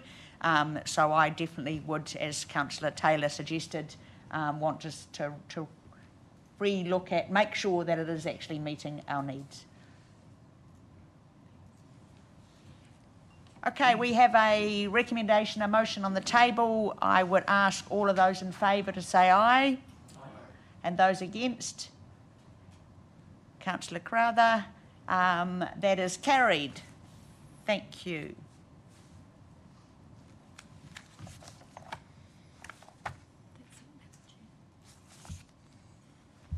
I have just confirmed with Claire that that does mean that's the end.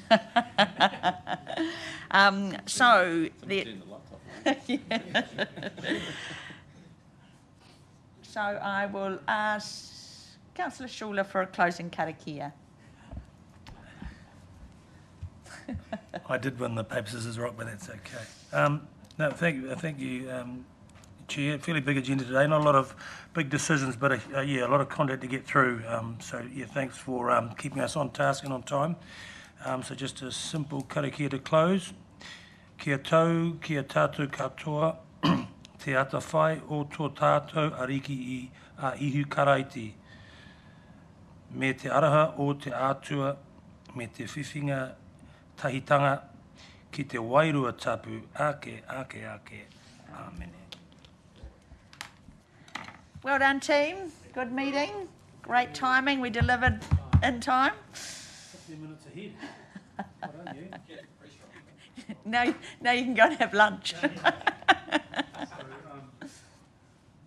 Lucky te. I declare the meeting closed.